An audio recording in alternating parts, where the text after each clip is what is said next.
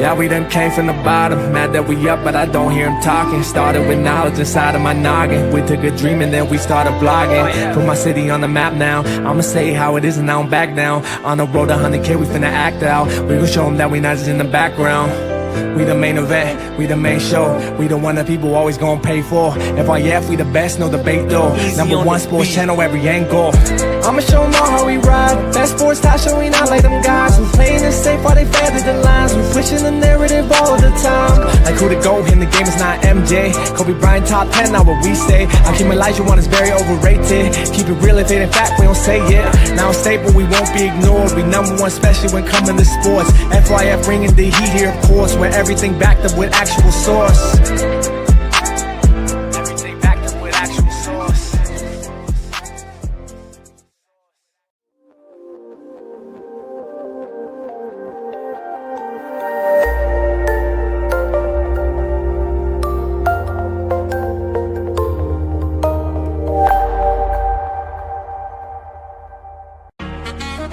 Nah, that's just passion. We love the game. You already know what it is. FYF. You don't got tough skin. Might as well not even come on in. Talk to 'em. FYF, blow the whistle, man, we too official. Better check the film, we not one of them. The greatest to ever ball above the rim. They wasn't with me shooting in the gym. Cut the small conversation, debate on major levels. This the playoffs, baby, bring that pressure, we never settle. Cross and spin, getting it in, I wanna win. That teamwork got us headed to the ship again. Oh, LeBron better than MJ? Cut it out. Half these fans in the stands don't know what they talking about. Half-court jumpers, crowd going wild. FYF ranked #1, you better say it loud. Intellectual talk, but fuck your feelings. Elijah one too overrated, Kobe still a realist. Top 10 all time, now how they cut the line. Magic Johnson, Draymond Green, one in the same kind. Fuck your feelings, fast break, stop and pull a J. He got how many rings, nothing else to say. With the team, live streaming, play by play. It's the dream, full steam on the road to 100K. FYF, blow the whistle, man, we too official. Better check the film, we not one of them. The greatest to ever ball above the rim. They wasn't with me shooting in the gym. Cut the small conversation, debate on major levels. This the playoffs, baby, bring that pressure, we never settle. Cross and spin, getting it in, I wanna win. That teamwork got us headed to the ship again. Started small, then turned into big dogs. They treat me like the GM, I just make the call. No matter who my op is, I'ma stand tall. Then pull up to the game, fresh like I just left the mall. 100K, 100K, 100K, check the score. We gon' bust the shot clock, fans running to the floor. All I hear is go this and go that. Man, your team suck, hang it up like a coke rack. I love the game, I admit it, I can't quit it. Step in front of me, man, your ankles gon' get the business. Been a legend like Moses Malone, way ahead of my time. This the greatest sports show ever, I just had to remind. FYF, FYF, blow the whistle, man, we too official. Better check the film, we not one of them. The greatest to ever ball above the rim. They wasn't with me shooting in the gym. Cut the small conversation, debate on major levels. This the playoffs, baby, bring that pressure, we never settle. Cross and spin, getting it in, I wanna win. That teamwork got us headed to the ship again.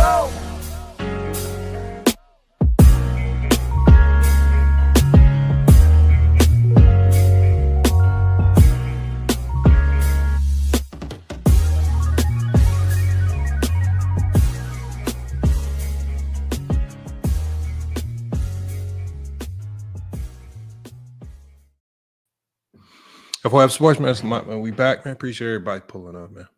My apologies, man. I keep shooting these notifications out late. But, you know, y'all, we got to cook, man. We got to cook. Long intro, Trice Life is just so, man, look, man, it's a lot of stuff you got to do to get ready for this show. I'm putting notes together. I got to pull clips up, man. Okay, just, I know sometimes y'all think it's just, you hit the live, man, and you just start talking, man. But I wish it was that simple, man.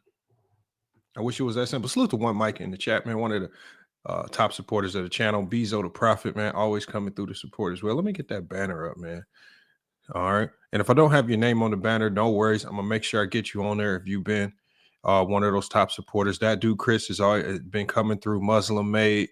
A lot of you guys, man, along with the other people on this banner who always come through and support the channel, man. Chat GPT, salute, man. Hey, salute, Herb. Yeah, that was a good show. Just looking from the comments, man. You know, the goal, obviously, the toughest thing to do is to try to come up with topics and debates that's more unique, something that other people aren't doing.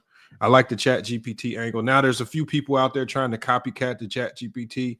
You know, but you know, it is what it is. I mean, there's only, you know, you can only copycat it so much.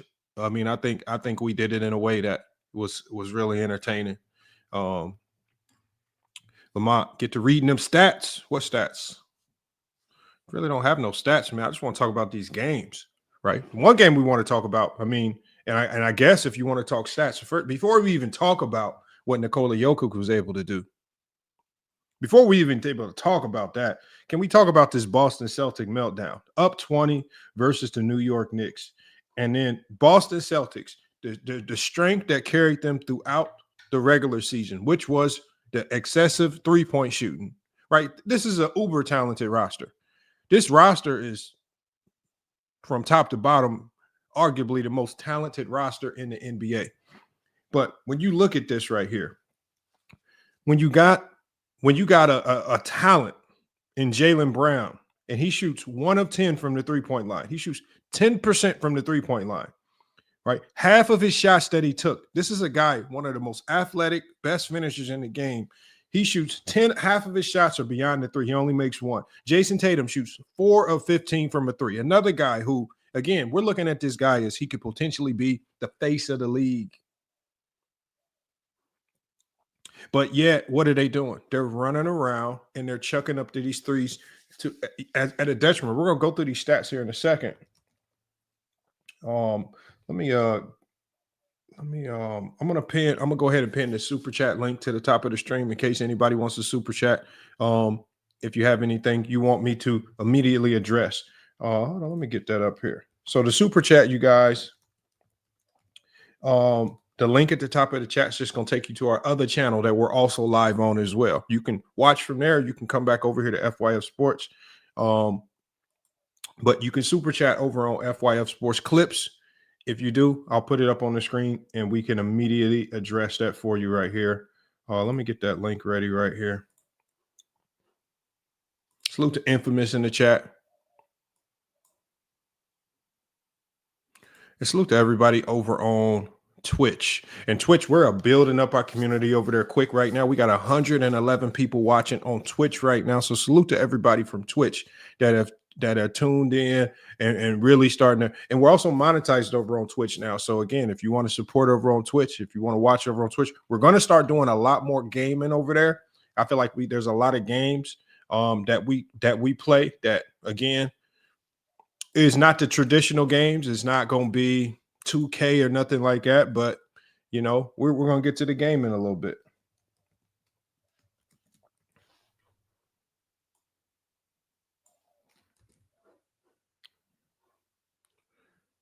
All right, let me get this pinned real quick, and we're gonna get started with these stats from this atrocious Knicks game to start. I'm not even gonna play any film from that game. That game was so putrid. It was so sorry of a performance by Boston. And imagine this, y'all. I mean, it's crazy because a lot of the things we've been talking about in these basketball conversations are starting to come to, right? A lot of the things that we've been talking about, they are starting to literally happen right in front of our eyes. All right, hold on one second. Let me pin this. Make sure if you wanted to mods, make sure you let me know if you see the pinned comment at the top of the stream. Looks like there's an error in the chat. All right, I think I got it right here. Jokic is overrated. Red Fox M. Are you? Did you watch what we watched yesterday? I mean, Jesus. Like, that's the thing. Like, What more does he have to do? If what he did yesterday is overrated, what more does this man got to do? We're going to talk about that here in a little bit. It's crazy, man. Y'all talking about Dr. Umar and Manosphere and Red Pill content, man. What y'all got going on in the chat? Come on, man.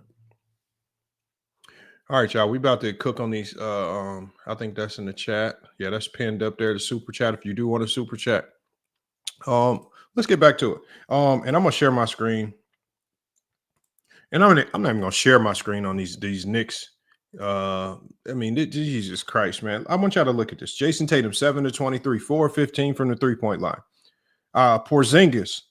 Now some of y'all, because I didn't start watching the Knick game until like after halftime. Is anybody in the chat? What happened with Porzingis? Why did he only play 12 minutes? He's 0-4 from the field, only played 12 minutes. That I saw Al Horford in the game a lot, but I didn't even really think about Porzingis until after the game. Yeah, 63s is wild. Derek White, shoot 6-18, 5-16 from the three. Drew Holiday, 2-7 from the 3-point line.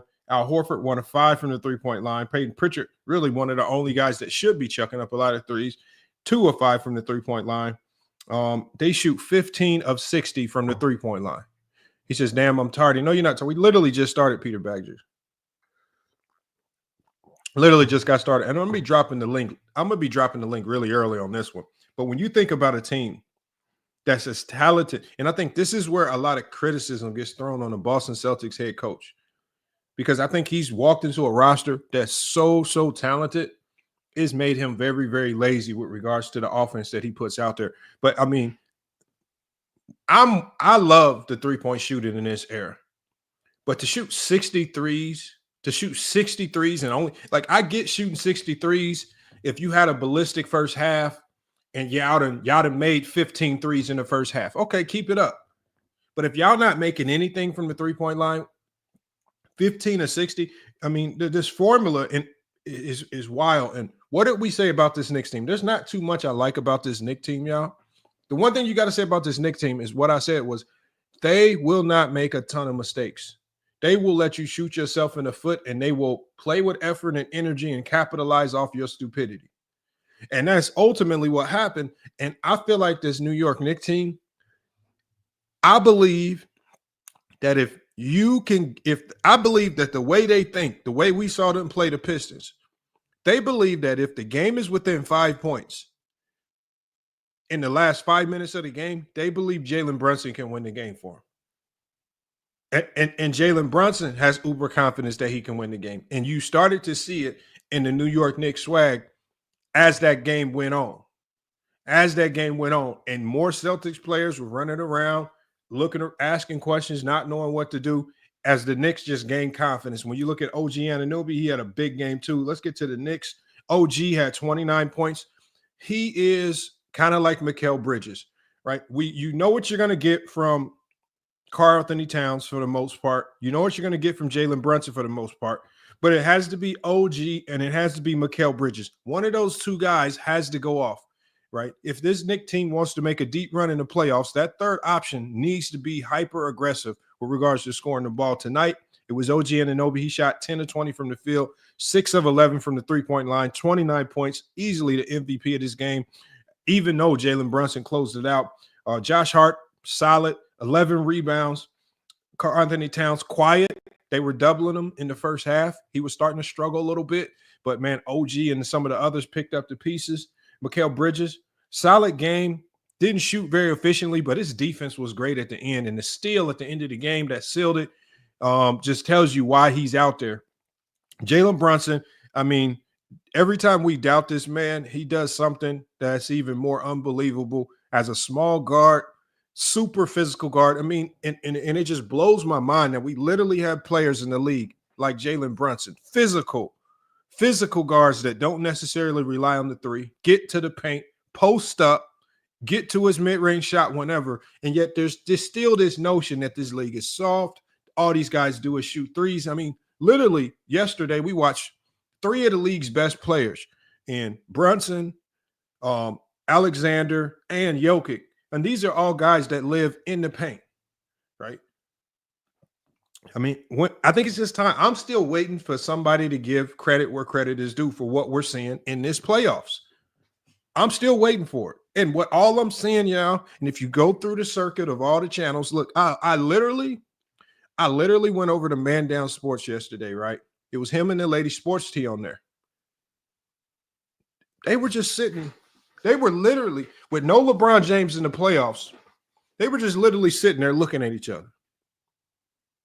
Just quiet. And then Man Down Sports eventually says, man, I don't know who wrote the script for the NBA,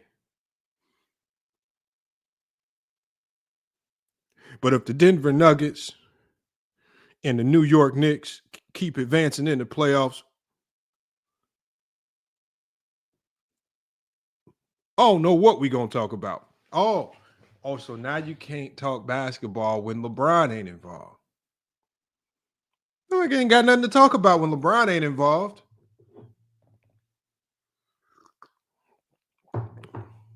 I know, a renegade, but nobody wants to admit that. Nobody wants to admit that.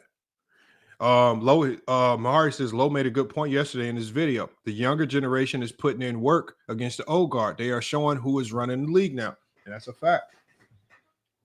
I'm gonna have to get Lowe back on here to cook on that, right? But man, when you look at this Knick team, I mean, I honestly, like sometimes I just don't know how they do it. Like this team won't go away. They don't stop fighting. I mean, if you look at that Pistons series, the Pistons outplayed them in like four of those games easily. I mean, there was a point in time where I looked in that series and I said the Pistons should be up 3-1.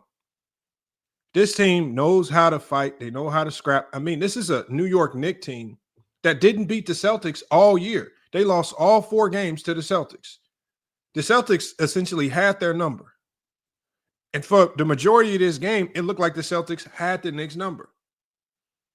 But this complacency that the Celtics are running around with, this inability for Jason Tatum and Jaylen Brown to identify who's the number 1 and number 2. Jason Tatum and Jaylen Brown are running around on this team as if they are 1A and 1B, and nobody really wants to take the reins of this team. Peter Bagju says, y'all are here coping and consoling each other.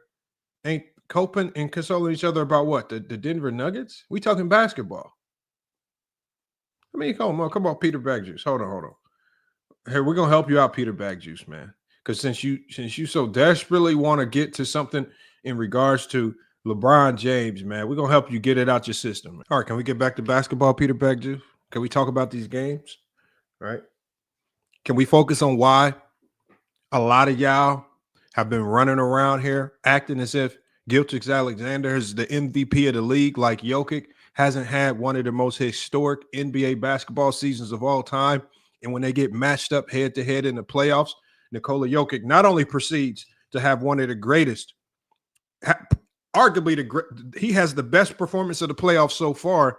He upsets the OKC Thunder in an unprecedented fashion. We'll get to that later. Let's talk about what's really there to talk about. Get it out your system, Peter Bagjuice. Everything that people are saying in the comments ain't always about LeBron.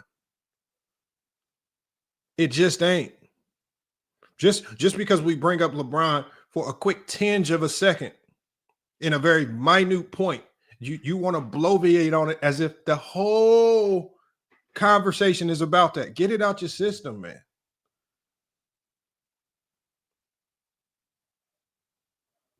I mean, you let ChatGPT embarrass you the other day. You left the panel in shame. I mean, you keep losing debate conversation after debate conversation. You still haven't come up here to defend this matchup difficulty that Mars was perpetuating as an offensive schematic stat. You still haven't Googled that, looked that up enough to come defend that to any particular degree. Man, Peter Bagg, you got to get it together, man. All right, we're gonna get back to this, but man, when you look at this Knicks team, y'all, Jalen Brunson, 29 points, 9 of 23 from the field, closed the game out. I mean, the man is looking like he deserved every bit of that Clutch Player of the Year award. And as I look at this, and as I think back on it now, is this Clutch Player of the Year award? Should we consider this a little bit more significantly? Because what Jalen Brunson has been doing this playoffs has been, I mean, Jesus Christ, man. I mean, the way he's been clutch. Can y'all name a better clutch player in the playoffs right now? Somebody that is more reliable at making tough shots at the end of games when you need it most, when you need a rally. I don't know. And I just can't explain how he does it. I mean, when you look at Jalen Brunson, he's not the quickest. He's not the most athletic. But somehow this man, I mean, against the Thompson twin, one of the best on-ball defenders in the league, just completely makes this man look like a fool on a game-winning three. Loses him, step back three. The man is way over there. It's crazy what Jalen Brunson, with limited physical, intangibles. This is, like I said, not the quickest, not the flashiest, don't look good. But when you need it most, all of a sudden, this man be doing stuff like Prime Iverson, but he got the slowest moves of all time. We got to give him his props, man. We got to give him his props, man. Jalen Brunson is tough. And he's starting to crack that. He's starting to look like he can crack that top 10 in the NBA right now. He's starting to look like that. I mean, you tell me right now, who's the better player right now, Jalen Brunson or Jaylen Brown? Who are you taking? If I had to go right now, who's the better player right now today? It's hard. I mean, you can even throw Jason Tatum into that conversation. Who has been the more valuable, more impactful player right now? It's a lot of. I mean, Jalen Brunson. I mean, I know that Jason Tatum has the height and the defense, and obviously those intangibles. When you talk about just being a leader of your team, getting the job done, when your team's back is against the wall, they don't have no other way out this jam, and you just find a way to make tough shots to put your team back in the situation where you win games. And he's done it time and time again. And I thought and at first I thought it was a fluke. I thought it was a joke. Did this motherfucker keep doing it? We just got to give our props to Jalen Brunson, man. And I believe, and maybe some of you guys have already given your flowers to Jalen Brunson. I never expected this, man. I never expected this from him. I had always underrated him. I always undervalued him. And I was literally sitting there. I'm working out in my garage, watching these games. I'm cheering for the Pistons. I really don't like the Knicks like that. But it's hard to not be impressed by what Jalen Brunson is doing. And it literally, everything that he does, everything that makes him great, goes against all of the mantras that these old heads try to put on this league. He is the opposite of everything that they say this league is. Salute y'all. Make sure I hit that link at the top, pinned to the top of the comment section, the super chat. If you want a super chat, hit that link at the top of the channel. It's going to take you over to FYF Sports Clips. Make sure while you're over there on FYF Sports Clips, you subscribe. We're subscribed. We're going live on both channels, but if you want a super chat, if you want me to address your comment immediately, make sure you super chat. We'll get to it immediately. But I think the game where we wanted to talk about, and I'm going to talk a little bit about that Cleveland Cavalier game as well, but I think the writing on that game one was a little bit more obvious because that coincided actually with one of the debates. There's two things that unfolded that really kind of answered a lot of questions about that debate with Mars and Jordan. I believe it was Mars and Jordan. Jordan said he felt that the Cleveland Cavalier head coach, Kenny Atkinson, was going to be coach of the year, and he laid out his reasons as to why. Mars said he thought that the OKC head coach, because of net rating, was going to be coach of the year. But when you look at what the voters sided with, the voters didn't side with the flash and the frill of the OKC Thunder. They didn't fall in love with the analytics and the metrics. They went with the obvious. Kenny Atkinson coached up a team with far more marginal players, with far more questions than answers, and he has that team looking like one of the best teams in the league, something that we didn't see last year. He has Ty Jerome looking like a top tier 6 man, borderline starter. This guy was relegated to the G League, almost out the league, dealt with injuries. He has a whole bunch of guys on the bench that nobody really had wanted.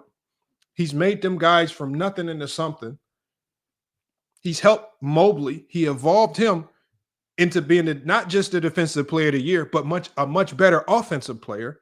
He gave Darius Garland far more responsibility in the offense. You're not just here to kind of stand around and watch Donovan Mitchell. Your job is to be out here. You need to be the engine to this offense. You need to make sure Garland and Allen and all these other guys are getting their shots. This ball needs to get spread out, along with you also being able to score the basketball. And so what we saw a couple things unfold, right? Look at how well the Cleveland Cavaliers are playing. Look at what they've done. Kenny Atkinson was rewarded. But then funny enough, in another one of those debates, the question was brought up, kind of where the matchup difficulty thing was brought up. Who is the most impactful player for this Cleveland Cavalier offense? Darius Garland out with injury. Donovan Mitchell. Now you're tasked with leading this team. And the only thing that we saw a Cleveland Cavalier offense that looked extremely stagnant. No ball movement. They look lost out there without their floor general. And we saw a Pacer team literally run right through them. And the Pacer team, just like the Knicks, is another team where I'm have to ask myself, have we been just looking over the Pacers because they're the Pacers? The Pacers are boring. And salute to GOAT James Kingdom. I saw you in the chat. The Pacers are boring.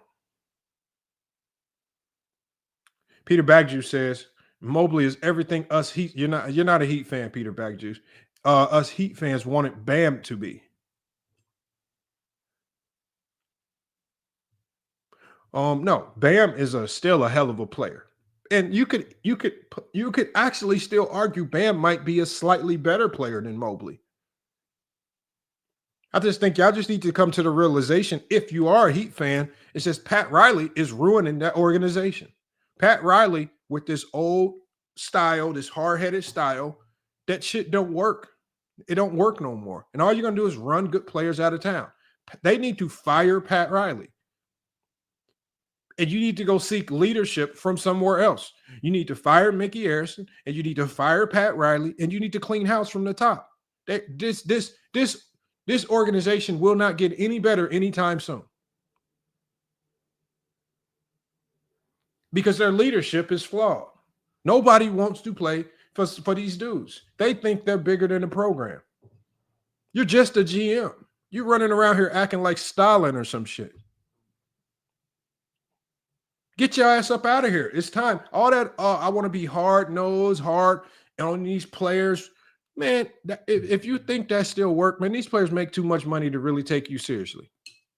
And as Jimmy Butler showed, if you want to play that game, I'm going to flex my muscles. You're going to trade me to where I want to be. And now look at what Jimmy Butler's doing. And look at what the Miami Heat are doing. Miami Heat got swept. They got beat down. They got embarrassed. Running around with Andrew Wiggins out there thinking they had something. But just horrible, man. Now, what is Pat Riley left to do? You don't have elite draft position, and you don't have none of that. You're stuck with Andrew Wiggins. You have Tyler Hero, who is a bona fide number 3 option as your one. You still got Duncan Robinson's horrendous contract. You got a whole bunch of G League guys that you done souped up and hyped up into believing that they're better than what they are. You might be one of the worst ran organizations in sports right now. And Eric Spoelstra right now is proving to me that he might be one of the most overrated coaches in NBA history.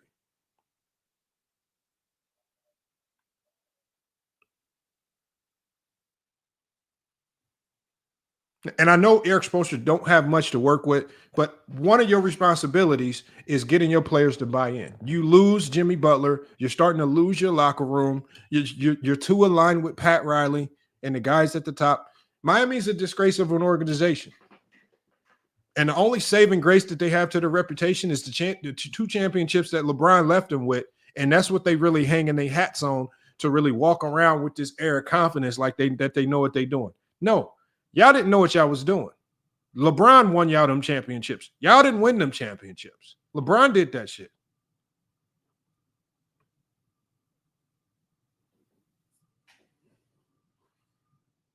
Giannis, why do y'all always look, man? Talk about Giannis in Miami when Giannis gets traded to Miami. I'm not trying to hear about Giannis trade talk right now. Because every time we hear about this trade talk, then all of a sudden the trades don't happen. He says Mickey Harrison will never fire Pat Riley. Good luck with that. No, I'm saying the owner needs to wake up and say, both y'all motherfuckers are fired. I'm not. Mickey Harrison needs to be gone too. But y'all run around. Pat Riley's one of the old guard from the 90s that y'all love. Coach Magic in the 90s. And y'all want to think that Pat Riley is some genius. Pat Riley has not done anything that you can look at as a genius move in Miami.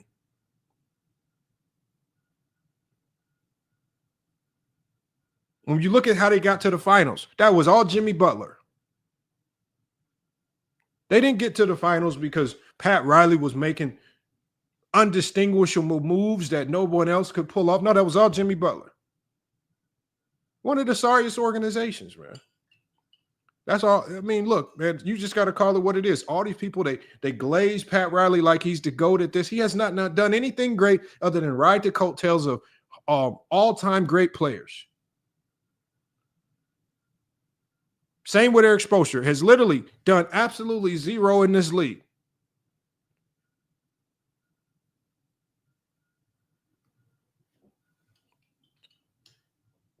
People run around acting like Spoelstra is a super genius of a coach. He has done nothing that makes me believe he's a genius of a coach.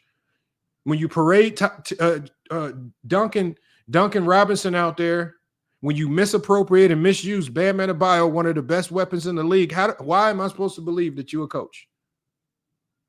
You literally got one of the best weapons in the NBA, and you telling this man to be a second option behind Tyler Hero. And I'm supposed to sit back and think that you're an elite coach.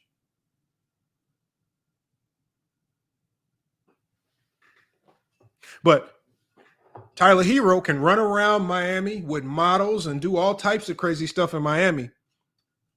But Jimmy Butler, he the villain. He the bad guy. Tyler Hero running all around, IG models, cheating on his girl, X, Y, and Z, all types of crazy TMZ level stories running around. But he's painted as the poster boy that's doing everything the right way. All Jimmy Butler do is run around just drinking coffee and not giving free cups of coffee to little kids that want discounts. This man walked around and charged a little kid like $75 for a cup of coffee. He don't do nothing.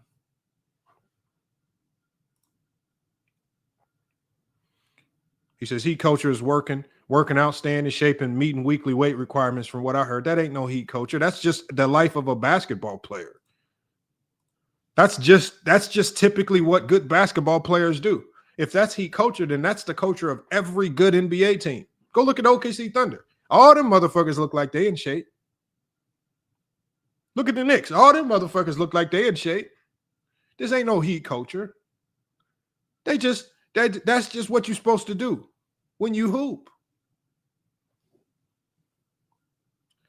Oh, supposed to also so now the G League is relevant.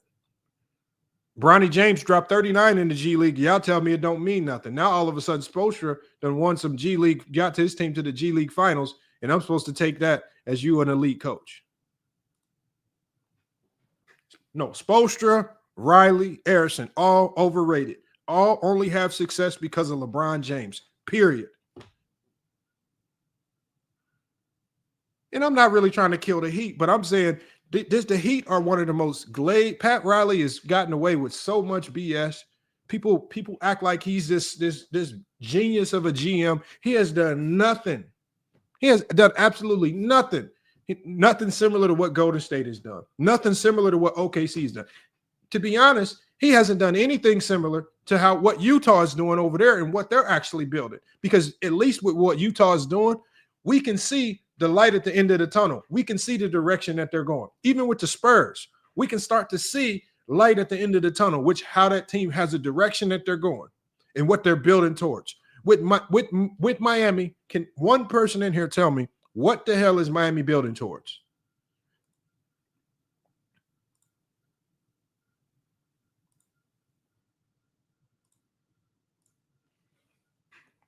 That's all I want to know.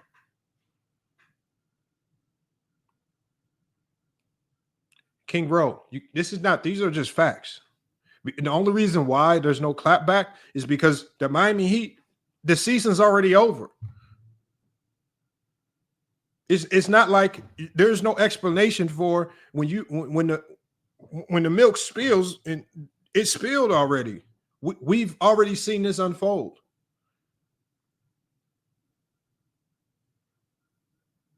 They don't know what to do when they don't have a superstar. See, it's easy when you have the superstar. It's easy. They don't know. Miami Heat, they do not know what to do when they don't have a superstar.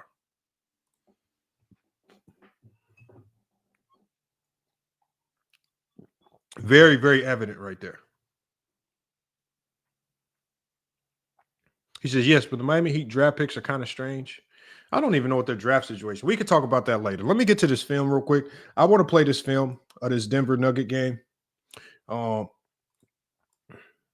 Because surprisingly enough, even in those debates, and I think it was with Mars's debates with Real Talk, we talked about the OKC Thunder and their ability to win a championship. Now, can the OKC Thunder still win a championship? Yes. But will their inexperience be their demise? As we go through this film and watch, what we're going to see is their lack of experience literally put them now at a disadvantage in this series versus the Denver Nuggets. And the one team you do not want to be down against in a series is the Denver Nuggets. Why? Because they have Nikola Jokic. Nikola Jokic is good enough to win 2 to 3 games by himself. Jamal Murray is good enough to win 1 game by himself. And when you put yourself at this level of a disadvantage against an experienced team and the league's best player in Nikola Jokic, it's hard for me to believe that you can claw your way out of this conundrum right here. Oh, let me share my screen. We're going to get this. We're going to talk about it. Salute to Trice, Crew Life in the chat, all the people that have been consistent. Mods in here. I'm going to make a few more of y'all mods. Go James Kingdom. I need to make you a mod as well. So type something in the chat.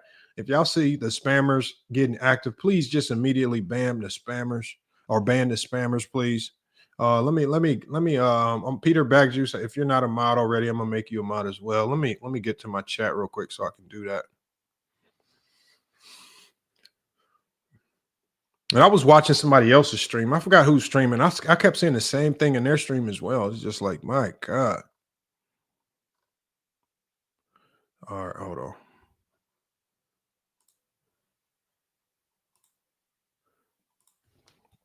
Yeah, but Miami Heat, one of the most fake great organizations in NBA history.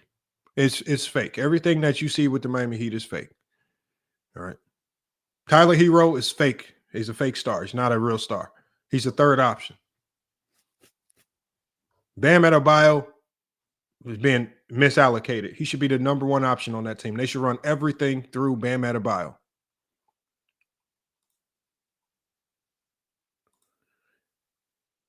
All right, I'm looking at the chat now. Let me see who I need to make mods real quick before we get started with this film.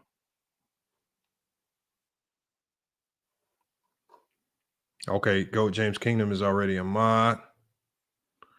Rap Guy Reloaded is also a mod. Who King Rowe? I could trust King Rowe as a mod. King Rowe's not too crazy. He's crazy, but he's not too crazy. Then we got Peter Bagjuice. Let's get Peter Bagjuice as a mod, man. See, some of y'all was lucky too, because these mods are like, it's like a shield from getting blocked. Because there's a lot of y'all are not very well liked in what y'all takes. Mingo Jester's been an OG of this channel as well, man. Let's hit Mingo Jester. Mingo Jester definitely needs some armor and a shield from getting blocked and timed out. But he's been one of the OGs of this channel. Two Wheels is back. Two Wheels is back. Two Wheels is back. How long have you been around, man? I don't know. I know Mar has been around for a minute. I can rock with Mars and mod. Mar's been one of the OGs here. Two Wheels, man. You might have to put in a little more leg work, man. All right. I mean, I mean, your contract is, your rookie extension. You looking like Jonathan Kuminga right now. We don't know what to do with you right now. I don't know what we're gonna do. I mean, I think Two Wheels, man. We might have to. Oh, Twin Man. No, Twin Man's one of the OGs. We got to get Twin Man wrenched up. And remember, y'all, please do not misabuse these. You know, I've had to take the wrench away from some of the mods because they just start banning people that don't necessarily supposed to be getting banned. Hitman X is one of the OGs. He's always supporting. I don't know how he's not already a mod. But yeah, I mean, some of y'all, man, some of y'all is your contract, man. I don't know, man. Jordan Poole level performances, man. Need a few more. Yeah, it needs a few more reps, man. But now Two Wheels, I'll probably give you a mod as well if you just type something in the chat. But no, I appreciate everybody that's always in here. Again, the mod wrenches are one. No, D-Lo Cowboys. Why would you say are you blocked? King Rowe, I just don't never see when you live. I went and subscribed to your channel and everything. I never see your videos, man. I don't know. You got to start letting people know your upload schedule, man. How to become a mod? I want to wrench too, Mr. Duke, man. Mr. Duke, it's just about supporting, showing up, right? A max ether. If you can become a mod from just max ether and somebody coming on the panel. If you cook somebody so bad, you can just automatically get a Hall of Fame wrench, like the One Cool Peas Antisocial got one. For his he went on and took Kwame Brown head to head, cooked Kwame Brown. I mean, there's a lot of people that got there's a multitude of ways for getting one. So it is what it is, man. Let me get to this film real quick.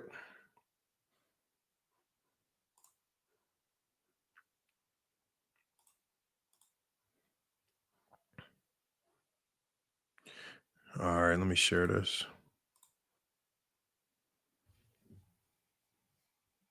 He says, I'm on GOAT Podcast YouTube channel. How am I supposed to know who that is, man? But I started simulcasting on my old channel, GOAT Cast Podcast. I don't know who GOAT Cast Podcast is. Bezo the Prophet. Nah, Bezo the Prophet, you one of the OGs, but you are one of the top supporters. Same with Ricky E245, man. He been here since day one from the Ticket TV days, man. You know, I try to remember the names. Rap God Reloaded. He's been here for a while. He's one of the OGs from the Ticket TV days as well. So some of y'all just remember because, man, y'all just been around so long. Mr. Ballerize, he says, look like you right about Jokic. I keep telling y'all, man, nobody in their right mind wants to see Nikola Jokic walk in the door for the playoffs. All that net rating and rating this, none of that matters when you just dealing with a team with far more experience. And remember, in these playoff series, y'all, you do not want to play from behind.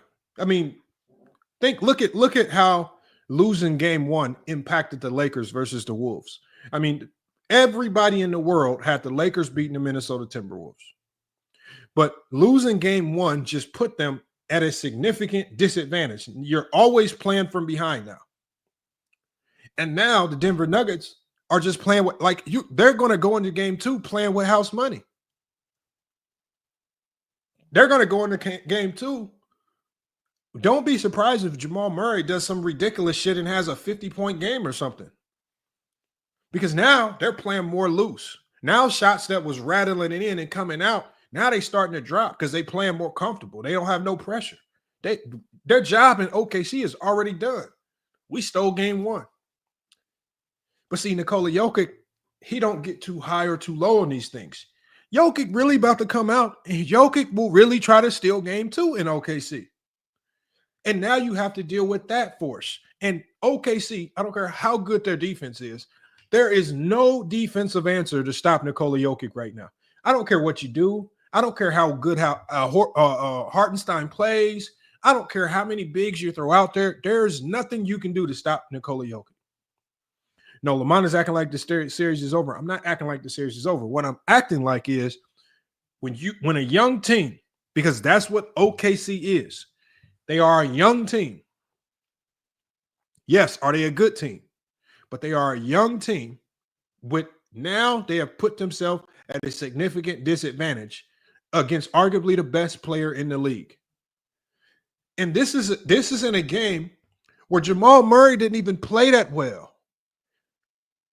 How many more games do y'all expect for Jamal Murray to just not play that well? I mean, Aaron Gordon played a hell of a game, but literally, Nikola Jokić won this game by himself. Salute to Humble in the chat, man. Also one of the OGs as well. I haven't seen you over on Goat Mike channel, Humble. Man, we got to get you on this channel, Humble, man. Are you still doing content, man? We got to get you a show over here, man. We got to get you a show on FYF Sports, Humble, man. You got to come on the panel today and cook. Jokic is a numbers merchant. Said, no, good players get numbers, said. Bums don't get numbers. Good players get numbers. That's just a byproduct of being a good player. Great players get even more numbers. Superstar players get even more numbers. And top 10 elite all-time NBA players typically get the most numbers. There's no such thing as a numbers merchant. Said, when you were sitting on the end of the bench in your freshman team in high school, were you getting any numbers? Did the coach look to you in practice and say, I want y'all to be like Said? Said, sit on that bench. He give us 79 claps a game, and he passes out 34 Gatorade cups a game, and he picks up 7 towels. I want y'all to be like, even sitting on the bench, you get numbers, Said, but not numbers in the sense that we talking. You cannot just not get numbers. You act like grabbing over 20 rebounds in a game. Oh, is Jokic supposed to say, oh, nah, I'm not going to get this rebound. I don't want people to think I'm a stat merchant. Or maybe he's just an elite rebounder. Because elite rebounders get rebounds. Elite scorers get points. Elite passers get assists. It's just a byproduct of greatness. The unfortunate reality with Nikola Jokić is he's a great rebounder, so he gets a lot of rebound. He's a great scorer, so he gets a lot of points. He's a great passer, so he gets a lot of assists. He's just great at everything.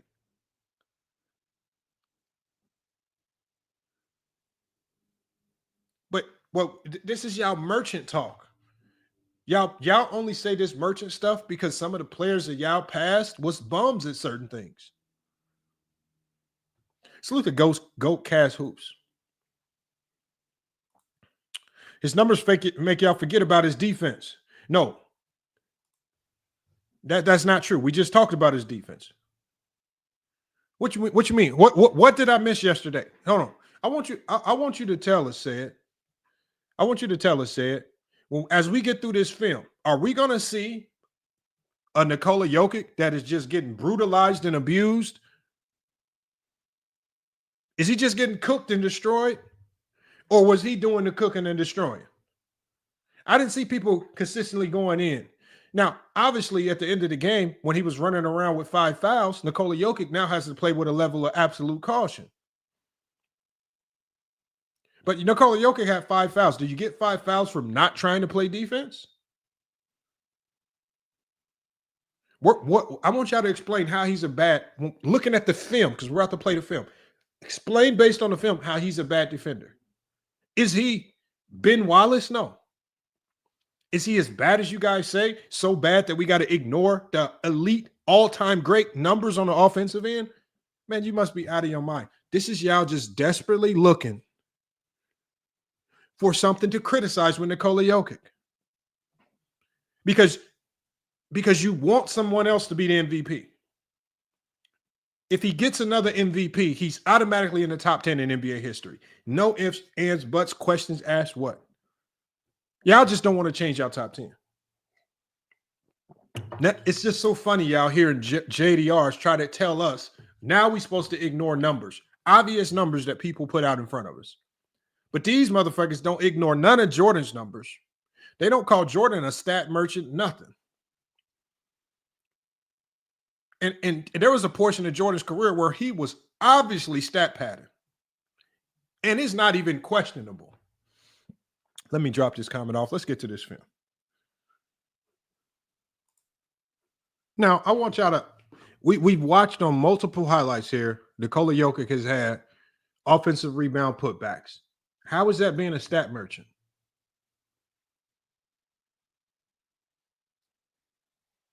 You complain about his numbers, but he's doing what you need to do to win. Like, how many series, when we look at the Pistons, when we look at the Lakers, two teams that lost because they could not rebound. They needed somebody that was going to go out there and hunt rebounds and be a rebound merchant.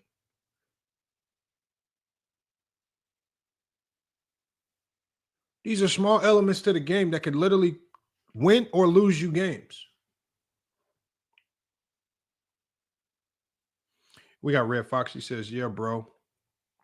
All you do is cry, dude. He had one good game. So what? Red Fox, what have you been watching all year? You saying Jokic has only had one good game?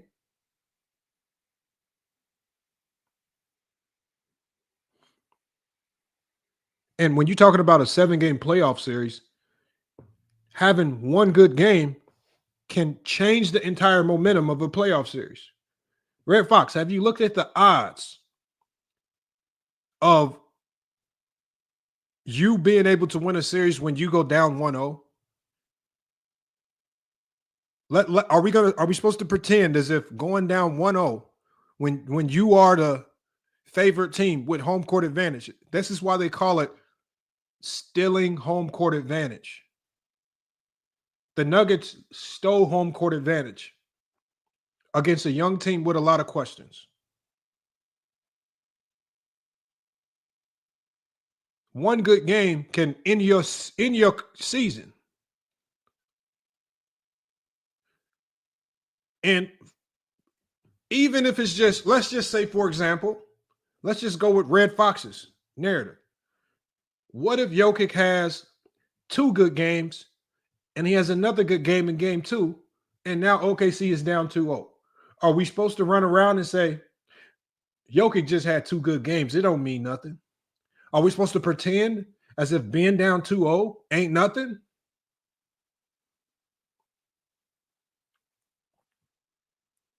I just think y'all are dumb.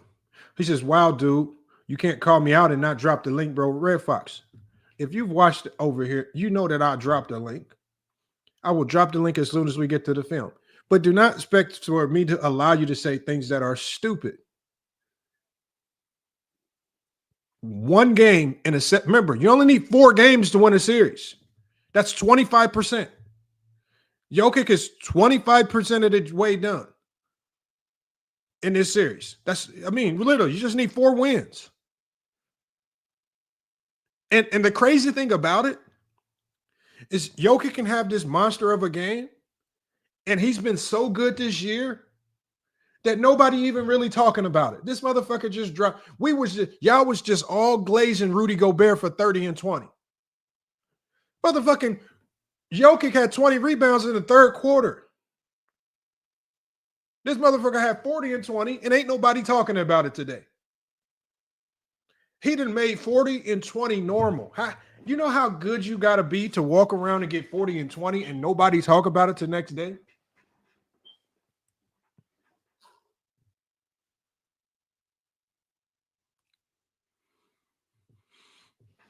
Come on, man. Here to start this third quarter, rebounded by Hartenstein. That was after. Bro, I feel bad sometimes for defenders that have to guard Gilgeous-Alexander. That motherfucker is smooth than a motherfucker. He makes these shots look easy as hell, man. He is a high efficient scorer, man. In the one-on-one, I would feel bad. I would just, it'd be a nightmare trying to defend him, especially if you're a little bit undersized. And thank you, Henny Hardaway. If he's making his 3, man, he is smooth as fuck. And it was a reason why Doc Rivers, and this is the only good thing Doc Rivers has ever done in his coaching career, y'all. This motherfucker begged the Clippers, please do not trade Shai Gilgeous-Alexander. This motherfucker begged Kawhi Leonard, please just give this motherfucker a chance. If you look at all the things that Doc Rivers got wrong, the one thing he tried to get right was, please do not trade him. And that might be his. He tried. You got to give him credit for trying. But he had begged Kawhi Leonard, we don't need Paul George. We got something a little bit better than Paul George. Kawhi Leonard wasn't having none of it, man.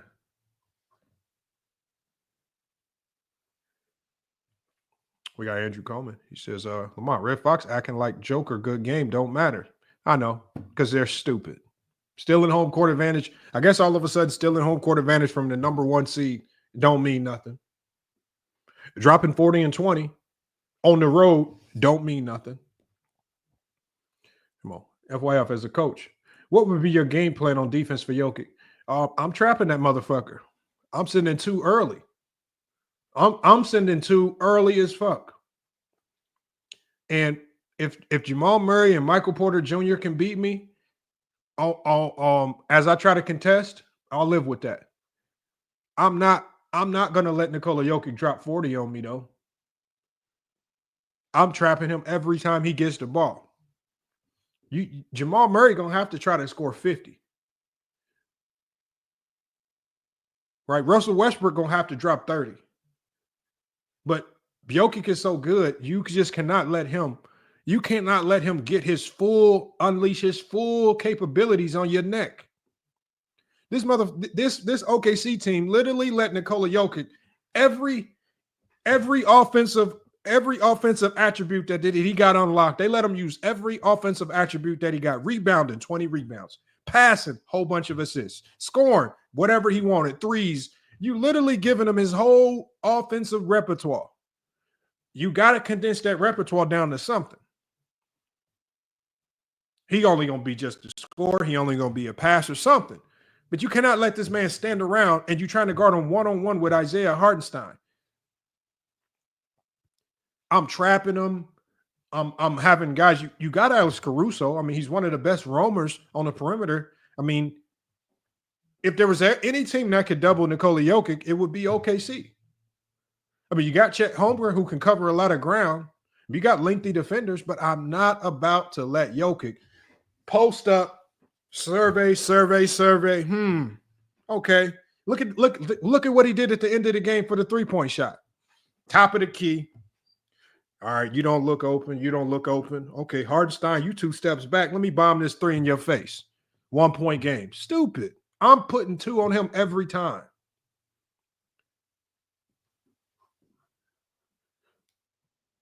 I don't care if they look big, little. I don't care, T Streets. I'm sending 2 to Jokic every time he touched the ball. I'm not about to let Nikola Jokic survey and look some more. All right, let me get to my shot. No, you about to do one thing and one thing only. You are not about to unleash your whole offensive repertoire on our necks. And Henry Hardaway, the problem with letting Jokic play ISO is he too smart. He get defenders to bite on stuff that they not. I mean, I'm doubling his ass. The teams that have been successful against Nikola Jokic are the teams that double him early and often. I want y'all to go back to this play. Look at this. Nikola Jokic standing at the top of the key. Look at Caruso. Think about this, y'all. You have Russell Westbrook in the corner. If you don't take your ass up there and go blitz Nikola Jokic, Caruso, Nikola Jokic, this ain't Allen Iverson. He's not about to blow by Hartenstein.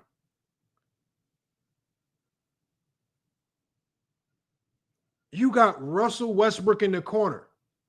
In a situation like this with 1 minute on the clock, make Russell Westbrook beat you. Russell Westbrook we saw in this game when Russell Westbrook had that open 3 in the corner, he missed. Caruso, you need to go double Jokic. That's the problem player. But you cannot allow Hartenstein, which Hartenstein's already a center. Jokic is really smart, really good at drawing fouls. He's playing in perfect defensive position. Right? Hartenstein right here, there's nothing more Hartenstein can do. As a defense right now, you need to be hyper-aggressive on making Nikola Jokic give this ball up. If he throws it to Russell Westbrook in the corner, and Russell Westbrook, okay, even if Russell Westbrook is able to drive, the only threat you have is Russell Westbrook and Christian Braun. No, he's not being lazy on this play.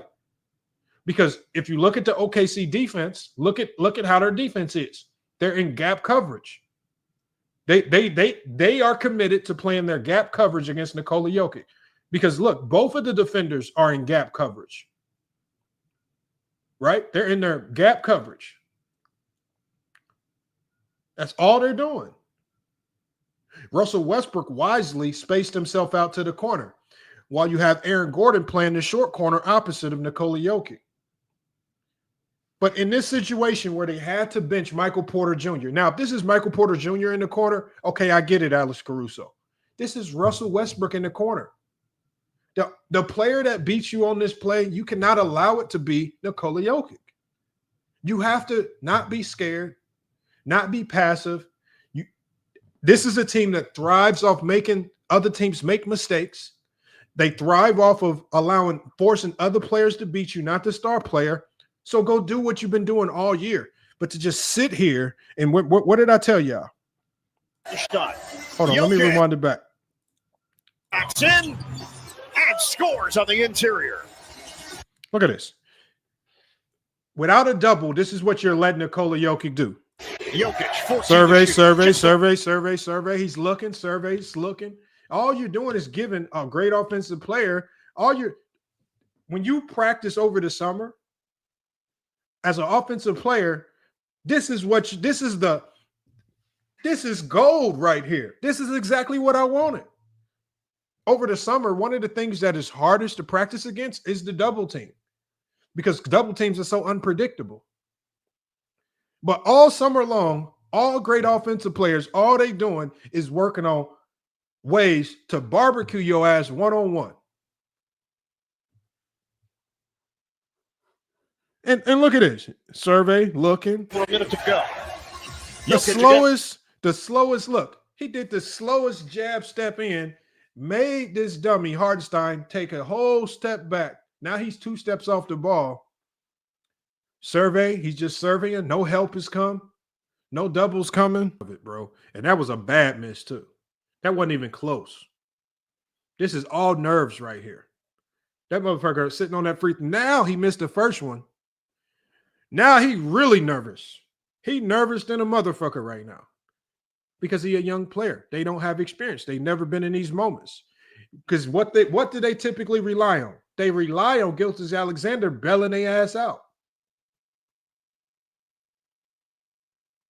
They've been relying on Alexander to bail them out. Now, Chet, you got to bail them out now, Chet. Can Chet bail them out? Doors. Second one for Holmgren. Plank. Now, you're still up 1. You fucked up. You missed both free throws. When you clank that shot, y'all, look at the inexperience of OKC. Everybody and their mama need to be sprint. They should not even be thinking about trying to box out. Everybody and their mama need to be sprinting back. Get your ass back. We done fucked up. We fucked up and start fouling too early. We fucked up and missed 2 free throws. Now, remember what I said when they treat this shit like a regular season game. Now you're not thinking. You fuck up, really, everybody screws up on the basketball court. Everybody misses free throws. You can undo all mistakes with effort and energy. Just sprint back. Just get back. You don't have to fight anybody. You don't have to sit here and try to box out. Like look at Caruso sitting here fighting with Aaron Gordon. You don't need to be fighting with Aaron Gordon right now. Just get the hell back. Even Gilgeous-Alexander. Does Gilgeous-Alexander sprint back? No, he creeps up. Why are all y'all creeping up? Now let's see how this lack of attention, this lack of focus, this approach like it's a regular season game. Look at how the experience, because remember, Denver has no timeouts. Also, you also got to know that this is a team with no timeouts. So you really can't go creeping up. Your whole focus needs to be on everybody get back. It rims out. Brown grabs it. OKC has 3 players in the backcourt where Gilgeous-Alexander was already standing in the backcourt while they were shooting free throws. This team got 3 players in the backcourt. Okay. Let's see what happens. Okay. Westbrook has the ball. 7 seconds left. Chet Holmgren, why the hell are you collapsing on Westbrook? Why are you collapsing on Westbrook? Not only did OKC not get back, Steve, I'm going to drop the link here in a minute. Not only did none of y'all idiots get back, y'all all tried to pursue the rebound off of Chet's choking at the free throw line. Nobody gets back in transition, and then what the hell do you give up? Oh, and remember, to these Jordan fan old heads, this is a bad shot, a 3 in transition. A lot of these old heads are going to say that Aaron Gordon should have drove on the 7-4 Chet Holmgren to try to score the layup. No, Chet is, first of all, in a late game situation, it completely, traditional basketball tactics are in the garbage can. This is not the 90s where the guy that you kicking it out to the three-point line is a 17% three-point shooter. No. What you now have to do, because you've completely screwed up, is you now have to play percentages. Chet Holmgren is back. He cannot play help right now because you only can help when you have all 5 guys back and somebody can help you. There's a drill that we do in practice, y'all. If you've hooped, you'll know what I'm talking about. It's called 3-on-2, 2-on-1. Right? If you look right here, essentially the 3 is going to be Christian Braun, who did the he did the advanced pass to Russell Westbrook. You have Aaron Gordon on the wing, and you have Russell Westbrook. This is essentially 3-on-2. Braun advances it, Russ attacks, makes 2 commit to the ball. What's the golden rule in basketball? When 2 people commit to you, you immediately pass. This is why you don't send 2 to the ball. Make Russ beat you one-on-one. You don't need 2 players to stop Russell Westbrook. Make Russ beat you one-on-one.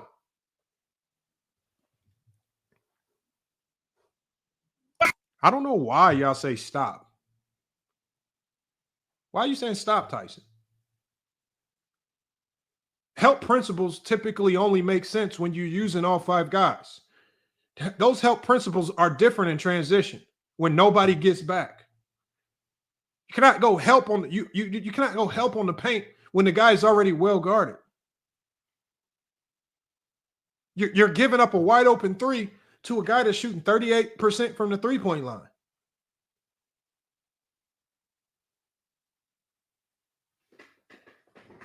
You couldn't rebound 1. Kept fouling too early, gave Denver too much time.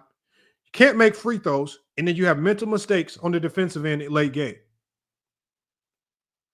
The ball was well guarded, Tyson. Okay, but I mean, Tyson, look. Well, he helped Tyson. He did exactly what you as a coach would have told him to do. His dumbass went over there and helped without any help behind him.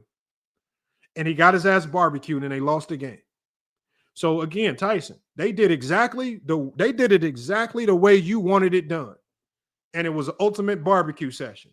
You gave Russell Westbrook the easiest, because what you want to do late game, y'all, you want to make you want to, 1, defend without fouling. 2, make the guy with the ball make his decision as hard as possible. Chet Holmgren defended as if they were already, everybody was back in the half court and he had help out there. He had no help. It was 3-on-2.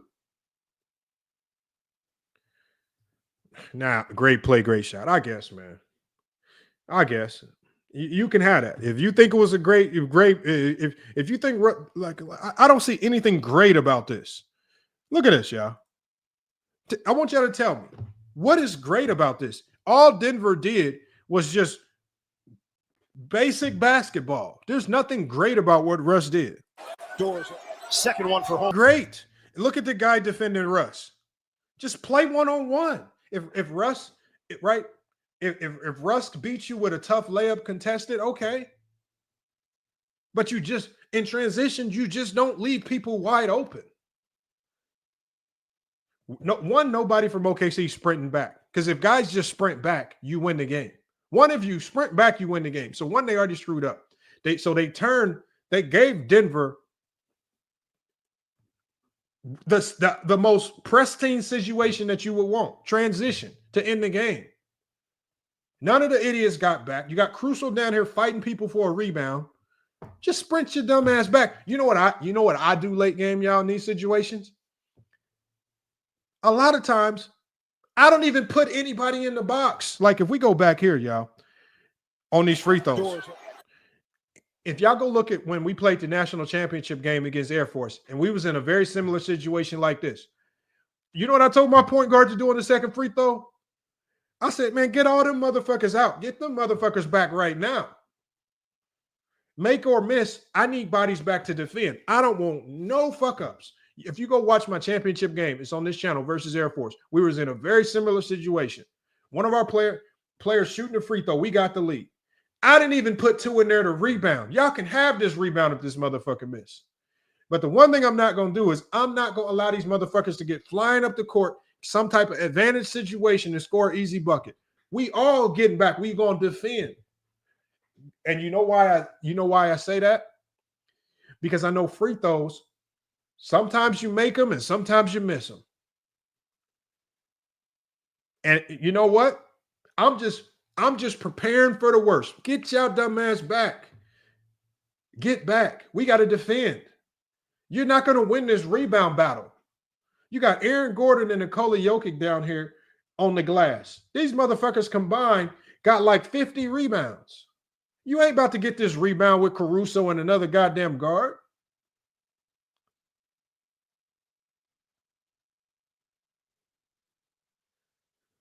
And transition defense and your transition defensive principles are far different from half-court defensive principles. For example, in transition, the guy in the paint that's protecting the paint, you can never jump to contest. A little bit different than what you can potentially do in the half court. Your rotations are a little bit different because in transition, you're practicing at defending at a significant disadvantage. In transition, what do we practice? And as this transition happens, second one for home break. It's funny to me how this, if there was any game in the playoffs that we can say was a choke, this was an absolute choke. Where are the Gilgeous Alexander choke videos? Where are the Mike Dagenau choke videos? Is it that many glazers of SGA that nobody can put out the choke videos all of a sudden? I've seen choke videos for Jalen Green of the Houston Rockets. This was an absolute choke job of a game. If there was ever a big example of choking, this was it.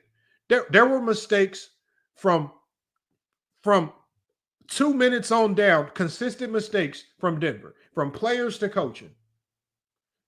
All the way down to the very final seconds when Denver finally took the lead back. It was choke, mistake after mistake after mistake. Where are all the choke videos? Where are they at? Where the choking at? Oh, but it's just like said in the chat said. It's just one game. It's just one game. Man, all right. Well, that one game. About to have y'all looking crazy. We talk about this game right here. I'm about to drop the links to let y'all come up here and cook. Michael Porter Jr. was absolutely horrendous tonight. That shoulder injury is looking like this man can't play. This man can't do nothing. He's worthless out there. He couldn't rebound. He couldn't give effort. Couldn't get energy. Couldn't defend. Michael Porter Jr., I'm so glad that coach just benched him at the end of the game.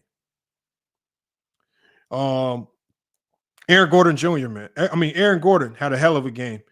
14 rebounds. 22 points, 14 rebounds, was a monster.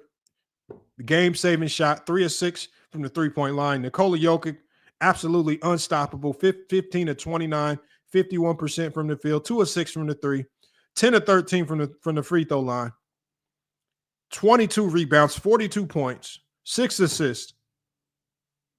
Christian Braun actually played a really good game as well. 11 points. He made some big shots when they needed. But Christian Braun, 13 rebounds. 13 rebounds. Jamal Murray, again, a quiet game for Jamal Murray. Quiet.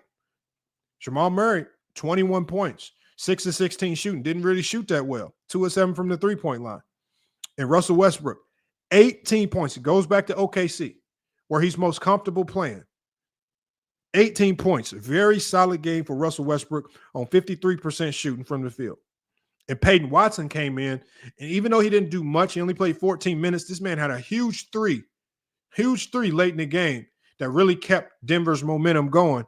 He only had 3 points, but, man, his defense, his energy coming off that bench was huge. And Julian Strawther, Legend of Winning, his favorite player, did absolutely nothing tonight. 2 points for the game. It had no real impact. Julian Strawther, man, Legend of Winning's favorite player, says he's the defensive juggernaut for this team. But Denver Nugget, man, they go in. And they snatch one from the number 1 seed OKC Thunder. And if there's a battle of the MVP candidates, and Nikola Jokić, I mean, if you really want to talk about putting an impression, and I don't know if the MVP votes are already in. I don't know what's going on with MVP voting. But if the MVP votes are not already in right now, then Shai Gilgeous-Alexander has some work to do, because he's now put himself at a significant disadvantage. Because Nikola Jokić walked into OKC and significantly outplayed Gilgeous-Alexander from start to finish. Yeah, and Steve, I would assume the votes are already in. No, but what I'm saying, Whitebeard Pirates, is that if the votes were not already in, it would be impossible for you to tell me that a performance like this would not sway your vote.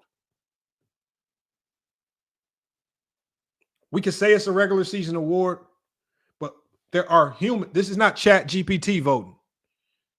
If it was Chat GPT voting, okay, I could trust that it would only consider regular season. These are people and fans or media members who are extremely biased that are voting. People like Stephen A. Smith vote. But y'all want to tell me that y'all want to think that these guys strictly go off of regular season? I don't believe it. I don't believe it at all. Let me drop the link, get y'all here to cook. Appreciate y'all sticking around. Make sure, man, Super Chat is at the top, pinned to the top of the comment section. Hit that Super Chat link to support the channel, or you can hit the Cash App.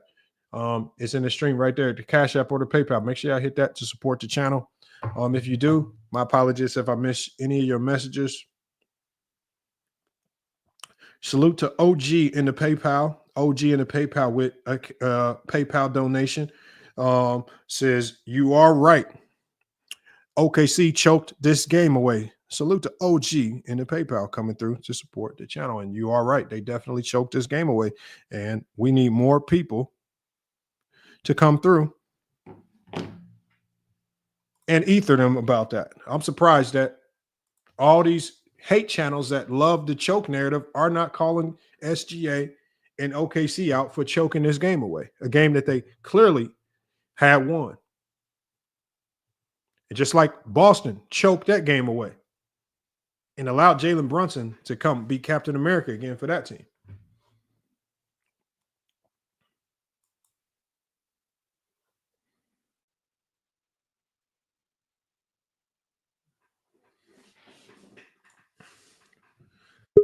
Pick and Pop says Vegas hurting folks. Y'all out doing bad in the gambling streets. Facts. No, not me. I'm telling you, I think I found man, I've been killing Prize Picks as of late. With the baseball props, with the MLB props. They killing them with the MLB props. I ain't gonna lie. I might have to do a few today. It might be a little too late. I might have to wait till tomorrow. But yeah, I think the MLB props might be the plug right there. NBA and the NBA is too up and down. 900. That's a good come up right there, Max. Make sure you hit the cash app to support the channel, Max, and you're gonna have a big win like that, man. We got some guys up here, man. Steve, what's good? I saw you in the chat. You said you wanted to cook on this. What you got? Hi, man. How are you? So I didn't watch the Denver game. I have to be honest, it was too late for me, so I just watched the first half.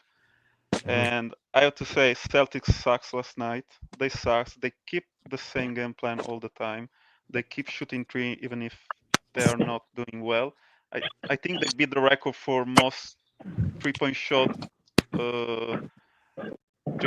not made during a playoff game. Like they miss like 45 3-point shot, 40, maybe more. I don't know, maybe 50. I don't remember, but they got the new record.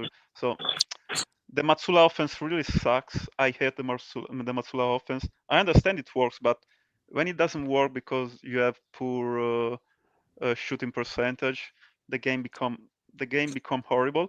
And I'm very happy for New York. I have to say, I prefer last season team. I mean, 2024 Knicks were much better. Maybe they got less talent, but they were much better as a team. And if it was not for Cat, it will be much easier for. I mean, if what you got on the Denver game, Steve? On the Denver game, I have to say I didn't watch the second half. I have to be honest, but I watched the last. Okay, the only thing that I was surprised because I rewatched the last 5 minutes of the game. I didn't watch the entire game, but I will watch back the game. At least I was just surprised that they didn't attack the basketball during the fast break in the last possession of the game. I was surprised that they looked for a 3-point shot for Aaron Gordon. But either way, they got. What do you mean you're surprised? What do you mean by that? I don't get that. Because they still have time to attack the basket, and they were 2 against 2. So I was surprised that they looked for a 3-point shot instead of try to attack the basketball because they were losing by 1 point at that point. Here we go. Hold on. I'm not saying that it's a bad choice to take. No, Steve. I want you to think about this. It's 9 seconds on the clock. When you cross half court, you got about 6 seconds. And when you're coming down, you're saying that you're surprised that they took the first open shot that they got? Yeah, because I was thinking, okay, they will probably attack the basket. Yes. They did. And OKC put 2 to the ball. Man, but they left 3 seconds on the clock. With no timeouts. OKC had 0 timeouts. Oh, God. Yeah, but 3 seconds on the clock with 0 timeouts. I'm taking that any day of the week. Man, I'm not saying that it was a bad shot. I'm saying that I was expecting, especially from Westbrook, to attack the basket. Because he did. No, man, it just look for the. But it's not a bad. I'm not saying it's bad. That is bad. I'm saying that. Well, I was Do you thinking think Westbrook passes that up if let's say the defender falls and Chet doesn't help? You think Westbrook just passes that open layup? He's definitely going to attack the basket if that. He reacted to the defense. The defense reacted to He Russ. made the best basketball play. Is that something? Russ hit the wide open man. And when you have 6 seconds on the shot clock, you don't think about these things. You swing the goddamn ball and shoot the motherfucking open shot. Unless you're trying to get jumped to beat up in the locker room or something, then you swing the goddamn ball. Man, it's still okay. But if I go to the basket, I can't even get a foul. Over 2 niggas and Chet Holmgren, who's one of the best shot blockers in the league. It was 2 against 2. If I go to the basket, it was not 2 on 2. The Denver Nuggets 2 on 1. Turned it into 2 on 1 when Chet committed to helping off to go double on Russ.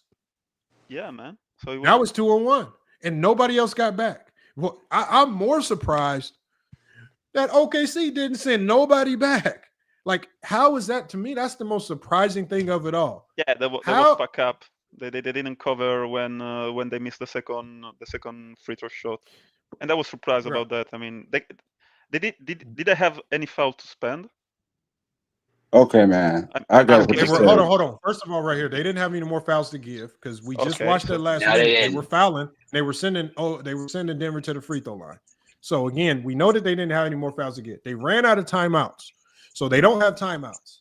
It don't matter when they score. All you got to do is just score. Chet choked and missed the 2 free throws. You score. I don't care if they found the way to score in 1 second and there's 8 seconds on the clock. I don't think the game was lost right there. What you mean you don't think the game was lost? The game was lost when Shea went for the dunk. He could have took some more time off the clock. Man, what are y'all talking about, man? Go back to when Shea had the ball and he went in for the dunk. Lamont, put it back on the screen, bro. I can't believe this. No, you go It's get the 12 bucket. seconds or 10 seconds on the clock. No, they up by 1. They gonna foul him. He has to run more time off the clock. He has the ball in his hand. There was nobody around him once he spent off old boy and went in for the dunk. There was nobody there. You score, George, and you force them to run time off the clock, bringing the ball up the court. But you up by 1, Lamont. Listen to what I'm saying, George. When you score, you put yourself up 3. When they inbounded the ball, all you have to do is let Aaron Gordon push the ball over the half court line. He'll waste 3 seconds doing that. Then you That's what I'm saying, Lamont. If you go back and watch what Shea did, he could have ran more time off the clock and got fouled. Bro, when you start to do dumb shit like that, that's when you That's not turn the dumb. ball. George, that is stupid. How? Because you go get the free points. It was what they did after the bucket that was even dumber. Would you please pull it back up and take a look at it? I don't understand why you can't see that. Lamont, put it back on the Lamont, screen. you're not gonna convince them, man. You're not gonna change their minds. Look at the play. I really hope that some of y'all get coaching jobs. No, Lamont, that ain't got nothing. Just look at the find play. yourselves coaching against me. I really hope that, man, because man, I'm about to get some great stuff. You hold on, wait a minute. Y'all want to laugh? Y'all like to laugh and giggle, but the man just said because it's a dumb decision. We all laughing at you, man. Let's watch the man just said that the best free throw shooter is Shea, right? Obviously. So Shea had the ball in his hand with under 10 seconds and drove to the basket where nobody was there and they were up by 1. So if he would have just dribbled around, he would have ran more time off and they would have fouled him. They would have fouled him to stop the clock. Stop it, bro. Go back and pull it up. Hey, Lamont, just play the tape for him so we can make George look like a fool, let's go to the film. No, man, it's not wrong. You can run the clock out if you are less than 24 seconds. It makes sense. Fuck that. Film and numbers don't lie.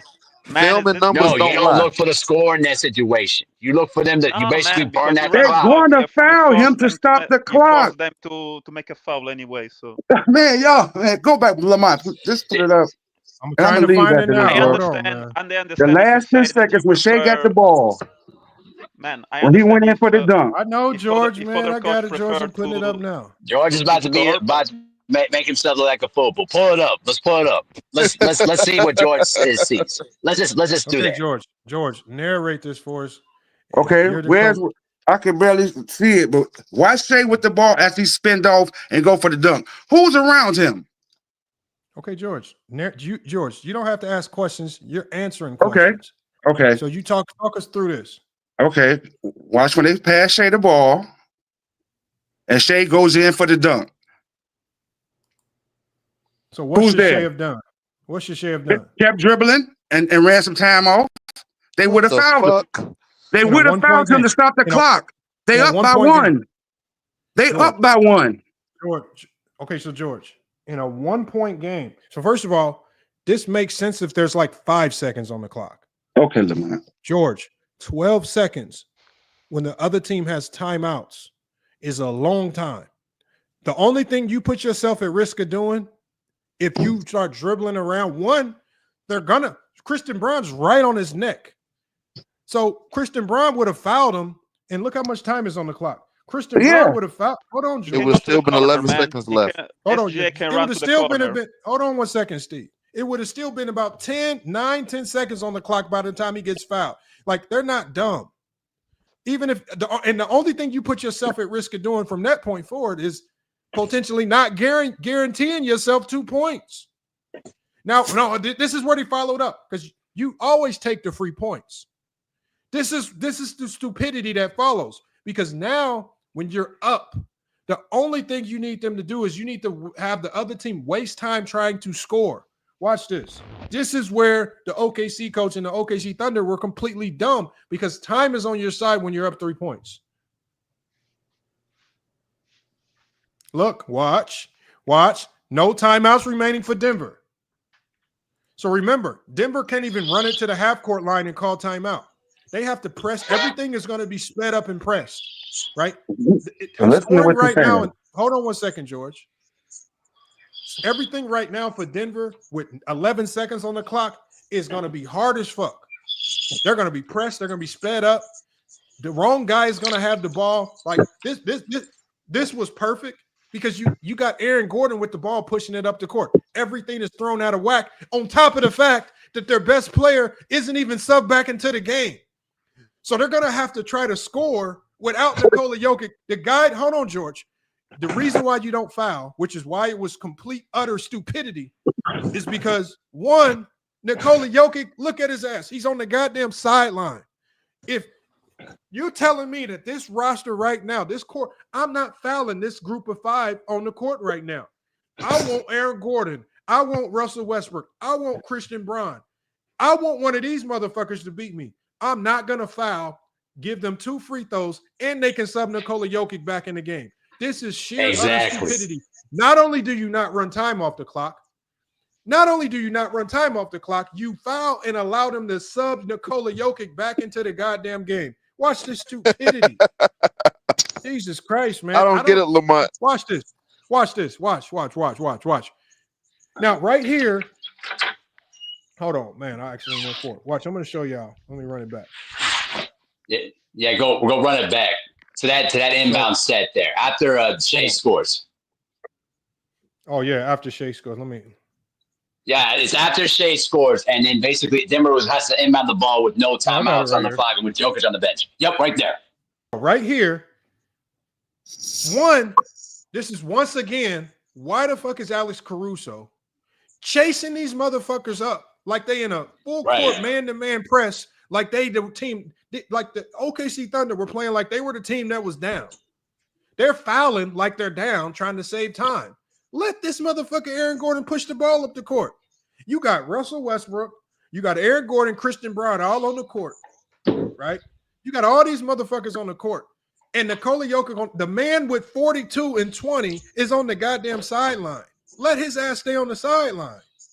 But you not only do you foul immediately. Watch how it happens. So now you get 2 free points, and Jokic gets to come walk his ass right back into the with game. 11 seconds left, like I said. Right, man, bro. We're kind of and we want to put this on. Alexander should have dribbled the goddamn clock out some more. No, they should have kept dribbling. You know that. No, I don't know that, George. You just want to go with your point. You should really be blaming Alex Caruso, not Shea. Wait a minute. You said you thinking that what's the name, Christian Braun would have fouled him because he was on his heels. I know Christian Braun would have fouled him. He was behind him. Okay, let's go back. Yeah, I'm just saying, y'all just keep agreeing with Lamont. I think Lamont is the genius. He does know basketball, but on that play right there, he could have kept dribbling, Lamont. It's clear as day, Caruso should not have fouled to do with He could have kept dribbling, Lamont. George, if he keeps dribbling, you may run 1 extra second off the clock. How did that get made? Let's go back. Yeah. Hold on. So let's watch this. There's nobody in the corner. There's nobody nowhere. He could have kept dribbling. Okay, how much more time do you think he could have ran off the clock, George? Think about it. Maybe another 3 to 4 seconds. Man, are you stupid, George? What the fuck? No, I'm not. George, come on, bro. No, I'm not. Okay, so George, you honestly telling me that it would have took them 3 to 4 seconds to catch up with him? If he would have kept running and dribbling.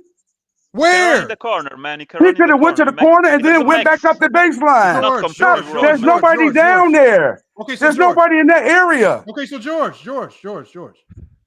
Let's just say somehow the Denver Nuggets are stupid and they allow 4 seconds to run off the clock. It goes down to 7 seconds. You're up 1 point. You're up 1 point, mind you. Mm-hmm. You're up 1 point. Mm-hmm. Jokic Alexander going to the free throw line. Let's say he makes the 2 free throws. What does it change? The time. They have less time. They have less time. They still scored. They took the lead with time left on the clock. They're more than panic. We don't know what could have happened. I'm saying what could have happened. You know, man. What could have happened? We know what happened. George, we know that these are. Hold on, wait a minute. Wait a minute. We know that these are young players playing against experienced players. George, stop, man. What you're saying is stupid. You take the 2 points and you force Denver to play with Nikola Jokic on the sideline. Every time you foul, with Denver not having any timeouts, you're allowing him to sub offense for defense every time. Because right now they're playing to protect Nikola Jokic, who has 5 fouls. Every time you do something dumb like foul, all you're doing is you're allowing Denver to continuously switch offense to defense. When Nikola Jokic's on this sideline, do you think Nikola Jokic on this sideline not talking to his coach, not drawing anything up, not coming up with anything that they're supposed to do? Man, come on, man. And then OKC desperately fouls. You score. Yeah, that was dumb. Hold on, George. You just score because what you don't want to happen when you're up in a game, you don't want to do anything that stops the clock. Anything that stops the clock is not in your favor. When you're up 3 and the other team has 0 timeouts, mind you. Now listen to what he just said. So if you scoring, you stopping the clock, right? George, hold on. The only thing you do, think about the scenario here. The only thing that makes you change how you play this is if Denver has timeouts. Denver has 0 timeouts. Philosophy completely changed. These motherfuckers got to find a way to score 3 points without Nikola Jokic on the court. I'm not about to foul. I'm going to take this layup, which is a guaranteed 2 points. You motherfuckers got to now learn how you're going to have to function without Nikola Jokic. But I'm taking those chances. Said you do not want to stop the clock. Him scoring the basket stopped the clock, didn't it? No, it didn't. Are you dumb? Because Denver has 0 timeouts. Right now, they have to, as soon as this ball goes through the basket, now they're in a scramble. Without Nikola Jokic on the court, everything is now a scramble for Denver. Watch this. Because they even look, if you look at it right here, they even look confused taking the ball out. Nobody knows where to be. Everybody's all out of whack. If the clock's still running. Hold on, George. Aaron Gordon's in your backcourt. Everything's a mad, mixed up scramble. All OKC has to do right now, just get your ass back on defense. They have to score 3 points without Nikola Jokic on the court, their best player. The only guy that's been barbecuing all night, their second best offensive player, has been Aaron Gordon. And unless you're telling me he's going to dribble down and hit a pull-up step-in 3 to tie the game, you must be smoking all types of crack rocks. All they got to do is not defend without fouling right now. Get your ass back, defend without fouling. Make them be the motherfuckers that run timeout. Even if they miss and get an offensive rebound, they're running time. Watch what happens. Committing a foul in that situation when you're up by 3 points. Basketball. This is not college basketball where the clock keeps running when you take the ball. Every change of possession in the NBA, the clock stops. So that's what I'm saying. What I'm saying right here, George, is I don't care if Jokic Alexander runs to that corner. Remember, they're only up 1. If he runs to that corner and just gets fouled, you might run a little bit more time off the clock. But what you do is you prevent yourself from guaranteeing yourself 2 points. Because if he goes to that free throw line and misses one of those free throws, and he smokes them, Now you put yourself in another seriously nasty situation, George, where Nikola Jokic is coming back to the game and Denver can win it. Right now, the only thing you want to try to do if you're OKC, run out of fucking time. You keep saying run out of time, and the man, if he had kept the ball, the time would have kept going. The time wouldn't have kept going because you're what you're saying, George, is you're talking from the perspective of complete and utter stupidity. If we were talking about a young team that didn't know what they were doing, of course, maybe, but we're talking about the Denver Nuggets who know what the fuck they're doing. If Jokic Alexander passes up the wide open layup, this is what would have happened, y'all. If Jokic Alexander passes that wide open layup, goes to the free throw line, misses the free throw, Denver comes down and wins the game, you guys would have fucking killed him. Y'all would have called him Ben Simmons for passing up the wide open layup. See, the thing is, there's no win here because if he passes the layup up and then he goes to the free throw line and misses one and Denver wins, y'all gonna call him the ultimate choke artist for missing the free throws. Yes. No, you're gonna call him that for passing the layup. No, I'm not. No, I'm not. Because hold on, we literally watched Ben Simmons pass up a wide open layup, dish it to another guy who went to the free throw line in almost a very similar scenario. But once you pass up the open layup, you prevent yourself, because free throws are not guaranteed. If Ben Simmons just makes the layup, that's a guaranteed 2 points. He passed it off to Matisse Thybulle, who, yes, he got fouled, so it's not the end of the world, but this motherfucker missed the goddamn free throws. You want to bring up Ben Simmons, but didn't Brunson just... Oh, bro, George, we're trying to progress through this game. I know, bro. You got to please stop talking. Like the thing is, I would, if some of the things that conceptions that y'all come up with that y'all think might work in basketball games sound completely silly, man. This is an NBA basketball. Hey, Lamar, can I ask you a question if you don't mind? And the fact that y'all can't not clearly point out that this was not on SGA. SGA was right for scoring. This was not on SGA. This was on coaching. 2 times you had opportunity to force Denver to use the clock to score. Because the way George is talking, he's almost talking as if Denver's guaranteed 2 points. You take the guaranteed points and you make them run clock trying to score. There's only 10 seconds on the clock. They're the ones that have to score 3 without Nikola Jokić on the court. They have no timeouts. I was just about to point that out. Lamar, going to know what to do. I get your point. And that possession would have ended up with Russ or Aaron Gordon chucking up a 3 trying to tie the game. And I'm living with that. Okay, go back. You say if he misses 2 free throws, right? They have to get the rebound with no times out and get up the court. Well, we just say you hoping he missed 2 free throws. No, but even if he makes the 2 free throws, listen to what I'm saying, George. Let's say they foul him. Let's say there's 8 seconds on the clock because he dribbled into the corner. Let's say he makes both free throws. It still does not change the stupid philosophy that they had, because 8 seconds on the clock is meaningless, because what was OKC doing? They were still fouling as soon as somebody from Denver got the ball on the inbound. So the only thing that would have happened if he would have made 2 free throws is there would have been 8 seconds on the clock. They would have fouled Aaron Gordon on the inbound immediately. He would still be shooting these same 2 free throws. But then they get the ball back, right? Hold on. And okay, so we, no matter what you say, we would still be in the same exact situation because they were still fouling Denver as soon as they got the ball inbound. So let's go right here. So no matter how you play it, we are still at this situation right here because OKC was committed to fouling as soon as Denver touched the ball, and they were not forcing Denver to run time off the clock. You're telling me that you want OKC to do all this running the time off the clock. They didn't even allow Denver time. They didn't even make Denver run time off the clock, just bringing the ball up the court. So look, we're still in the same situation, right? So let's go into our minds, y'all. Let's take 2 imaginary seconds off the shot clock, and let's see if that changes anything, all right? 2, you got to take more. No, you can't. That's what I'm saying. No, George, this is NBA players. They are not retarded. Okay. It don't take no 4 seconds to foul a guy. It takes 1-2 seconds to foul a guy. They had to catch him first, Lamar. George, I'm not gonna. I'm right now. We're just conceding to the stupidity, and we're giving you that we're thinking. No, I'm saying we're conceding to this logic that Jokic Alexander decided to dribble into the corner, which will waste only another 1 or 2 seconds. He gets fouled. He makes both free throws. They inbound the ball to Aaron Gordon. Aaron Gordon is back at the free throw line. The only thing that we're doing is we're imagining.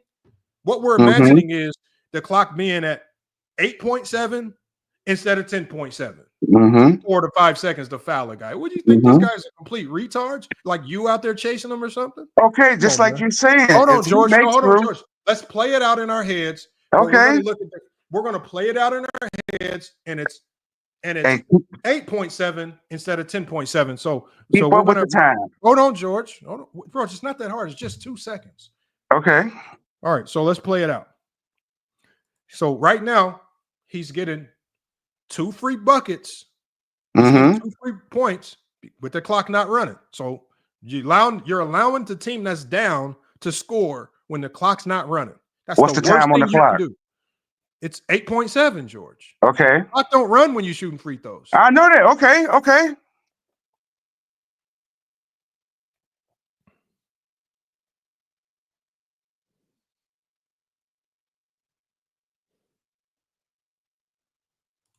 Okay, so they're in ultimate deny mode. They got 2 on Jokic Alexander.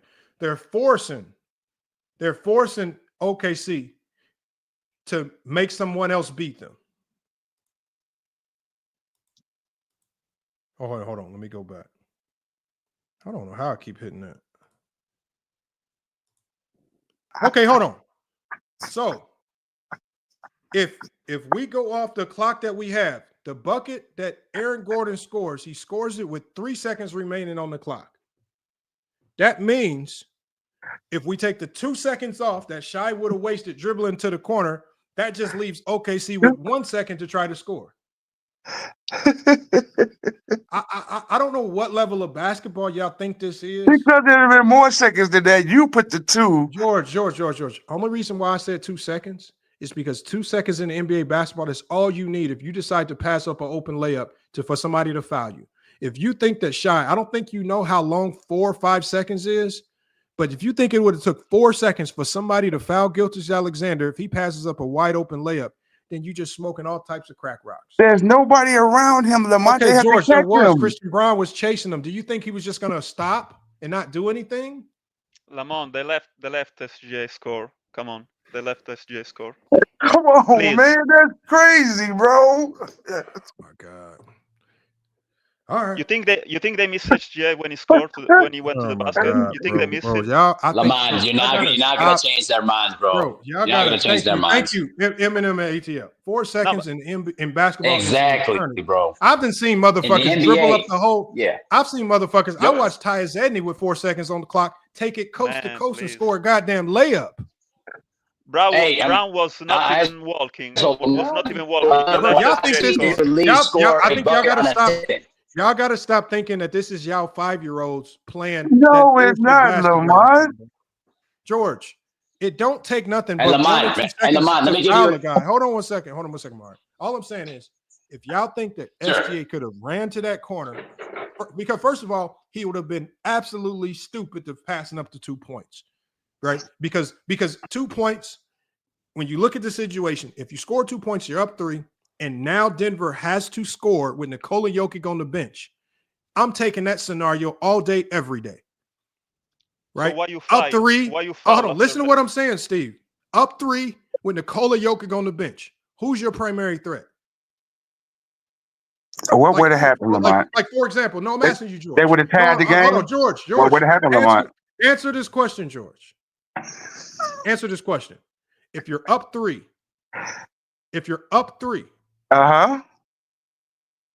Nikola Jokić stuck on the bench. Denver has no timeouts. And you still got a foul to give. Listen to what I'm saying, George.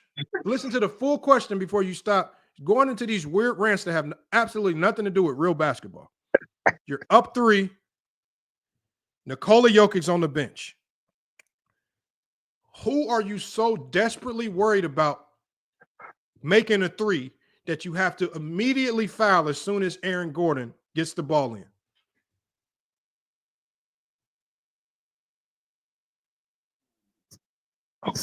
Who's all on the court? All right, let's go back and look. You have Russell Westbrook. I'm fouling him. You can't just foul anybody. You can only foul the guy with the ball. You said once you get the ball in. George, listen. Hold on, George. If you foul somebody who doesn't have the ball, that's a different type of violation where you give the other team a free throw and the ball back. You said once you got the ball in, Lamont. Hold on, George. You cannot do an off-ball foul because an off-ball foul is going to hurt you even more. So an off-ball foul. Hold on, George. Listen to what I'm saying. You can only foul the guy with the ball. Right? Yeah. So right now, what I'm saying is think about the scenario, George. You're up 3, 10 seconds or 11 seconds on the clock, and Denver is stuck in a situation where they cannot sub Nikola Jokic back in, who are you so desperately worried about on Denver of making a clutch three that you have to desperately foul without taking any time off the clock? You have to desperately immediately foul and send them to the free throw line. That'd be Murray. You said who are you so worried about? It would be Murray. Am I correct? So you foul without them taking any time off the clock because you're that worried about Murray, who is shooting 2 of 7 from the 3-point line. Doesn't matter. He doesn't even have the ball.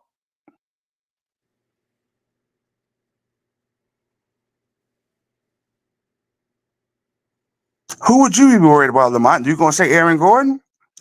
Because he made the shot? George, I'm asking you this question because you seem to be in alignment with this concept of them recklessly and wildly fouling for absolutely no reason when they have the lead. I came up with the concept that Shea could have dribbled some more time off the clock. We've conceded to that. And you only gave up 2 seconds. Hold on, George. Okay, George, we've moved past that. Is that a concept? Is it a great concept? Probably not. But is it a concept? Yes. But what we're talking about now, George, is the stupidity in fouling Denver. Yes, it was stupid. Okay, so what we're talking about is, because even in your scenario, George, it still results in OKC fouling, allowing Denver to shoot free throws, not taking time off the clock, and it's still the same scenario, just with 1 or 2 less seconds. No, with 3 or 4 less seconds, because it's more of a what's the word I'm looking for? When a more of a hurry to get the shot off and get the person, whoever they're trying to pass the ball to, get the ball up the court. They took it out. What? Hey, Lamont, your boy Brandon Cass is spazzing in the chat again. If he makes the 2 free throws, they at the other end of the court. They have to get the ball up the court. What are you talking about? What we talking about? Okay, you going by when they inbound the ball after he dunks the ball at the. I guess Chet. No, George. Hold on, wait. You're talking about after Chet blows the 2 free throws, right? No, after Chet blows the 2 free throws, they've already screwed up. They've already screwed up because they've done. This is what you don't. What did I say before I even talked about this segment? I said the nightmare scenario for a team that is up at the end of a game is giving the team that's down, allowing them to score when the clock's not running. That is the absolute worst thing that you can allow. Anytime you start foul early and you allow them to get, if you allow them to get free points. You don't shit my basketball. You don't pack a word. You don't shit my basketball. What's going on? Your boy is spazzing in the chat. Who's spazzing? I hope that Willie nigga, a few other people too. Here, I'll drop the link for him. Please, I want Willie to come up here. Right. Well, really don't know nothing. Willie is the king of saying an absolute boatload of absolute nothing. Yeah, ignore Willie, bro. Willie is in the chat talking about Laker fans. Willie is a guy. Willie is in the chat talking about Laker fans. And I think he don't even know how to stay locked in on this game. Lamont, I think that I'm talking about Brandon Cass is basically saying dumb stuff in the chat right now. Bring him up here so we can hear his bullshit again. Wasn't he agreeing with Lamont? Hold on. No, he wasn't. Bring him up. And watch him BS everything. I don't even see what Brandon is saying. He said OKC was right to foul, but they should have. Hold on, Brandon. I said the worst thing that you can do. First of all, there's 2 philosophies here. There are some coaches that do not believe in fouling. And if you're up 3, there's some coaches that say you're gonna have to make this motherfucking 3. But we're not about to sit here and because I'm a believer in I trust my defense. Denver, like if you think about it, OKC's bread and butter all year has been what? Being the best defensive team in the league. Why don't you let the best defensive team in the league, if they are the best defensive team in the league, go out there and be the best defensive team in the league? You fouling early, giving Denver free points when the clock is not running is basically you saying, I don't trust my team, which has been the best defensive team in the league. What's the fucking point? What's the point of having this great defense if you're not going to utilize it in game and you're going to do like a team that can't defend, like the Lakers? Okay, I get it if you do something stupid like that because you got Reeves and Luka out there. But this is the best defensive team in the league, and you're running around scrambling and fouling, not taking no time off the clock as if you can't defend. Right. That's stupid to me. That is dumb to me. See, hang on. Hey, Lamont, let me say this too. My issue with this fouling situation is that you're up by 3 points, but why would you decide to foul? If you have the best defense, you would take the chance. If they take a tough contested three with no Jokic on the floor, I can live with that. But here's my question, though. Let me ask you a question real quick. Oh, but Henny Hardaway. Okay. I don't even mind the foul. I don't 1,000% mind the foul if you allow Aaron Gordon at least to push it up past the half court line. But when you don't even allow, when you just foul him, you literally fouling him as soon, like when they fouled Jokic that first time, they didn't allow no time to run off the clock. They just fouled Jokic. When Aaron Gordon touched the ball off the inbound, they allowed no time to run off the clock. They just fouled him. Every time you foul like that, it's advantage Denver. And all it does is if Denver makes their free throws, it's putting enormous pressure on your players to make free throws. And if that player is not SGA, as we just saw, then they're going to go to that free throw line nervous than a motherfucker. And a guy that shot 75% from the free throw line, typically, who you would at least expect to make one, went up there and choked both of them.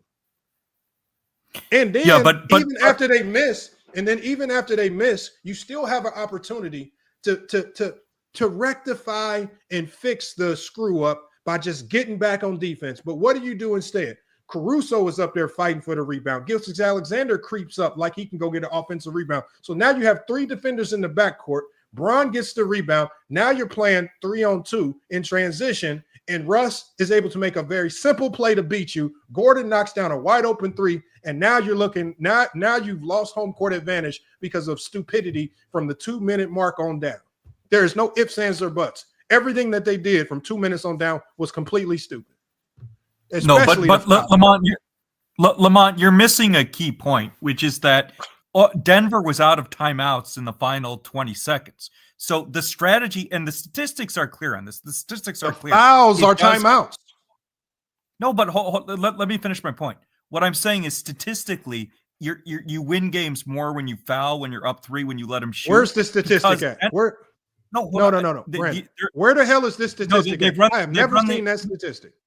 Okay, I'll put it. It's made up in your head. Chat. No, it's not. The numbers are clear. Have it. What number? I do. Lamont, there's data on this. You're wrong. What's it called? But hold on. I want to make Brandon. Just tell me what it's called. I'll look it up. Lamont, let me get my point out. All right. It's gonna be a quick point. 30 seconds. I'll do what I want. Anyways, okay. So number one, Denver was out of timeouts. So the value of fouling is much greater when a team is out of timeouts because they can't advance the ball. Number one. Number two, Oklahoma City's big mistake was they were right to foul, but they fouled way too early. They were fouling 1 second into possessions. Okay, hold on, Brandon. Let's just stop right there at the free throws. Hold on, Brandon. Let's stop at the free throws. It only makes sense to foul like that if you have fouls to give. You have zero fouls No, it makes sense to foul either way. Hold on, Brandon. Hold on. The fouls. Stop the nonsense. All the fouls do at this stage in the game, you just send Denver to the free throw line for 2 free points. The fouls don't do anything but Denver positive. Can't tie the game. Hold on. Did y'all hear? Hold on. Did y'all hear what Brandon just said? And I want y'all to hear the stupidity in this. He says if the other team don't have no timeouts, the fouling immediately is good because they can't advance the ball. Why the fuck would they need to advance the ball if they're just walking straight to the free throw line? They're just walking straight to the free throw line to shoot 2 free throws, and they're going the other way. Why does advancing the ball even mean anything? Why does it matter if you're just fouling to send them to the free throw line? What the hell does that even mean? This concept, you're thinking of another situation. You're thinking about a situation where you have fouls to give. And let's say the guy pushes up court, you make him waste 3 seconds and you foul him real quick so they have less time to operate in the half court or something like that. That is not the situation that they were in. No. They didn't have any fouls to give. Right, Lamont, you didn't hear what I said. What I said is that it made sense for Oklahoma City to foul Denver because Denver was out of timeouts. They couldn't advance the ball. What the Thunder were dumb about is they were fouling right away. They should have made Denver take 3 to 5 seconds off the clock. Denver would have had to bring the ball up to half We already court. said that, though. Right, but I never said what you said. I said I'm not saying that the Thunder were dumb to. I'm not saying the Thunder should have fouled right away. I'm saying they should have waited. But you're missing a couple key points. Number one, Chet should not have been on the floor. He's only a 75% foul shooter. So the Thunder knew Denver was going to foul. He should not have been on the floor. And also, the statistics are clear. They did this in Europe for years before they started doing it in the U.S. What's the statistic called? What's it called? Hold on. I'm finishing my point. When teams are up 3 and they foul, they win more than when they let teams try and tie the game. They have made up Brandon shit stat. The data is very clear that you have a better chance of winning when you foul. The reason they do that in the NBA now is they looked at the data in Europe, and in Europe they always foul when they're up 3, and teams win more that way. They win more. Yeah, man, I agree. It's something stupid that they always did in America just because it's cultural. They say, okay, let them score. It's bullshit, man. You have to foul when you are up 3. And I still believe that they should try to run the clock more and start to trade the free throws instead of go to the basket. Is that something that they do in the EuroLeague? As I said, Chet is only Chet is only a 75% foul shooter. The Thunder should have had 5 guards on the floor who all shoot 80% or better from the line. And Mark Daigneault has only been in the playoffs once. He fucked up the end of the game. But the main reason the Thunder lost this game is they played the wrong lineup. Brandon, 1 point to 1 point to 1 point. Brandon, stop right there so we can address what you said. Because you can't just say stuff and move on to the next point as if it can't be rebutted. The reason why you need Chet on the floor. Can't be rebutted. Okay, so hold on. The reason why you need Chet on the floor is because he's a big target. Brandon. Whatever. Hold on. It's an NBA team. They don't need the reason why you need Chet on the floor is because now you're in a situation where now you don't have any timeouts. So now you're in a situation where you have to guarantee that you can inbound the basketball. If you get in any dicey situation because you decided to put 5 guards out there and you allowed the Denver's length to disrupt you and kill all passing lanes, you're messing around looking at turning the ball over live like LeBron James did, trying to get it into Luka, which was detrimental. Or you're looking at a 5-second violation, which is detrimental. What you do by putting a 7'4" guy in that shoots 75% from the free throw line, it essentially guarantees that you get a clean inbound in almost over anyone, which Chet was the one that got the ball. But the only thing that kills him, 75% from the percentages from the free throw line, y'all, mean absolutely nothing for players that have not been in that situation shooting clutch free throws. You can be a 90% free throw shooter, but once you get into that moment in the playoffs and you have to make them tough free throws, throw the percentages in the garbage can. True. I don't care what guards they put on that court. I don't care if it's some bullshit guard off the bench. I don't care what they shoot from the free throw line. Denver loves the fact that this is a young team, and in these moments, you are prone to choking and making dumb decisions. And when you remember, Denver fans, OKC fans probably suspected that Chet would miss 1. They did not suspect that this motherfucker would miss 2. That motherfucker went up there and choked both the free throws because of the magnitude of the moment. No, the free throw percentage is in the garbage can at that point in time. And you say they should have put 5 guards out there just to get the ball in. No, what you do is you put your most experienced guys in if you put yourself in that silly of a situation because you want to do all this fouling and stuff like that. I'm saying in the garbage can at the end of the game. Chet should have been the one inbounding the ball. There should have been 4 guards on the floor.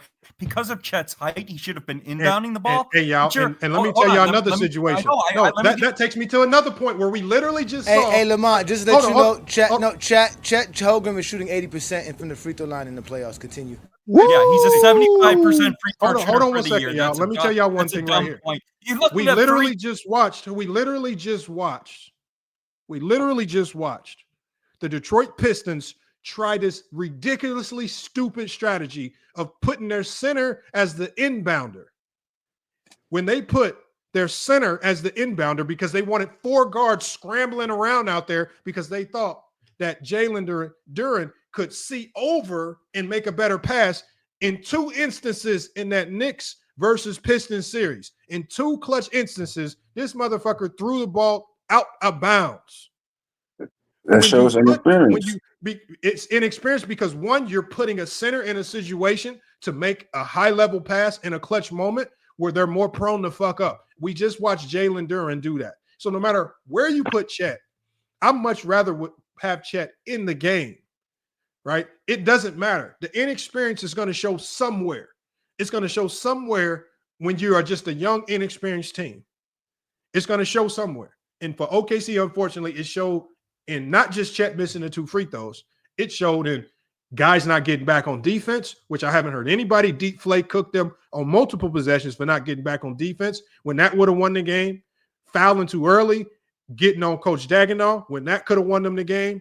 Y'all want to go. Y'all got people like George up here saying, "Oh, it's Shai Gilgeous-Alexander's fault because he dunked the basketball. He should have dribbled it to the corner to waste a little bit more time."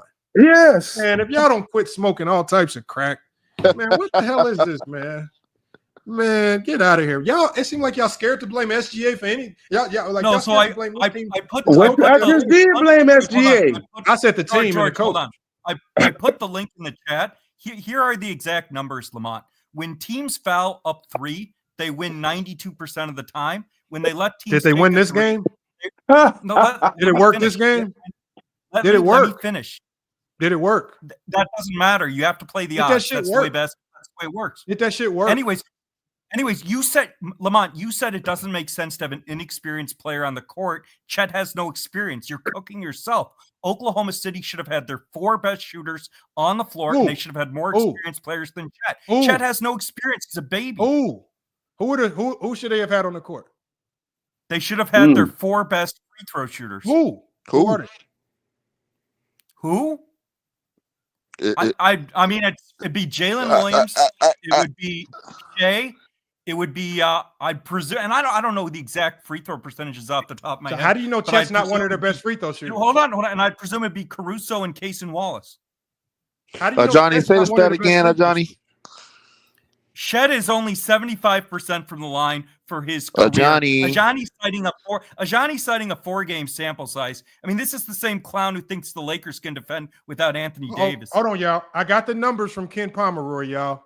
So I got the numbers from his research. I put the link in the private chat. I got it right here in front of me, y'all. I'm about to read it to you. Go ahead. It says Ken Pomeroy's study. It says he analyzed thousands of basketball games.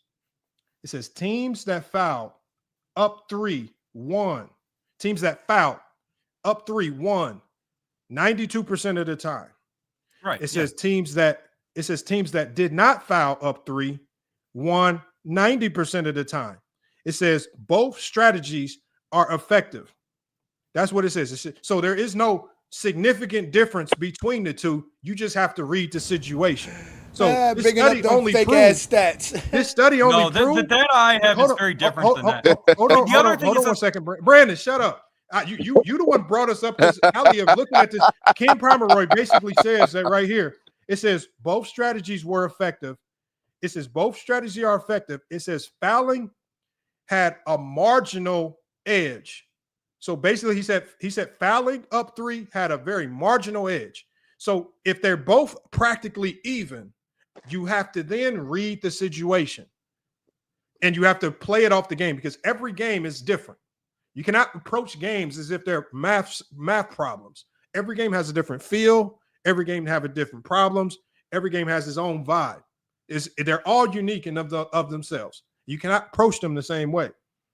Let's see what it says.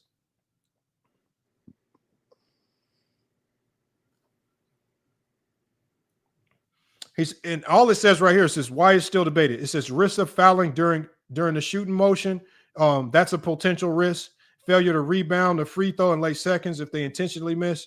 It says some coaches trust their defensive execution, which is what I would have trusted because OKC is the best defensive team in the league. That's why I don't like the fouling for OKC because they are the best defensive team in the league. Like, trust your defense. This is your bread and butter all year. Trust it. But they don't want to trust it. And it says timeout and timeout scenarios heavily affect the outcome. You are another situation right here. If OKC would have just took into consideration the timeout situation, it was who fighting against the clock? Denver was fighting against the clock, not OKC. OKC was fouling like they were the ones that were down. It's stupid. So basically, if you're up 3 late in the game, you have a 90% chance of winning, correct, Lamont? And you basically, that 10% is like you call choking, right? Which is what OKC did. You have a 92%. It says right here. It says teams that fouled up 3 won 92% of the time. Mm-hmm. Teams that did not foul won 90% of the time. He says both strategies. Teams that didn't foul only won 82%. I'm talking to Go James Kingdom. It says while both strategies were effective. It says teams fouling up 3 have a marginal slight edge. Right, but Denver had no timeouts. Like, you're missing that point. Denver had no timeouts. Why they should not have fouled. It means it makes more sense to foul because Denver couldn't advance the ball. Hold on. I want y'all to think about this. How does it make more sense to foul a team when they're up 3 if they have no timeouts? That means they have no weapon. Hold on. That means they have no weapon to get out of a bad situation. If you dribble into the def corner and you get trapped at the half-court line, and you're going to have to panic and throw a turnover. Why do you foul? And what you do is you eliminate the margin of error for the other team. Because for the other team, they not only have to dribble it across half-court successfully, but then they also have to run some type of offense to get a clean shot off, right? Not only do they have to do that, to get a clean shot off, but they also, there's so many things that you have to do. Hold on. Is that you sharing the screen? Go, James Keenan? Yeah, I wanted to share this screen because this guy Brandon brought up a college basketball stat. This is for college basketball games. This is not even for NBA games. I know. The link that he just sent. Yeah, the link that he just sent, ladies and gentlemen, you can see it says college basketball resorts, men's basketball. He's giving us results of games that are in college. It's not even NBA results. Who cares? No, hold on. I'm gonna tell you why it's different. What you mean? Who cares? I'm gonna tell you why it's different because in college, about? I'm gonna tell you why it's different, Steve. Because in college, after you make that shot, after Shai Gilgeous-Alexander dunks that basketball, in college the clock don't stop running. In college, the clock's gonna keep running. So what creates another advantage in college is how the clock management is. The clock doesn't stop the way it stops in the NBA. Also in college, the court's smaller. There are so many other factors. Also in college, the three-point line is shorter. So when you're up 3 or down 3 in college, that shot is much easier in college because it's a closer. The NBA 3 is much further. In the NBA, the clock stops when you. So there are all types of advantages that can skew this report. Lamont, I'm just saying. The college game is way different than the NBA game. Steven, you don't coach the college game like the NBA game. That makes no sense. This is a special situation. You are just trading free throw shots. You don't give a real chance to the other team to tie the game. Because if you don't give a real chance to the other team, then how the hell did Denver win this game? Because they let them shoot. Because they. Man, come on. Because of other factors that had nothing to do with you talking about fouling at the end of a game. That's the point. Man, please. SGA should try to run more second from the clock. He should take the foul, and then you start to trading foul. That's it. Simple. So you're saying OKC left too much time on the clock? Bro, I'm saying that they should keep running the clock. OKC was worried about time, then they wouldn't have been fouling. No, my question is, no. Let's just say SGA doesn't dunk, and he gets fouled with 7 seconds left. He makes both free throws. Same scenario. The only difference is now you have 4 seconds left off the clock. You think that would have helped them won by removing like 4 to 5 seconds on that one possession? Absolutely. That's why I'm asking you. Yes, for sure. Okay, so that's what I'm saying. So say that. As soon as they cross half court, you foul. You don't foul immediately. Hold on. Yeah, hold on, Steve. Right. That's hold on. Correct. What y'all are talking about should be done in the reverse. When you have the lead at the end of the game, especially a 3-point lead, you force the other team, especially because what this report isn't taking into account is look at the landscape. Look at what Denver has on the floor. The reason why you don't foul is because, oh shit, they don't have Nikola Jokić on the floor. Everything that they do is going to be significantly more difficult. So here's the advantages that OKC has. They have the number 1 defense in the league. They are the best in these situations. They also are in a situation where Nikola Jokić is stuck on the sideline. He can't sub in to bail them out. He's been their clutch player all year. He's been taking all the clutch shots. Other than Aaron Gordon making that putback dunk, it's been Nikola Jokić taking those tough clutch shots. Also, you put them into a mad scramble. If you want to get Jamal Murray the ball, you couldn't get it Jamal Murray the ball because what happened when they tried to get Jamal Murray the ball? They sent 2 to Jamal Murray, forced the ball to Aaron Gordon's hands. Now you have Aaron Gordon at the end of the game pushing the ball up, either looking to score or play make. I'm taking that scenario 10 times out of 10 if I'm up 3. There is no need to rush and foul and put Nikola Jokić back on the court that quick. Not only are you rushing and fouling, you're putting a guy who's experienced, who's been in these moments at the free throw line to knock down two free throws, put this team in a situation, because once you put him at the free throw line, you open up Pandora's box for all type of shit to go wrong. He can make the first one. He can miss the second one on accident, rebound, put back. Some ridiculous bullshit can happen. You just let them play it out and you trust your defense, which is supposed to be the best defense in the league. You let the other team run the clock out. You don't have to worry about clock management. They're going to foul you anyway to stop the clock. Oh, I don't have. You know what? Oh, go ahead. My bad. I was because you kind of right, Lamont. So when you foul SGA in that situation, or if you attempt to get fouled, you give them an opportunity to bring Joker on the floor because Joker was off the floor, right? But then, like you saying, if you foul them up being 3, all you did was give them an opportunity to put Joker on the floor with the foul as well. So you're giving them free timeouts by doing that as well. So, I mean, again, at the end of the day, I think OKC just choked it. I think you're right. It was just inexperience across the board. And that's a tough loss. That's just a tough loss for OKC. Just let me tell you this. Let me tell you this.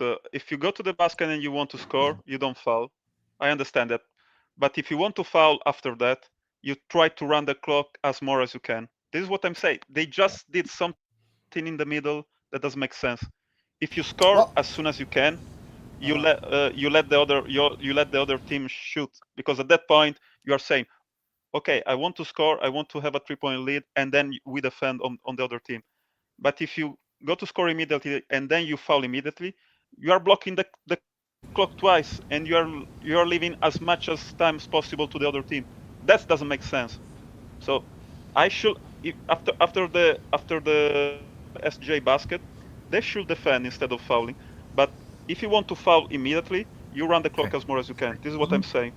Didn't the Knicks do that last night as well? If I'm correct, the Knicks at the end of the game they were up 3 and they waited a while before they fouled Jaylen Brown.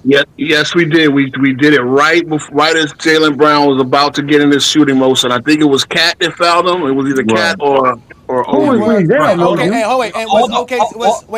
OKC in the I'm a Knicks fan. That's what I'm saying. But OKC was in the bonus though, right? So if you would have fouled Denver, they would have went to the line. The Knicks fouled. That's what I'm saying. The Knicks had a foul to give. Yes, the Knicks did have a foul to give. That's what I said earlier. I said it only makes sense to do what Brandon was saying if you have a foul to give.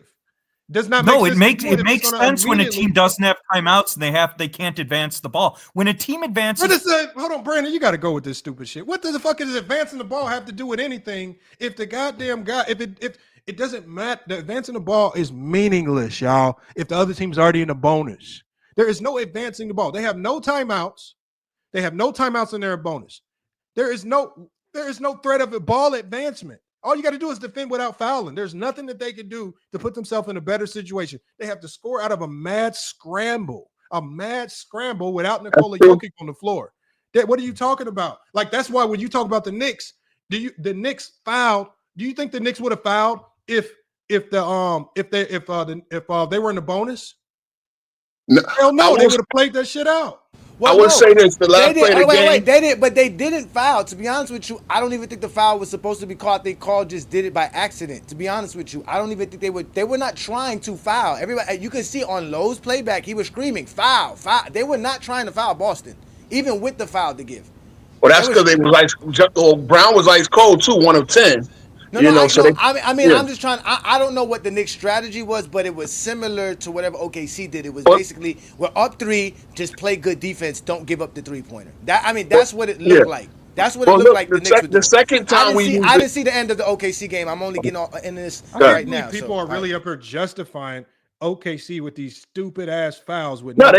they use the strategy stupid. They fouled too They quickly. used it wrong. No, that's the thing. They used it wrong. We don't That's have what a. it I is. don't have a problem with either No, philosophy. they did Like not. both Hold on, teams no. have won with that They did not philosophy. use it Teams have wrong. lost it with Tyson, both they did not philosophies. use it wrong. They played it just like No, they did it wrong. You have to waste clock no, though, Lamont. You they can't did it. foul Hold in the on. back court. The Hold on, back court Tyson, fouling in the back court is a bad philosophy. Tyson, it's easy to say that they did it wrong. They did it exactly the way that they planned it out. Do you think No, Caruso but that was and these wrong guys- if they planned it Hold like on, that. hold on. No It's easy. Hold strategy. on. What I'm saying is this: what they did was they were following the formula of we're not going to let you tie the game up with a 3.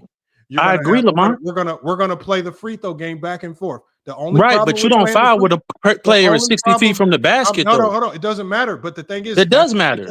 that's what they coach said to do. So then my whole point. Right, here we're is saying that- that's wrong. My whole point here has been that the coach turned into JJ Redick and completely Agreed. sold the game. Yeah, So I agree. I'm not saying that the concept of fouling. Right. I agree with the fact that let Aaron Gordon get across half court before you foul. But Right. even at the end of the day, I don't know why fouling was even in their mentality, because this is the number 1 defense in the league. This is not Right, a but scrubby defense with Austin Reeves and Luka Doncic on the perimeter. Right, This but shit happens. what is People it? make shots. You know what I'm saying? I understand what you're saying. If you want to stand on your defense, that's hold on. fine, bro. But Tyson, I'm not I think the disagreeing other with you, element bro. that y'all keep forgetting is this: when you play the free throw game, it not just pressure on the other team. You're now putting pressure on your own team to make free throws. Right, but you're And you playing the could have clock in free that throw shooters situation. that can make They it. didn't take advantage. Oh, you're not Hold playing on, the King clock. Speech. No, They you're didn't not take advantage of the clock. You're not playing the clock in that situation. If you're playing the free Yes, throw, you are. You always playing the clock when the game is on the line. What do you then how mean? come they weren't playing the clock? Because there was a bad choice. We all agree. They were playing We all agree that fouling 60 feet away from the basket is bad. what I'm saying is this whole principle of playing the free throw game, right? Because when you start playing that free throw game, think about it. Once you go with this strategy, Tyson, you are no longer playing the clock. A team that defends is playing the clock. A team that's playing the foul game, right? Unless you're the team that's down, Denver should have been playing the foul game. Both teams are playing the clock. I understand what you're saying. We're trying to waste time. You trying to get time. No, it's not, bro. Hold on. Listen to what I'm saying. What? You don't change your philosophy at the end of the game? Listen to what I'm saying. Come on. It was OKC's philosophy to stop playing the clock, and they were playing the foul game. Once you go with this Brandon Camp's philosophy of let's foul, and so they don't get 3 points, they consented to no longer playing the clock. Once you commit to that style of play, you are playing the foul game. Right. And I You thought are they playing played the the foul foul game. game horribly. They played it wrong. If they wanted to play the clock, they would have said, fuck it. We got the number 1 defense in the league. We gonna get back. You're gonna have to make this 3. They were not playing the clock, because if you're playing the clock, you do whatever it takes to let the clock run on defense. You're playing both, Lamont. Come on now. You arguing semantics.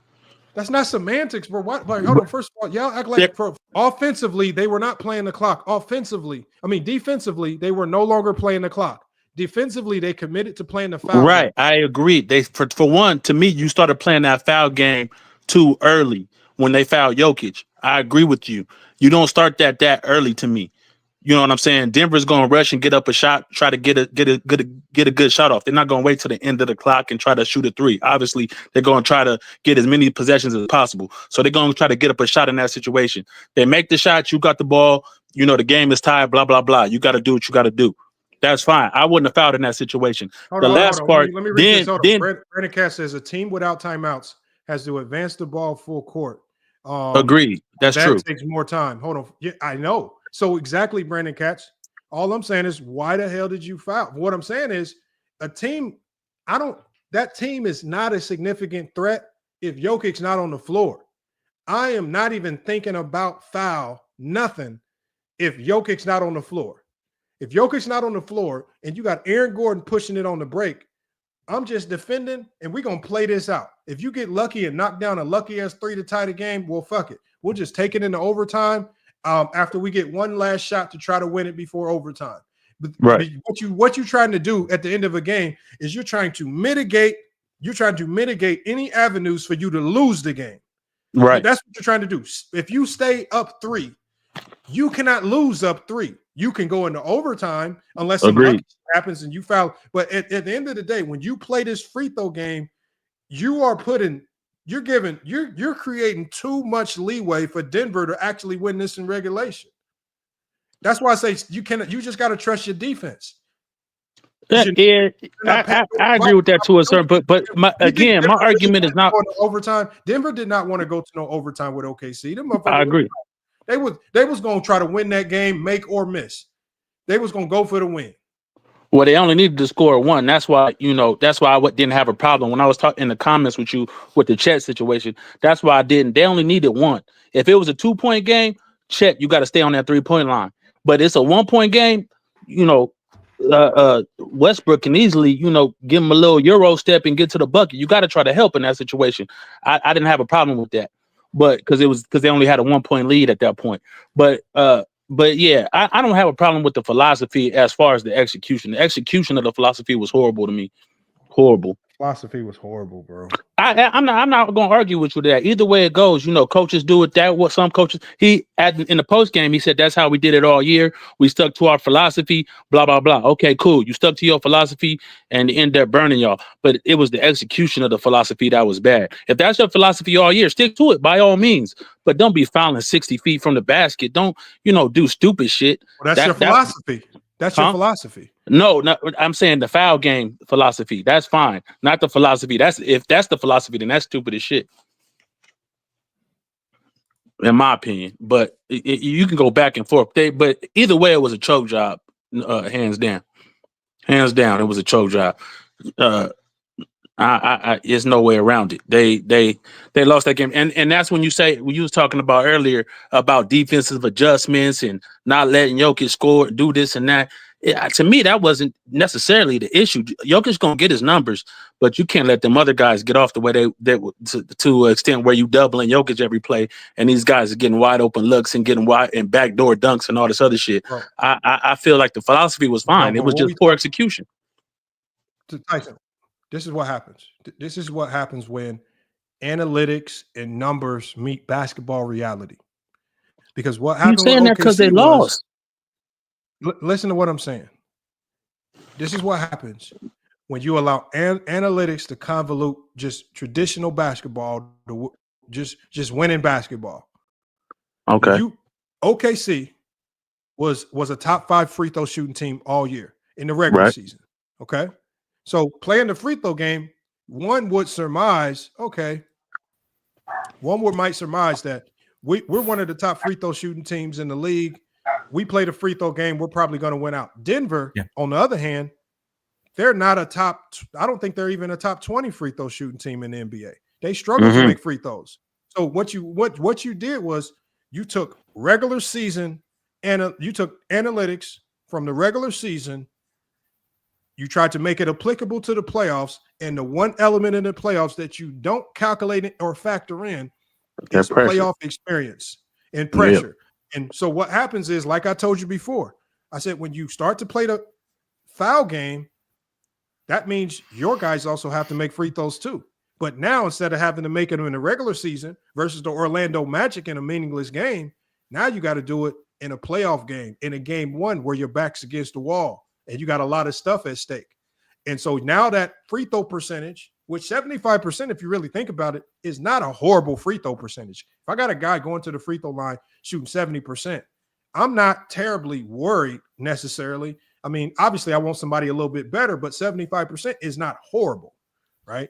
I mean, that's 3 out of 4. That's not horrible. You would expect Chet to be able to go up there and make 1, if not 2. Make 1, God, no. When that pressure applies, yeah, but the Thunder should have had 80% free throw shooters on the floor, not Chet. Yeah, how many 80% free throw shooters they got on the team? More than 4. Who? Right, and Chet should have been inbounding the ball. But the other thing is that When a team can advance the ball because they have a timeout, Brandon, it's much you have more a hard problem with just answering very basic questions. I want to know this. I want to know this lineup of all 80% free throw shooters that you would have deployed out City there. as a team shoots. Oklahoma City as a team shoots 81% from the line. So they could have easily but their free throw percentage is heavily skewed because Shai Gilgeous-Alexander is taking a large number of those free throws. No, this is an NBA team. They have free throw shooters better than 75% on the roster. Anyways, the other point you're missing, Lamont, is that when a team has a timeout and they advance the ball, it's much more risky. They didn't have any timeouts when a team has advanced the ball because you may foul them. They didn't have any timeouts, so there was no advance. Right, but that's why your point doesn't make any sense. What because point? Denver The point of didn't not have fouling? timeouts. Why do you foul and stop the clock finish. if they don't have any timeouts? No. Because Denver didn't have any timeouts, it was easy for the Thunder to foul them without them being in their shooting motion. The mistake was they fouled too soon. They should have waited for 4 or 5 That's seconds what we said, for them Brandon. to bring the ball up to half court, and then they should have fouled them. But We there's all no agreed data to to that a long support time your ago. argument. Okay, Brandon, we all agreed to that whole concept a long time ago. That is not rocket science. The first thing I said when we were going through the film is that they fouled too early. They didn't let enough time run off the clock. If you want to go with the foul concept, that's why I said he turned into JJ Redick. That's why I don't disagree with George's point. George's point as well. Tyson, hold on. The fact that Denver had no timeouts, it makes it overwhelmingly the right strategy for the Thunder to foul. I didn't say it was Denver has to wait 5 seconds just to get up the court. I mean, Brandon, shut up. Shut up. You shut up. Your take is horrible. I did not say they were not supposed to foul. I said the number one, you do not think first of all, I said if it were me, I wouldn't have fouled. Right. If they don't have Nikola Jokic on the court. You're going to have to beat me without your best player. The man with 42 and 20 ain't on the court to bail you out. You're going to have to beat me with somebody else. At the end of the day, I'm living with that. If I'm up 3 and you don't got Nikola Jokic on the court, I'm defending. We're the best defensive team in the league. Why does the best defensive team in the league fear the Denver Nuggets without Nikola Jokic? All I said, now, I don't know what Coach Dagenau was thinking. I'm saying as a coach, I'm looking at the landscape of what's on the court. That's like the Bulls and Jordan stuck on the sideline. Why the fuck am I going to foul Scottie Pippen so they can put Jordan back in the game? Fuck no. Pippen, Kukoc, one of y'all motherfuckers, Robin, one of y'all motherfuckers going to have to beat me. But it ain't going to be Mike. That's stupid. That's people they looking at the analytics sheet and not using common sense. Thank you, King Rowe. It's just common sense. The motherfuckers ain't got Jokic on the court. I am not doing anything that allows you to put this motherfucker back in the game. We can't guard that man. Yeah, you can't disagree with that point. That's a fair point. You can't disagree with that. Fouling to get Jokic back on the court. You can't really disagree with that. Why the fuck would I foul and they don't got their best player? The man that 42 and 20 on the bench. Yeah, done hit game winners, behind the head, fadeaway 3-point shots. Yes. He done did all that. So I understand that point. That's a fair point. Eric Gordon, I want to see your ability to make a step back 3 at the buzzer. Right. Gordon did shoot 43% this year. I would surprise me. Not on no step backs. Not on no step backs. Yeah, that's true. That's true. Step backs. And Jamal Murray can hit a shot. We all know that, but still, I see Westbrook hit a couple of plus threes. You got to play the Miles. I don't disagree with that point. If Aaron Gordon is charging up the court with 11 seconds on the clock,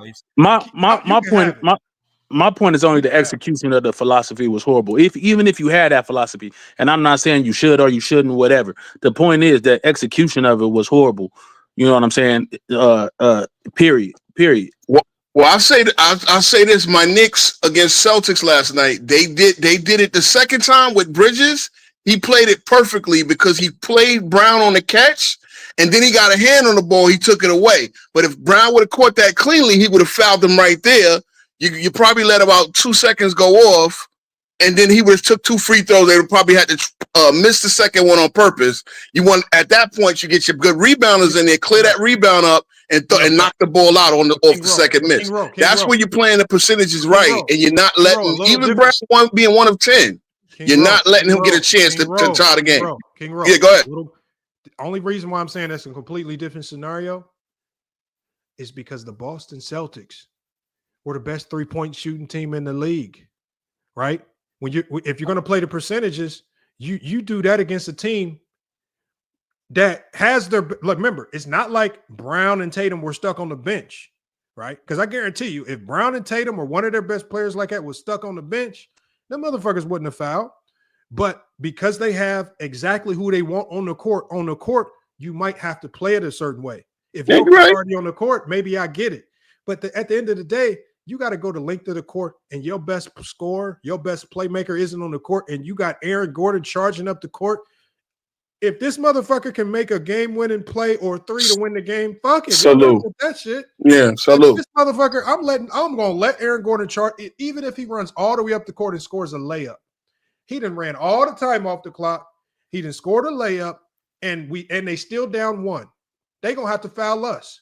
So at the end of the day, let that motherfucker go and just trust your defense. But when you got all 3 defenders in the backcourt charging up like they gonna get some type of offensive rebound, you open up gaps, you allow them to get in transition. Do you know how bad of a defensive team you are if you're allowing teams to go get transition buckets off of a missed free throw? We see this all the time. We criticize teams like this all the time for making these mistakes. Transition off a missed free throw, you folded, you completely choked. Listen, one of these days, that scenario is going to play out in the game 7.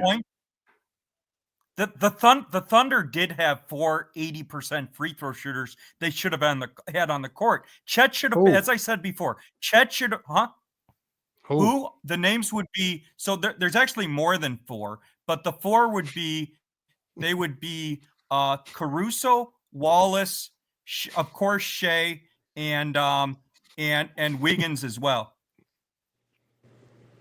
So the Thunder didn't have their best foul shooters on the floor. The Thunder should have had 4 80+% free throw shooters on the floor. They should have had Chet inbounding the ball. They should not have had Chet That's fair point. 75% foul shooter. I've literally, but Chet inbounding the ball is also another issue. No, I think Chet is a good enough passer where I trust him in and down the ball at 7-4. Hold on. I understand what you're saying. Hartenstein is a better passer, but yeah. So hold on. OKC only has 4 players that shoot above 80% from the free throw line. Right, and Chet's not one of them. He shouldn't have been on the floor. Doesn't Hartenstein shoot 80? Hold on 1 second. Hold on 1 second, King Ro. They only have 4 players that shoot above 80%. Chet Holmgren shoots 80%. Aaron Wiggins shoots 85%. Hold on, no. Chet Holmgren shoots 80%. Wiggins shoots 85%. Gilgeous-Alexander. Oh, actually, they only have 3 players that shoot. So they have Gilgeous-Alexander at 88, Wiggins at 85. You talking about for the season or playoffs? Yes, for the season. I didn't look at those stats, but so for the season, they have 3 players that shoot 80% from the free throw line: Wiggins, Chet, and Gilgeous-Alexander. Everybody else is below 75%. I thought Chet fell 75 on the year. No, that's playoff, man. That's playoff, Lamont. Huh? That's playoff, Lamont. Yeah, I was about to say that don't sound right. Okay. Oh, you're right. The postseason stats. These are postseason stats. Chet shoot 80% from the free throw line. So the 3 guys that have been shooting 80, at least in the playoffs, Chet is shooting 75 in the regular season, 80 in the playoffs. Everybody else in the playoffs is shooting horribly. Dort, 75%. You definitely don't have Dort out there. Jalen Williams, 66%. Caruso is shooting 62% in the playoffs. Damn. Jalen Williams, 61%. Casey Wallace, 50%. So all the guys that he said he wants in the game, Caruso shoots 60% from the free throw line in the playoffs.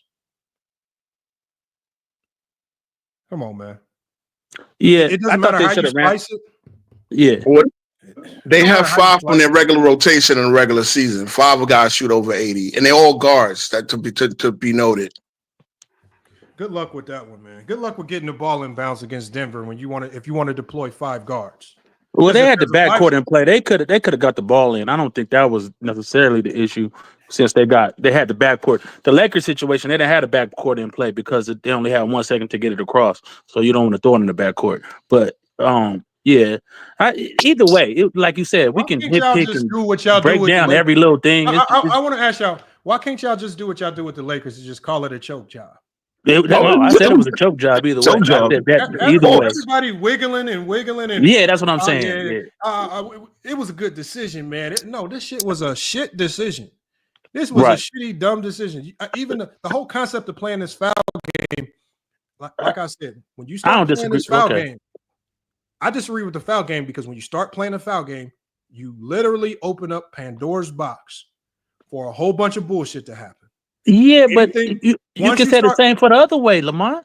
No, the other way. What the other way? All you're doing when you're up 3, all you're doing is basically saying, "Well, shit, I'll shake your hand if you can make a 3 and send it to overtime." Right, but bullshit can happen too.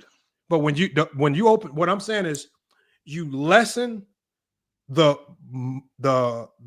volume of ways you can lose the game by just trusting your defense. Remember, it's a little bit different if they're up 2, like. They're up 3. You're safe. And Jokic's not in the game. Trust your defense. But that's when you do it. That's the only time you do it. Say that again. When you're up 3. Yep. Yeah, the only time you do it is when you're up 3. No, that's the only time you do it. No, but what I'm saying is play. What I'm saying, this is what happens when you start playing math basketball. Because you start to put yourself where you're doing this math basketball in situations, because math basketball never accounts for the fact that Jokic has 5 fouls and he's not in the game for this significant situation. Math basketball don't account for a lot of the stuff so what I'm saying is you have to know in certain situations, we need to ditch this bullshit because Jokic's not in the game. They can't function without Jokic. How many minutes did Jokic play that last game? I guarantee you played close to the whole goddamn game. I think he sat in the second and he sat at the beginning of the fourth, right? How many minutes did he play? I'm not looking at the stat sheet right now. But how successful were they? How successful were they in the minutes where Jokic didn't play? No, they had a bad. I think they had a bad. He played 42-25. That nigga 42 to 48. He said 6 minutes. Yeah, less than 6 5 minutes 35 seconds to be exact. Yeah, I'm pretty sure they lost pretty significantly in those 6 minutes. I'm trusting the minutes. I'm trusting my defense when Jokic's not on the court. If you cannot trust your defense when Jokic's not on the court, you're not a good defense. That's all I'm saying, man.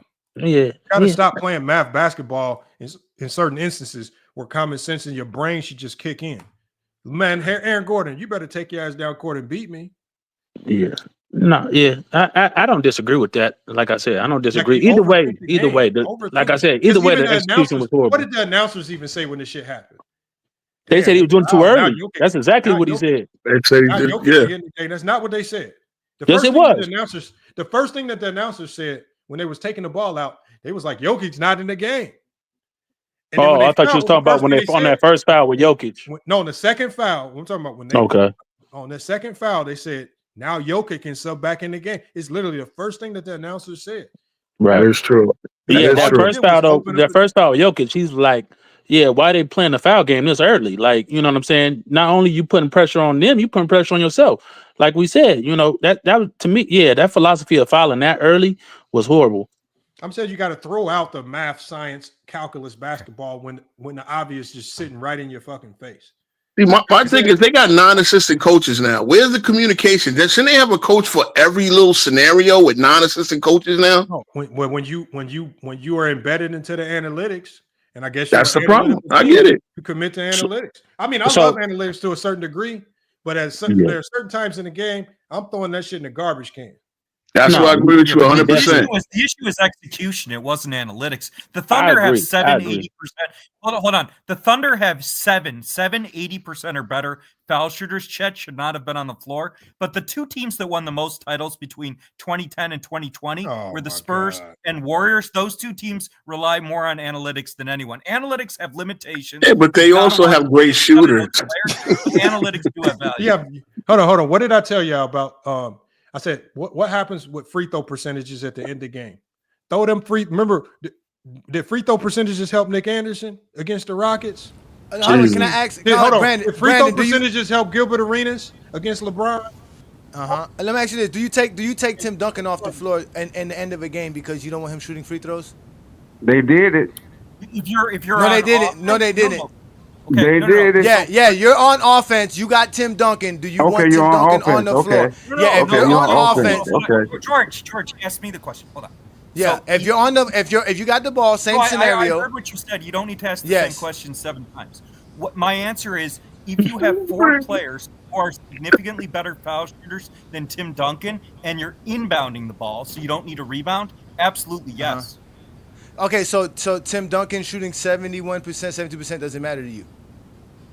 If you have 4 You players can't take who are them off. shooting 80%, I'm asking you a very simple question.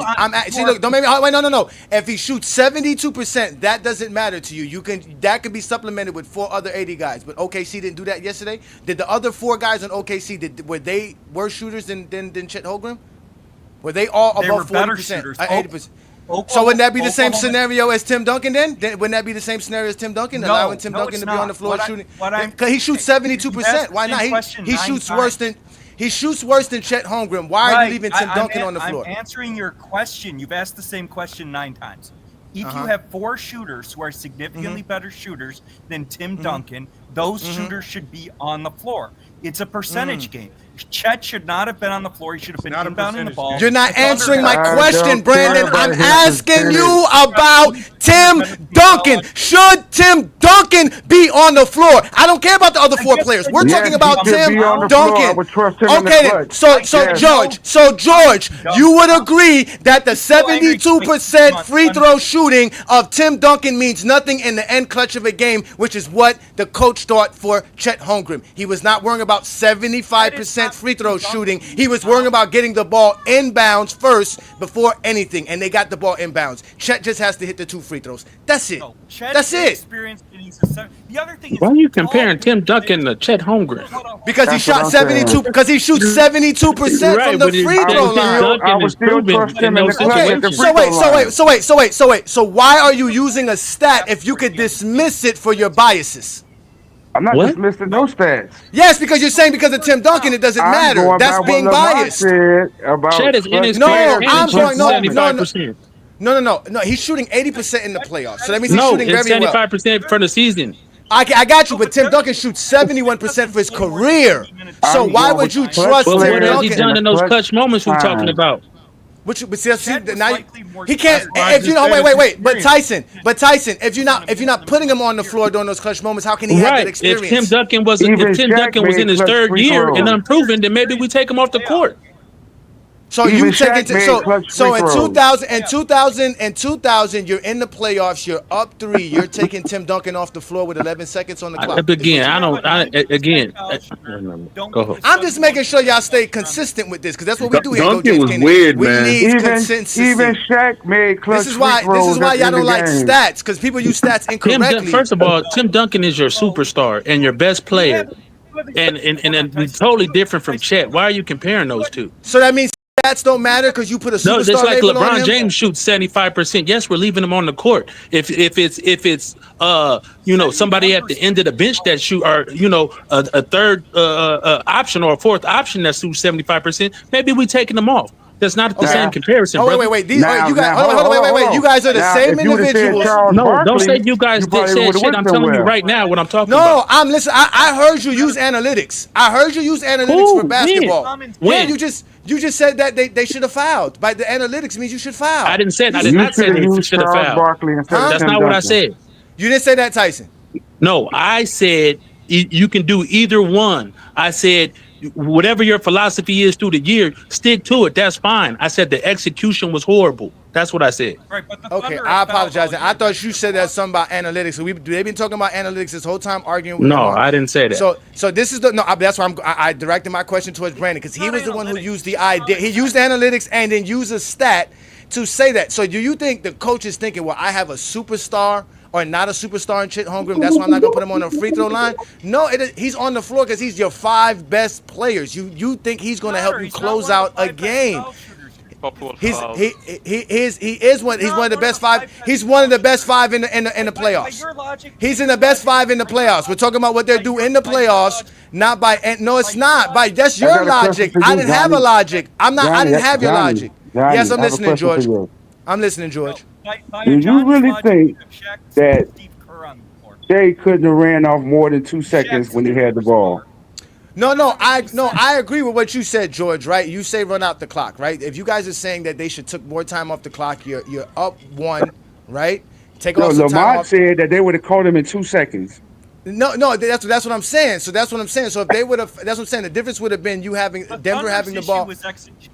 They fouled The difference would have been Denver having the ball with 9 to 8 seconds left, right? Or having the ball with 11 seconds left, which is what it was. But OKC still fouled, which is what y'all said they should do. They fouled, sent Gordon to the line, but that's what I'm saying. Okay, so they fouled, and Gordon hits the 2 free throws. You're still in the same scenario. But the only difference is now, and only difference now in this scenario is that I get it. There's less time, but there's like 2 or 3 seconds left times with the clock. When he hit that shot, when he took the shot, when he took the shot, they had like 3 seconds left to go in the game. Wasn't like 2 point. This under 3 seconds left to go. So he took the shot. Right, he took the shot with over 3 seconds left to go. So what Lamont is saying that they would have just wasted 2 to 3 more seconds. It still would have probably been the same result. The reality No. Who knows? But at the same time, if you execute it properly, to me, I agree with George. If my boy Shea dribbles out to that corner or whatever, gets fouled, knocks down the free throws, whatever. Now you up 3, whatever, and this is the best case scenario. You up 3, then now you wait till they pass half court, you foul. Now how much time is on the clock? That's what I'm saying. That you wait till they pass half court. That was the execution. But that's another thing too. We all listen. Is it guaranteed that SGA hits both free throws as well? There's no guarantee of nothing, brother. That's what I'm saying. The dunk is guaranteed, though. The dunk is guaranteed. That dunk was guaranteed. That was a guarantee. At the same That's time, a guaranteed 2-pointer. But you sacrificing points for time. For time, yep. But you got defense. You're supposed to have the best defense. No, you don't rely. Like you say, anything can happen. Here's what I say. When you down to that time in the game, 10 seconds, you trying to run clock at any consequence. You trying to run the clock. You holding the ball. That's the name of the game, bro. And then you go to the foul line. That's how the game is played. I'm not trying to drive. Not when you're up by 1 because you don't want to play the free throw game. Even when you're up by 1, you're not trying to run offense when you're up by 1 with 10 seconds left. No, they didn't run an offense. They had it. I understand what you're saying, John, but I'm saying you trying to act like, no, you try to score. No, you don't try to score. You running clock. Tyson, this is what I mean by.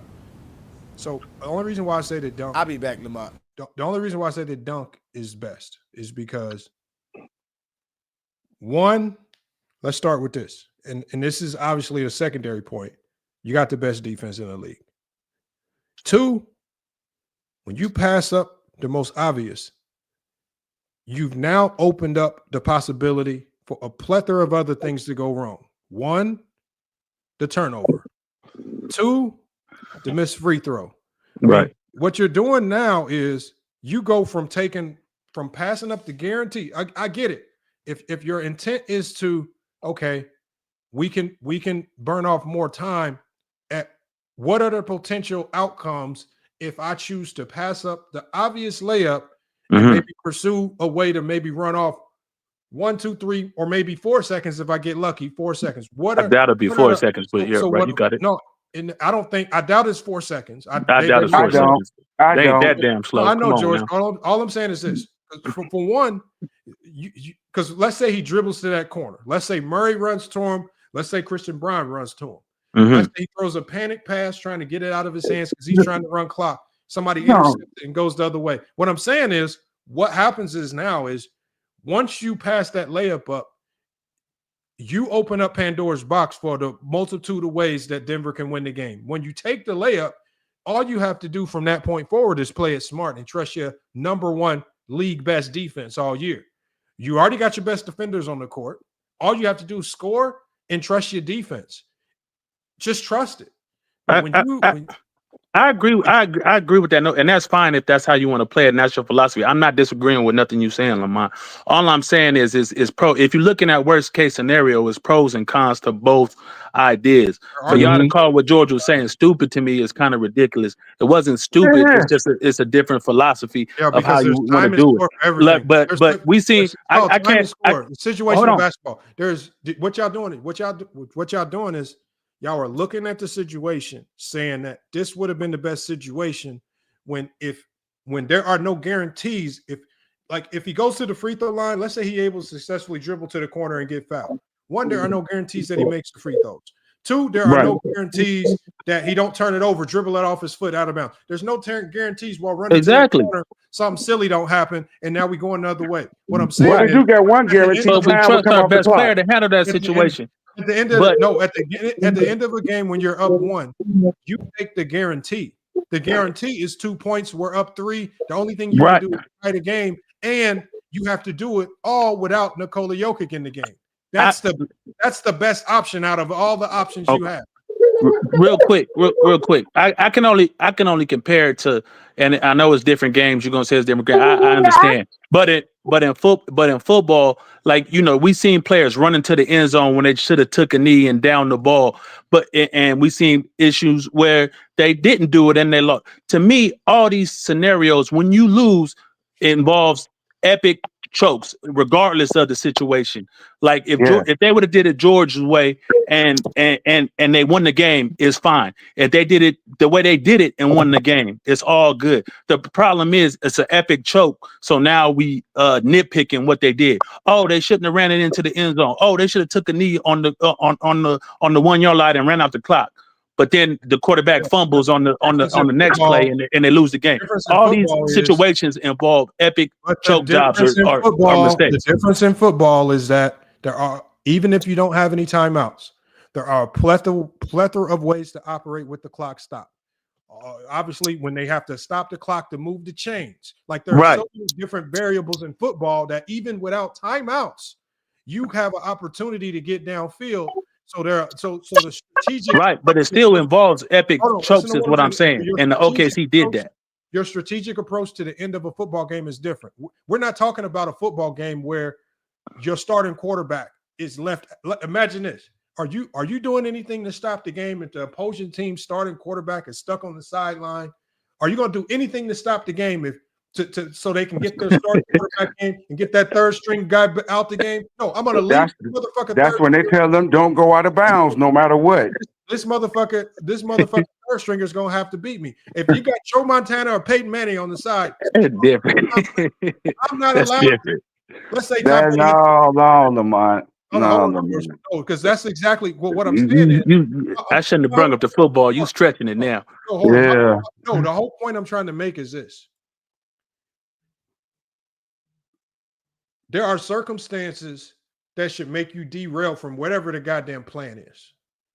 If the plan is we're going to play this foul game, what makes you derail from that plan is, oh shit, we're up 3 and they don't got Jokic in the game. Derail from the fouling bullshit. We not ruin that shit no more.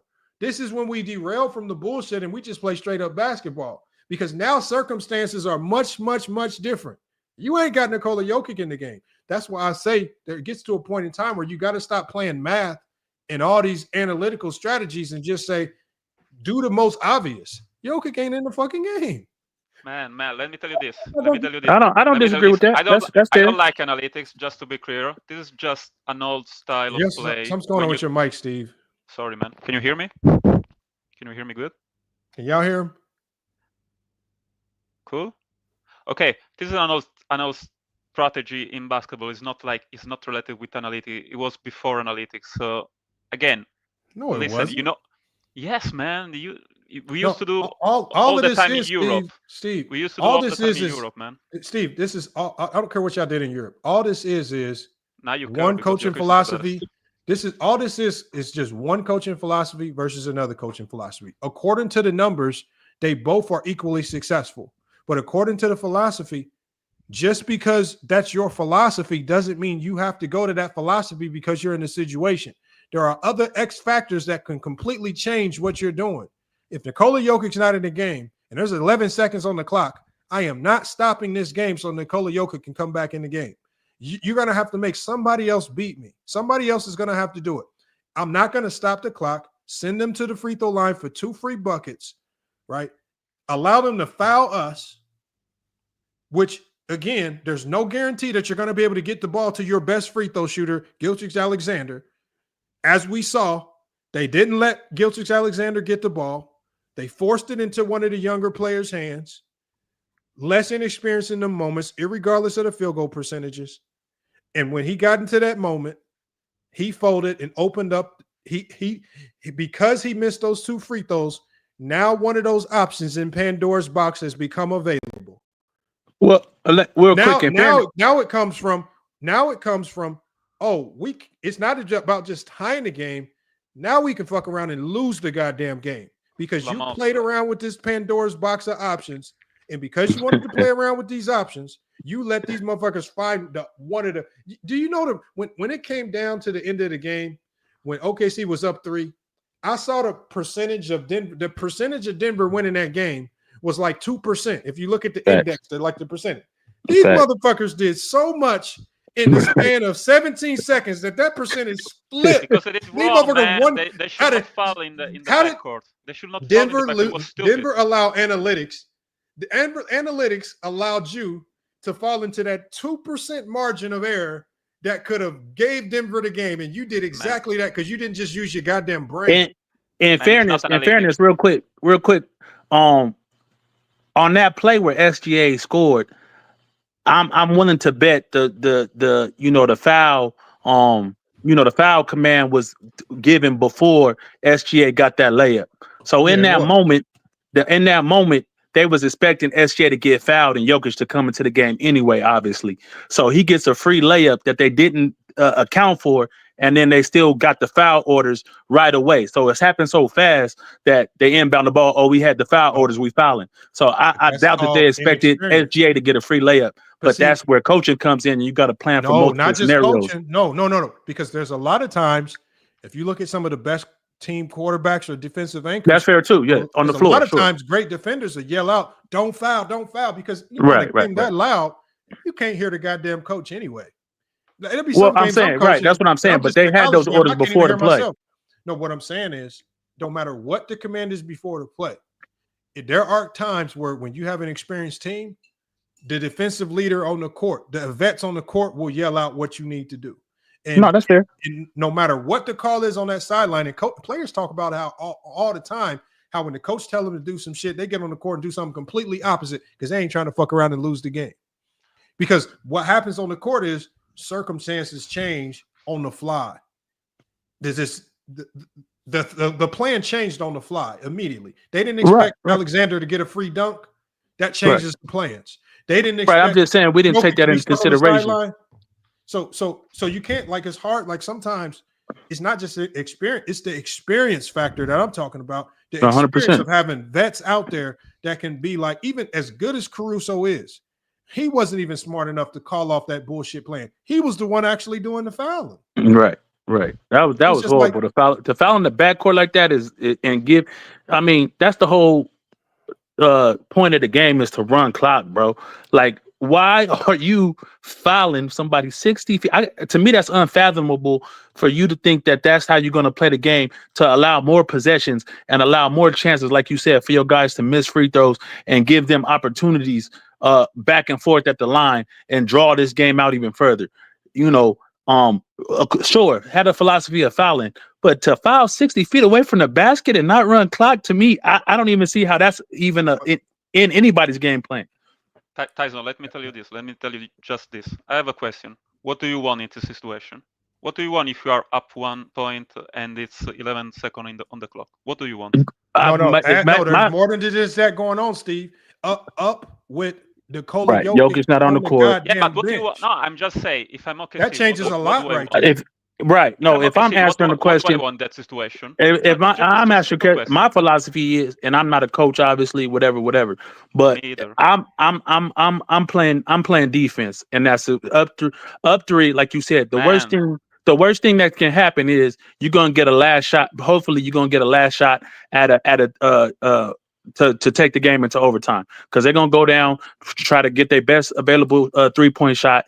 They hit it, okay, we're going into overtime. Bam! If they hit it even with 3 seconds left or 2 seconds left, I got a chance to win the game, take the game into overtime. That's best case. That's a great scenario in my opinion. I tell you what you that's want. the best I tell you scenario. what I want. I tell you what I want as a team. I want the ball in my hand. That's why I'm ramming the clock. That's why I'm ramming the clock, and I win the game with free throws. This is what I want. So this is my philosophy. I Yeah, want the with ball free in my throws, yeah, hand. free throws ain't guaranteed. What was guaranteed was overtime, damn near. It's not The problem with the problem with that framing is even if your best player has the ball, he don't dictate when they foul. If they get to you and foul, they stopping the clock. Just like when SGA dunked that ball because he knew no matter what I do, they gonna foul me. I can just take this easy two, or I can dribble it to the corner and I can get it from the free throw line where it's gonna be much more strenuous, and I got to make 2 free throws, which I feel like he would have made the 2 free throws. But irregardless, the fouling strategy, no matter what he does, dunks or makes 2 free throws, just like Tyson said, they still had some weird strategy of fouling immediately, right? And in this situation, what I'm saying is you don't even foul when he gets it across half court. You just let him play it out because even at that point, you don't have your best player on the court, the guy that has 40 and 20. You got to make a 3 just to tie it. You can't even win the game with a 3. And even if you make that 3 too soon, we get time to come back down and win it ourselves. At worst, if we play it out defensively, it's going into overtime, which is advantage OKC. That's at worst. But if you start playing this foul game, Tyson, all I'm saying, and I'm not saying y'all wrong about this, what I'm saying is when you start playing this game, you start to open up Pandora's box for some bullshit to happen. Right. And that's why, and I agree with you, Lamont. That's why if I'm playing the foul game, I'm doing it with like maybe 5 4 seconds left. You know, something where we get down and make it. They don't have no timeouts. Okay, I even if I miss a free throw, they still got to get a crazy shot up with 4 seconds left, go to full length of the court, blah blah blah. And I understand that philosophy. Like I said, I'm like you. I'm gonna play defense and see what happens. But okay, that's your philosophy. That's fine. But again, I keep saying this, but the execution of fouling with 60 feet away from the basket is so egregious to me. I just don't even fathom how that was an idea of something to do. Man, Tyson, I want to win the game. I don't want to hope that other people miss. That's a difference in philosophy. I want the ball in my hand. I want to shoot. I don't want to hope that they will miss the shot. I don't want to hope that they that's will called miss playing the 3 defense. points. That's what a good defense does. No, man, how can you defense. play defense? It will be a fast break and he will take the shot from. It's not going to be a fast break. That's what. It will be too fast, man. It will be too fast. How can you stop that shot? but with what you want but now that you're talking about you want them playing fast without Jokic on the court. If they're on but it's just a 3-point shot, first man. Of all, they're not your going to the defense. basket. First of all, your defense needs to be hyper focused on getting back. I don't care if he's at the free that throw was line egregious too, Lamont. Thank you. Get your ass back. Now, what are y'all doing? That's what I'm saying. It's just like, but what I'm saying, Tyson, is because they're inexperienced. Why am I playing like when if it was a vet team, if it was like a vet laden team like the Warriors or somebody, okay, I get it. But when you're dealing with a young team that ain't been in these moments and on the all the noise and all the fans being loud, you can't, like when you're in these gyms, y'all, if you're on the court, I've been in gyms so loud that you will talk and you can't even hear your own voice. Right. Like shit is crazy. Like, and you at your home gym, Shai just got the dunk. You can't hear nothing. The only thing that these players are thinking, they're thinking like robots here on out. What did the coach tell me to do? This is what the coach told me to do. This is what the coach told me to do. Now, inexperience is starting to kick in. All because all the coach has to do, you have to think this through. Okay, how can I put my team in a situation that optimizes the win without them having to do too much thinking? Just play D and don't foul. Play D and don't foul. That's true too. When you factor in inexperience, like you said, you don't want to extend this game longer than it has to be. When you factor that in, I want to get off the court with this W as soon as possible. I'm not about to sit out here and draw out the game and give a more experienced team more opportunities to beat me. That I agree with that too. But the fact that, like you said, the players not having the IQ, like you said, these are good defensive players. But for them to start matching up at behind the damn backcourt, what are y'all doing? What the fuck was y'all doing? And like if you ever watch any of my games, damn near on every possession, even if the motherfuckers are already getting back, I'm yelling, "Get back!" Like because the number one thing that we do, win, lose, or draw, is I trust that we can defend on that end. Get back, get your ass back. Y'all letting them have a fast break on a goddamn missed free throw at the end of the game. They got a numbers advantage on the fast break off a missed free throw. The worst thing you can do is give up a transition bucket off a missed free throw. Right. The easiest time to get back is off a missed free throw because everybody's set up to get back. You should have in the backcourt already. Right. I wouldn't even have put anybody on the inside of You the got goddamn offensive rebound. Exactly. Get your ass, get off the line, stand your asses at half court and get ready. Like, thank you. I'm gonna live with the result. And that's why I wasn't mad at Chet, man. You got Chet out there in no man's land. It's a 1-point game. He trying to stop a layup. He trying to stop a three. I can't blame Chet in that moment. If I'm Chet, I'm mad at the other motherfuckers. Right. Where the fuck y'all at? That's exactly what I've been saying. I would have done with the first thing I said. I go in the locker room. Where the fuck was y'all at? SGA crept up, inexperienced. Caruso crept up. He ran to Jokic. Inexperienced. What the fuck is y'all doing? He had half court. You running at Jokic. Jared Gordon standing over there for a 3-pointer, and you got I don't know even who that was on an island with Russ Westbrook charging at the basket. Like, oh man. It was just bad execution all the way around, man. They did a complete choke job. And on that note, man, I'm gonna watch some of this game, bro. Have a good one out here. Thanks for having me, bro. All right, Tyson. Yeah, I'm about to do the same thing. I even missed my bad. I saw somebody send a super chat, and I missed your super chat as well. My bad. I'm gonna get to your super chat right now, real quick, before we shut it down. We got Mar with the $9.99 super chat. He said, "Who y'all got winning the Denver OKC series?" I mean, at this stage, you got to take the team that's up 1-0. I mean, I picked Denver before. I already had Denver or LA. I had the Clippers or Denver beating OKC. But I mean, at this stage, Denver's already done 25% of the work. I mean, I just got to play the odds right now and just rock with Denver. They stole home court advantage. And so, I mean, I hope that OKC can fight back and make it a tough series. But, I mean, you're a young team and you gave up game one. Game two is about to be a dogfight. Denver's old. They don't want to be at it all day in no 7-game series with this team. But they trying to get this shit over with. And what if OKC could come back and take back home court advantage? I mean, so you're acting like OKC can't win in Denver. No, I'm not saying that can't happen. But what I'm saying, George, now is these series go game by game. Yeah. And the pressure changes game by game. And so what I'm saying now, the pressure, so typically a 7-game series, when the number 1 seed has home court advantage, it's designed to put the lower seeded team at a disadvantage. We have home court advantage. We have the advantage. Now, Denver has taken that advantage away. They've neutralized it. But now, Denver now has the opportunity to not just neutralize that home court advantage. They are 1 game away from essentially sealing the series, going up 2-0. And I'm not saying, I know that's going to be extremely difficult. OKC is a good team. But what I'm saying is, what you think is easy or to do for a good team becomes much harder when they're inexperienced and they haven't been in these moments. Now we have to find out, does the young team has character? Can they come back? Can they bounce back?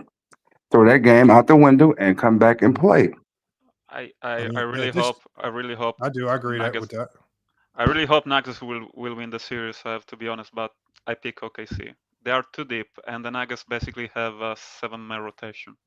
There is no one else that can kick in even during just 1 game, 1 night, and change the entire game. It's just a 7-game. It's just a 7 guys rotation. But Steve, the scary part about this is they won that game and Jamal Murray didn't even play well. Like, no, I'm cool with that. No. Even if they win the series, how they will arrive, how they will play the conference finals. I can absorb a loss if Jamal Murray go and Jokic go on a burner and the two best players just light you the fuck up. But when you look back at this game and you see that Jamal Murray played average at best and they still were able to come through and win this game, which is essentially a stolen game, it's just like, what is it going to look like if Jamal Murray and Nikola Jokic are both playing well at the same time? Well, he played good. It wasn't a bad game from Jamal, but I really like. I said he played average at best. I didn't say anything about a bad game. I said at the end of the day, shooting like 6 of 16, he played average at best. We did not feel his impact at the end of the game. We did not see him making clutch shots like we've seen in the past at the end of the game. He was passive. I don't know if he's injured. Michael Porter Jr. also with the shoulder injury didn't even play well. He was essentially a non-factor. So when you talk about, if I would have told you before this game started that Michael Porter Jr. would have been a non-factor, only making one shot, and Jamal Murray would shoot 6 of 16 and play average, that Denver wins this game, you would have laughed at me. But Gordon was great. I mean, Gordon took Murray's spot. Gordon was good. But if you're telling me that all it takes to beat OKC, if you're telling me that all it takes to beat OKC is for Gordon to play good and Nikola Jokic to have a 40-20 game, which at this stage starts to look goddamn easy because he's doing the shit all the time. I mean, it's come never on, easy, man. The worry is that my biggest worry would be what happens when if the Denver's best players actually have good games. If Murray has a good game, if Porter Jr. has a good game, you're not stopping Jokic. He's going to have all good games. This OKC team is not built to stop Jokic. They have no answer for him, and I don't care what they do. No, I'm cool with that. You got to concede to Jokic getting his numbers. What happens when Murray and Porter Jr. actually have good games? It's over with.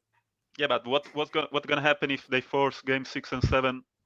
And Denver, of course, will start to feel tired.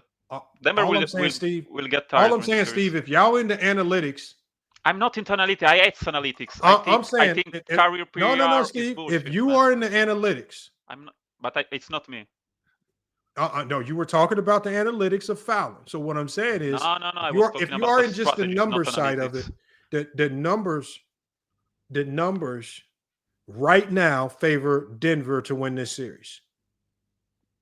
Just off sheer. I don't care about analytics. But I don't care about analytics, man. I don't give a crap about analytics. Analytics are stupid. One of the stupidest stats Well, the problem is not only analytically is OKC at a disadvantage in this series, now experience-wise, you're going to have to ask them to do something that this team has never done. No, we already talked about that. It will be a first time if OKC lose this series. It will be a first time. We never saw... A first time for what? We never saw a team that win. Didn't we see OKC lose last year? No. Let me finish my line. We never saw a team that won 68 games during the regular season not to reach the conference finals. We never saw that. There are very few teams that have done that, but we never saw. So is Denver going against history?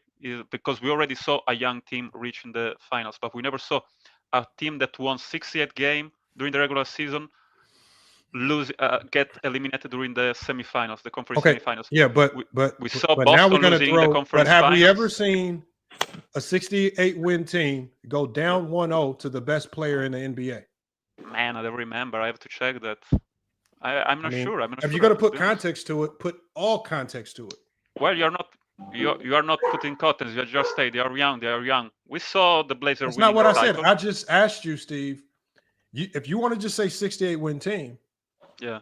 This is not a typical situation. 68-win teams typically don't have to see the best player in the league in the second round like a Nikola Jokic. Like, for example, if there was a 68-win team, and for example, let's say there was a 68-win team in the East when Jordan and the Bulls played. And in the second round, Michael Jordan and the Bulls come walking in because they had a little rough regular season. I think that changes a little bit of things. I think that changes some things because that experience and the talent that they bring is going to nullify the analytics and the numbers. Experience always nullifies the analytics. Always trumps analytics. I'm cool with that. But let me tell you this: in 2016, of course, we all remember who got the best record in 2016. The Warriors lost the first game against the Thunder in the conference finals. We saw that. So if you want to start, Lamont on cap, because that happened when the 88 Bulls faced the Celtics. This man went back to 88. Yeah, you brought up Michael Jordan. I was just saying, if you that's happened before, and they got their ass whooped. So that's not always the case. That's not but the Jordan I'm talking about. Because it's not just the best player. Jokic brings a boatload of championship level experience. He's not just walking in as a third-year player. Murray is not walking in as a third-year player. Porter Jr., Aaron Gordon, all these guys have been here, done that.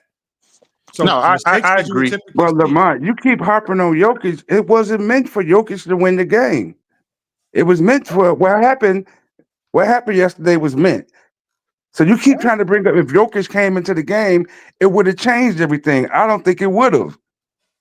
He could have. He is capable of missing shots. So I'm just saying, anybody is. Hold on, they were so on that last play. I want you to go back and watch, George. On that last play, when Jokic came back in, when Chet was shooting those free throws, they were so focused on Jokic on that rebound. If you go look at Caruso and the guys rebound, he ran to him. They all gravitated to Jokic. He didn't even get the damn ball, but because they gravitated to Jokic, it freed up Braun, it freed up Russ, it freed up Gordon, and voila, we have the game winner just because Jokic is on the court. Just go watch the film. They all gravitated to Jokic. Lamont, we all agree on that. It was a chalk job, but the philosophy was not necessarily the worst.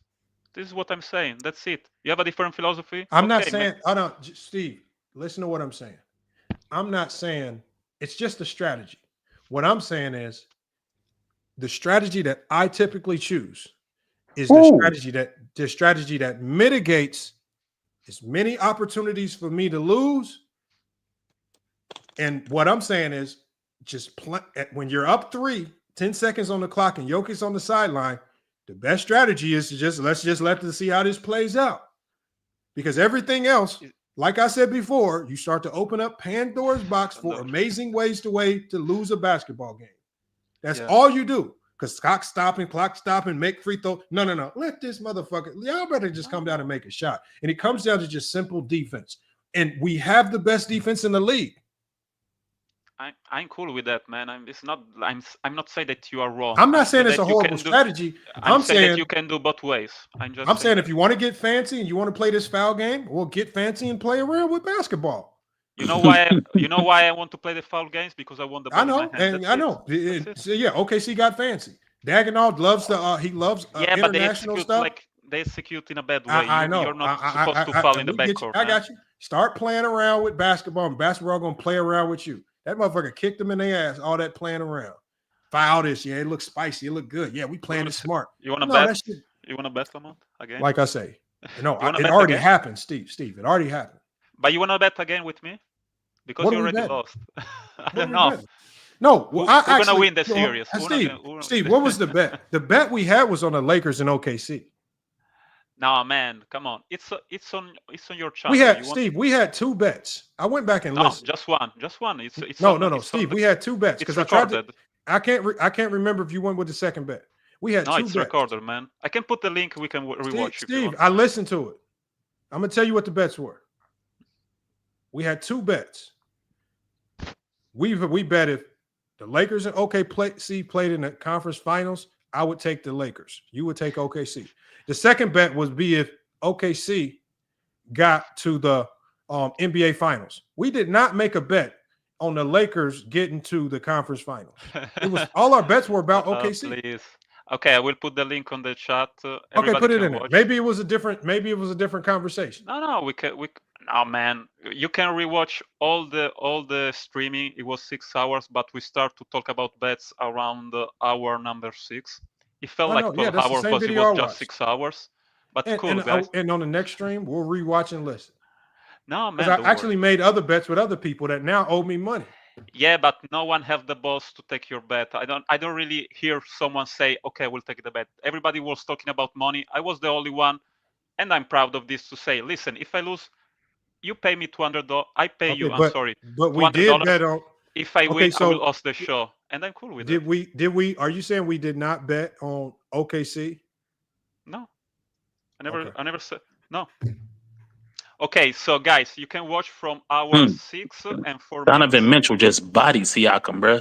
Oh my god. No, I'm about to get to this game. Man. Oh my god. He's a fucking maniac. If they have still chance, because they are playing without 2 starters and Ante, DeAndre Ante, who is great from the bench. But I don't know how can do that. But if they can get this game, the series is maybe still open.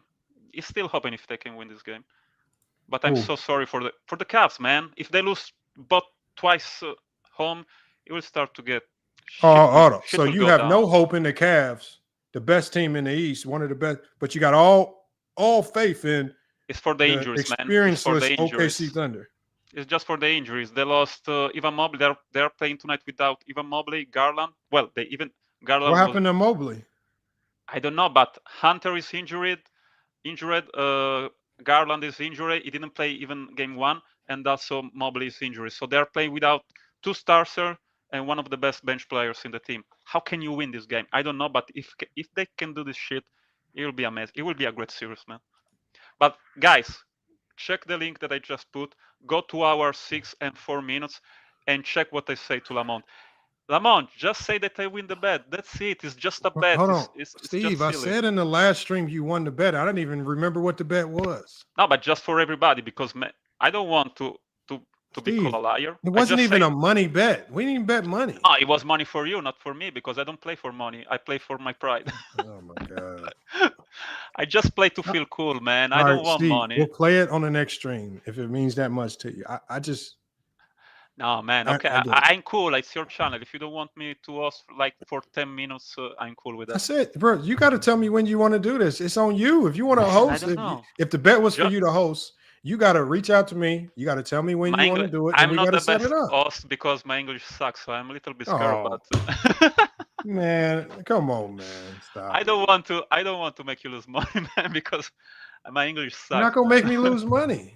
I wouldn't have done the bet if you could. But bro, it's your channel. I don't want to make you lose. Do it in your language. We'll use caption. We'll use closed caption. You can do that shit.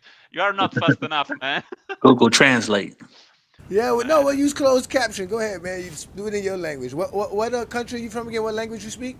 I'm Italian, man. You speak Italian. Oh, that'd be perfect. Oh, can you imagine? Yeah, the language of love right there, man. We could get Italian going, get some honeys up in here. I can bring friends, but it will be an invasion. Oh, some French too. Oh yes, bring some friends and start talking in Italian so we can see how y'all talk about basketball in Europe, and we'll use the closed caption in Google Translate. And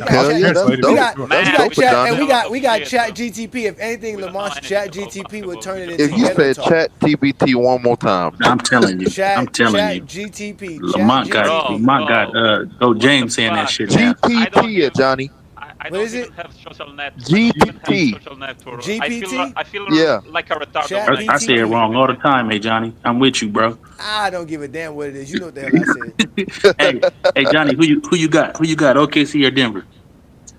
To be honest, Lakers in 5. I had Denver beating them. I had Denver losing to the Lakers in the Western Conference, but it's going to be against the Timberwolves now. Whatever team Lamont coaching going to the finals. Okay. I got I got the Timberwolves getting past the Warriors for sure. I still got OKC. It's not OKC because OKC in 6. There is not too much room for Gobert in that. Only if Lamont coaches OKC. It's even worse than please we bring in Lamont to the strats. It will be tough because against Lakers, Minnesota has a clear advantage as a team. Bro, I'm gonna tell you right now. I don't give a fuck. We about to get Joel Embiid this offseason. I don't care. Lamont, please, Lamont. I'm sorry. Are you cut me off? What's gonna happen? Are you on a delay? I know one thing. James Harden's got to get out of LA. They ain't gonna stand a chance. Say what, Lamont? I think you're on a delay. Nobody was talking when you. They need to break that up, man. Rebuild. Can Can you hear me now? Yeah, we hear you, Steve. Yeah, we hear I you. feel like it was. I feel like it was freezing for a moment because I didn't hear anyone for like 10 seconds. Okay, never mind. Sorry, guys. No, but I will say against the Lakers, it was a clear advantage for the Wolves. But against the Warriors, I don't think there is too much room for Gobert to play in that series. So at that point, you have to play Randall as a center more minutes, and then we will see what's gonna happen. Because if you play They got Nas Randall Reed. as a center, Nas Reed's going to be the center. What are you talking about? They got Nas Reed. no man, it will be Randall and Nas Reed. They will switch. Usually Nas Reed will stay on the 3-point line and take shoot, and Randall go in the post. One thing the Minnesota coach has shown you is that he's not going to change his style of play. He's going to play Gobert, and he trusts Gobert. No switches. That coach does not look at Gobert as a matchup problem. He only takes Gobert out because of foul trouble. He loves Gobert, and even when Luka barbecued him last year, he put him in those same pick and rolls and said, "Just be better this year." So the one thing he's shown is that fuck it, we're gonna live or die with the way we play. He's not gonna make any significant changes of like not playing Gobert unless that man is in foul trouble. That's the one thing he's shown. Not say that Gobert will not play, but he will play a little. I feel like he will play less minutes. Maybe I'm wrong, but I feel like he's only plays less minutes if he gets in foul trouble. They'll be in trouble then. The Warriors in trouble then because then you're just putting five perimeter defenders out there. Everybody can switch then. Everybody. I got a real quick beef with Johnny real quick. Talk to me. What's up? What's good? You was talking about the Lakers, defense, the Anthony Davis thing, and I agree with you on some of your points you make, no question. But you was talking about so the Lakers, did you know had allowed 107 points per game in January? Yeah, the Lakers defense in January was solid. Yeah. With AD, right? Yeah. AD was on the roster for those games. Yes, he was. Yes, and then in February, like a 7-8 game stretch. In February, they allowed. No, it was for the whole month of January, brother. Don't do that. And how many games you think they played in a 3-game stretch? Like, cause he got hurt on the 28th. How many games you think they played? I think they played like 10 games in January. 10 games in January? I think so. I think he missed the last 2 of them. He missed. I think the last one of them. He missed 3 games that month. I think he missed 3 games total that month. That's what I'm saying. So he played. That's what I'm saying. He played like 8 or 9 games that right. month. And then February, I heard that. No, they were definitely solid as a defense in January as well. Okay. In February, there was a 107 again. Yeah, but they didn't have him in February. That's what I'm saying. I know. I'm saying that was without Luka Doncic for half, and then Luka Doncic came back. But remember, December 29th, they got DFS too, and lost the other point guard that they let go to Brooklyn, who was a big problem on defense as well, right? We all agree. D'Angelo Russell, yeah, D'Angelo Russell. So they lose him. D'Lo, for real, D'Lo? Yeah. D'Lo on defense?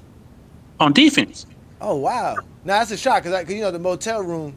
That's stop it. Okay. I'm saying that's one of the Laker fans' number one gripe was D'Lo. Yeah, he's horrible on defense. So, but my point was to say that in March they go to allowing 115 a game. Yeah, because in March, remember, they lost Jackson Hayes, they lost Hachimura, they lost LeBron for a bit. Remember that? They lost those players, but in a small sample size, they were shitty again in April, and then they roll into the playoffs. They still shitty. So I don't understand they were not shitty in the playoffs.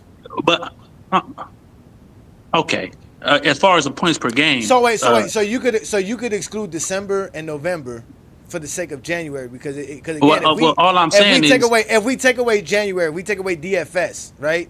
The Lakers defense was like 25th. I understand that, but what I'm saying is they got better. Hold on. Yeah. Hold on. They got better every month of the season. And then when you added DFS and get rid of D'Lo, they take a huge jump, right? Yeah, DFS was great, man. It was great. But then they lose D'Lo and Max Christie and added they lose AD and Max Christie and added Luka Doncic, and the defense still is solid. Yeah, we was Man, still The like defense top, is solid, top but it's 12. I think it was like It was top regular 12, season, something like man. that in defense. Come on. right. But for you to say that they was better when AD left, to me is a little bit of a misnomer, only because they was a 107 in January, a 107 in February, and then they trend down from there. Yeah, but they were bad to start off with. They were already, I that's what I'm saying. agree. Like, so they were horrible, and even with the trend of them being as good as they were in January, they were still a horrible defense overall. You're avoiding Right, that. I'm saying You're because over. you had, You're hold on, no, hold on. I gave you a chance to do your spiel. You guys keep I'm answering avoiding. what you're saying right now, though. No. Go You guys ahead. keep avoiding my whole conversation. Is that Okay. the overall Laker defense has never been good with Anthony Davis? You want to nitpick And said when you 2020. Go ahead. Yeah, no. In 2020, it wasn't because of Anthony Davis. That's what I'm trying to explain to you. It wasn't. Anthony Davis was not the anchor of the defense in 2020. Well, he was a part of that defense. You said with Anthony Davis. Of course, yes. No, I'm talking about Anthony Davis being the anchor of the defense. That was always been my thing. Who is the anchor now in the Lakers defense? Okay. Well, LeBron James. They gave it to again, LeBron James, or like he said, DFS. What And Jackson Hayes. defense? Again, you What have to happened be if he the started to play you have to be the center of the team. You Right, have I to got be you. the center of the team to be the defensive anchor because you see everything as the center. I disagree with that, but No. In today's NBA is different, but in the sense of what you normally are closer to the rim. even if Draymond Green got a 5 out there and Kevin Looney or whoever they're playing at 5, he's still the anchor of the defense. But they make Draymond plays center more than anything. That's exactly his point. No, I understand that. I agree, but he said you got to be the 5 to be the anchor. His whole point has been that just because AD is a good rim protector, he was never the anchor. And I think when y'all talk, I think what y'all missing with Anthony Davis is like Anthony Davis's style of rim protection. It only looked good against a handful of teams. There were certain teams where he would like there were a handful of teams I could name where Anthony Davis's defense was consistently great. But there are more teams in this league over the last 2 years, and we got tired of looking at it. The Lakers would just teams would waltz in and be able to bombard them with threes if they had guards that were willing to shoot with 100%. And so this is why we saw players, even marginal players at times. We saw Jalen Suggs. I mean, we saw the one guard off the bench for Dallas. There were too many people that were willing to Miami Heat, Lamont, Miami Heat. Tyler One of the worst offenses in basketball. Yes. Right. But what I'm saying is that style of defense, they were one-dimensional. Now, did that one-dimensional style look really good at times versus certain teams and certain matchups? Yes, but it wasn't universally effective. And I think, obviously, right now, the style that they play with Luka is a little bit different, and it has its flaws. But the style that they play now is going to be more universally effective across all teams, as opposed to it just looking good against a few teams. Now, they do still have a flawed roster. I was about to say. There are things that they need to shore up to make it a little bit better. But do I think they're headed in a much better direction defensively now that Anthony Davis isn't there to sit and drop coverage all the time? Yes, because now they can build around their perimeter defense as opposed to trying to build around AD, what they can do to help him in drop coverage, because in drop coverage, he needs to have significant help behind him. LeBron had to play to his weakness in drop coverage, which was defending that dunker spot, which is why he got dominated by Aaron Gordon in that dunker spot last year. So I agree. Because AD was in drop, you're making other guys have to play to their weakness. That means D'Lo had to play to his weakness. Reeves had to play to his weakness, chasing guys over those screens, right? And now you have to fight to get back in front. So now you've got everybody on the court playing to their weakness. I think with this style, the reason why it looked better across the board is because now you got guys playing to what their strengths potentially could be. Not that they have a lot of strengths, but they are definitely not playing to their weakness. And you're playing more uniformly as a team defense, and you're not so heavily reliant on individuals to be great. And I think in today's game, that's the defense you need to have success. You're just not going to have success. Consistently being in drop. I think we got a little fooled by what they did in February.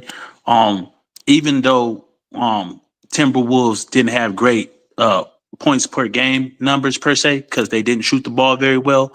I still feel that it was huge holes in that defense, and they were not a good defensive team. But at the same time, I think like you said, AD is much more valuable as a forward and a five, I think. And I think Dallas, with all their parts healthy, are going to have an excellent defense next year.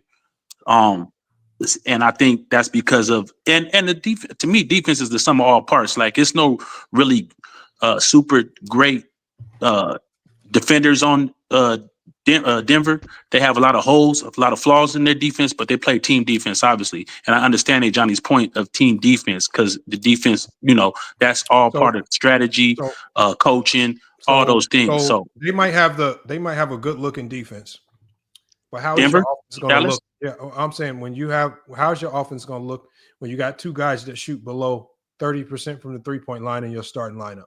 Who's that? Possibly three at times.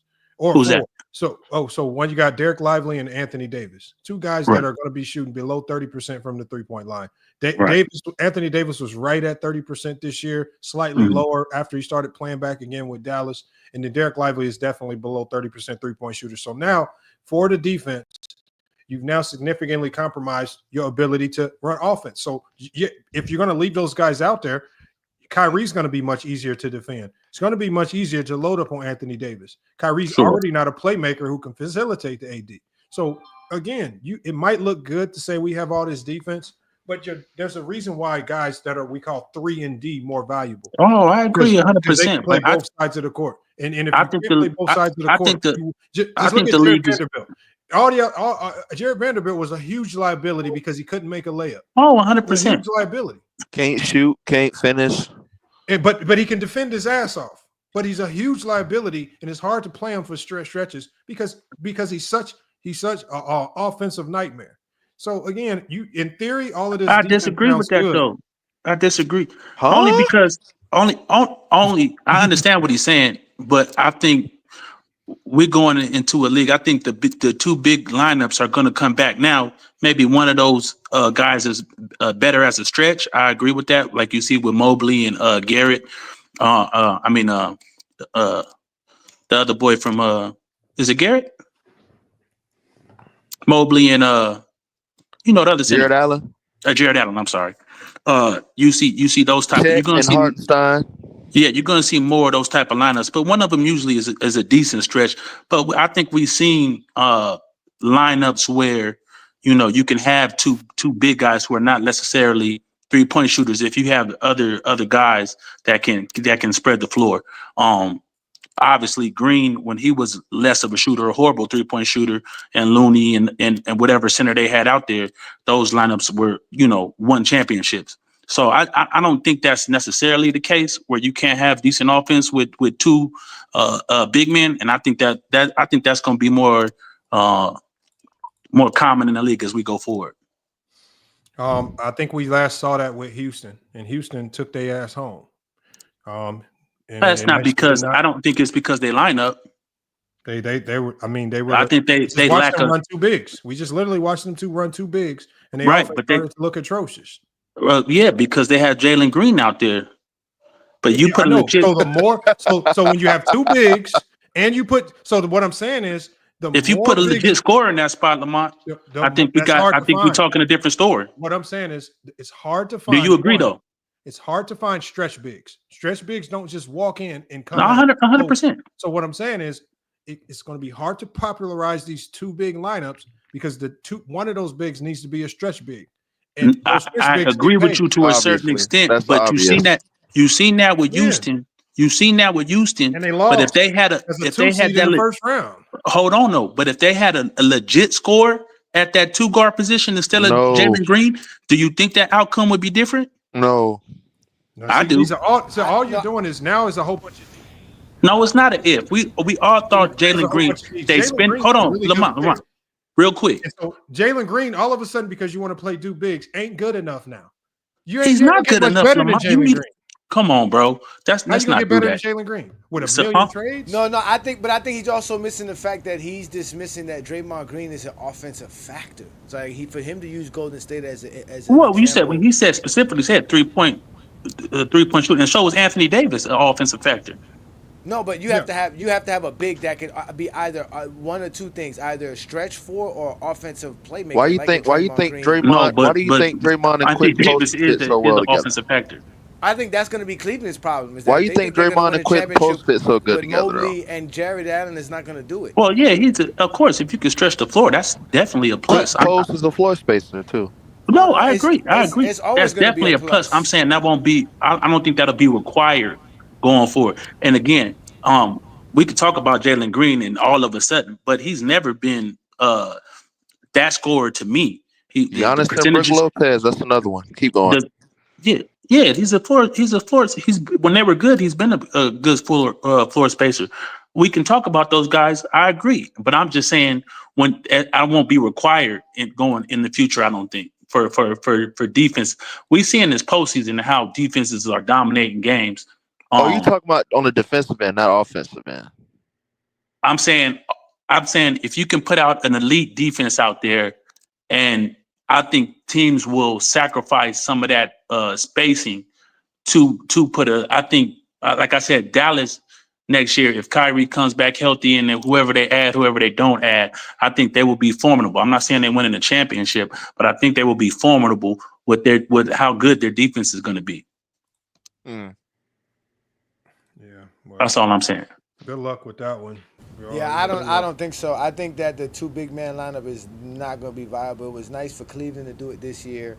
I know OKC tries to run it a little bit with Holmgren and the thing about it is but Holmgren's a stretch guy as well. He's a force spreader. Yeah, that's why I didn't like Miami's idea of using Khalil Ware with Bam. That's why I kept telling people why you have two guys who can't really shoot. You just make it you make it really easy to play defense, right? The only thing that helps us is that Bam is a playmaker to a certain degree, but at the end of the day, I don't want Bam to be a playmaker. He needs to score, so he needs the space. I don't like the two big man lineup because it's just too easy to play defense on it. If he can't step out and shoot the three, if you're shooting low 30s in the high 20s and 3-pointers, you are going to be a liability big time. That's why y'all should have kept Jokic out there with Bam, Johnny. I know, but it's supposed to be tripping, man. Like we're supposed to. I don't know what he be thinking sometimes. I don't know what these dudes be thinking. Like you gotta let players play, man. They're gonna make mistakes. But you gotta let them play. It's not like you got anything better to play. Like I don't understand. Like they overthink that shit. Just yeah, like man. Dagenau did. They do too much. Man. Yeah, man. That's some crap. Like I mean, you gotta let players play. Especially if you don't, I get if you have other veterans, but what other veterans does Miami have? You're just taking out Jokic to put in who? Like, you know what I'm saying? To put another guy that you're trying to see if he can play the game of basketball. You just got to trust the talent, trust their development, trust that you're working on them, watching the film, doing the thing.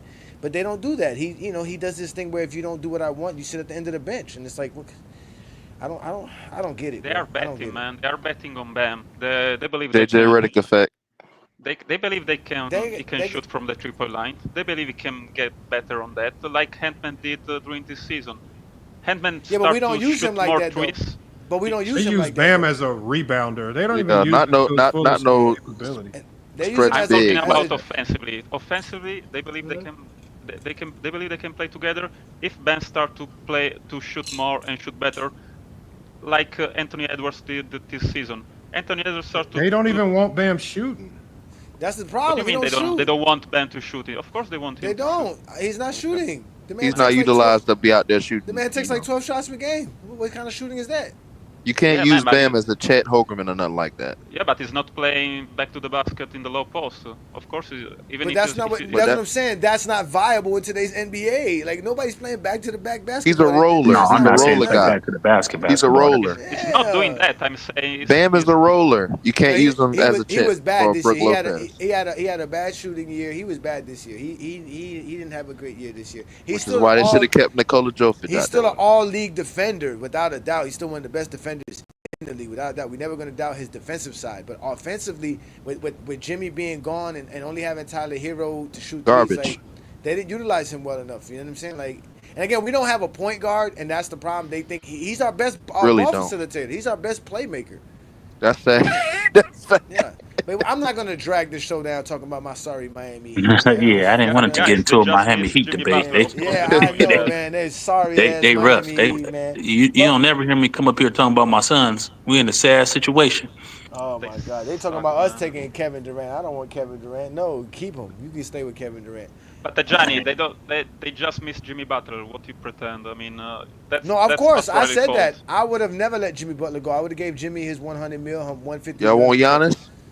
No, because we have to give up too much for y'all. Again, today's NBA is not set up to just have one. You have to have a team, a roster. So it means you have to trade. You have to trade for Giannis to build, which takes 2 or 3 years to do that. You're not going to be able to do that in today's NBA. It's not, the NBA is not made no more to where you can instantly put a roster together like that. Not at all. Not at all. So- You got to build. You got to build. You got to build. You got to build, man. I'll be happy when the beat come to LA. Keep going. And beat to LA. Nah, you can't afford them either. You can't afford them. I'm about to say, LeBron gonna have to take a massive cut. The Lakers are not too far off, man. They won 50 games. They just gotta. Man, please, the Lakers are not even close without a center. Please. Are y'all so hold on? Y'all look at a team that won 50 games and say y'all act like they don't got a shot. I mean, Jesus Christ, that's Man, what we've done to. They are they Lamar, I'm just being greedy. they are desperate for a center. They got a shot, but bro, they not desperate. All they got. The thing is, the type of Lamar- center that they need. The good thing about the type of center that the Lakers need, it ain't that hard to come by, and it's actually a few out there that will look for home. Claxton is They need good. my Turner, if they are lucky. Not And like I'm they not need even- a Hakeem Olajuwon or something. Nah, they don't. I'm They just don't being need nothing greedy crazy. about Embiid, Lamar, but is Claxton will be a good guy. Is Derek Lively that much better than Jackson Hayes? Am I? Oh my bugging? Am I God. missing Yes, something? Yes, on defense, The only yes. thing, Yes, no, man. he's not, man. Bruh. What? Come on, Lamar, I'm please, bugging, Lamar, man. please cook them on this. Come on, Lamont. He's not better. Lively He's is not good that for much real. better than Bro, Jackson y'all be Hayes. over gas. They're the same niggas.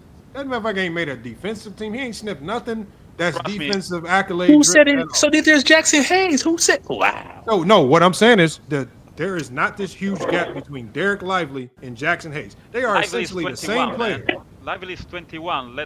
Give The only guy difference some there time. was the only one difference. Dallas basically said, "Fuck it, you all we got, so we gonna trust you." And the Lakers said, "Fuck it, you all we got, but fuck it, we gonna try something else." We go. It's belief. You believe in Jackson Hayes, you get max value out of Jackson Hayes. You believe in Derek Lively, you got max value out of him. All it was just playing time and trust. Derek Lively was not a great defender. He was not this great wall. Nobody said great. See what you do? What was he good at? You Defense. see what you do? What was he Shot good blocking. at? 21, man. It's 21. Man, come If on. Shot the guy's- blocking. Nobody I looks think- at Derek Lively and thinks he's some I type give you of that, force. Steven. can't I come give in you the- that, Steven. He's a 21. better I rim give you that, protector. but- Yeah, Okay, shot let me ask blocking. you That's this. it. Let me Not a ask you better this, rim- Johnny. Let me ask I you this think he's just a smarter defender from what I've seen. It's no way to Guys. quantify that, but I just think he's a smarter defender than Jackson Hayes. Guys, we all remember Tyson Chandler, right? We Y'all all don't remember Tyson- nothing from Derek Lively this year without Luka on the court. Nothing. Man, I'm he can telling you. become like he can be like. Without Barely Luka played, on the I think. court, y'all can't give me a. I didn't watch a lot of Dallas this year. I give you Y'all that. can't give me a Derek Hey, Lively Shot block, Jace. highlight, defensive game. The only thing we remember last from Did he Derek play? Lively was the last. He thing was we hurt a remember- lot, Lamont. Though he was I hurt was a about to lot. say, Hold on. did he play? This is what we remember from Derek Lively last. 36. The last time he 36 was on the games. court, the last time Derek Lively was on the court, you know what we got? We got 0 points in 30-something minutes while AD was scoring 40 points as they got executed and eliminated out the goddamn play-in. That's what we got. We didn't get no defense. We got a 0-point outing. Him and That's who's the worse other than guy? Jackson Hayes. Hold on, that's him. It's not that's about him the points. That's him and Daniel Gafford. Hold on, he didn't get. Go look at his stat line. The man had like 2 rebounds. He had no block. He had Jackson no steal. Hayes. That's what we Derek Lively doing. We didn't going do to one Jackson game. Hayes. We going to one Jackson game Hayes. to talk about. I'm saying the last time I saw that man playing without Luke on the court, he was absolutely nothing. That's like the haters when they say, "Look, LeBron James has 0 points in the fourth. He trash." so then We gonna go to one all I game. want you to do is give me any stretch of games this year where Derek Lively was a lead on defense.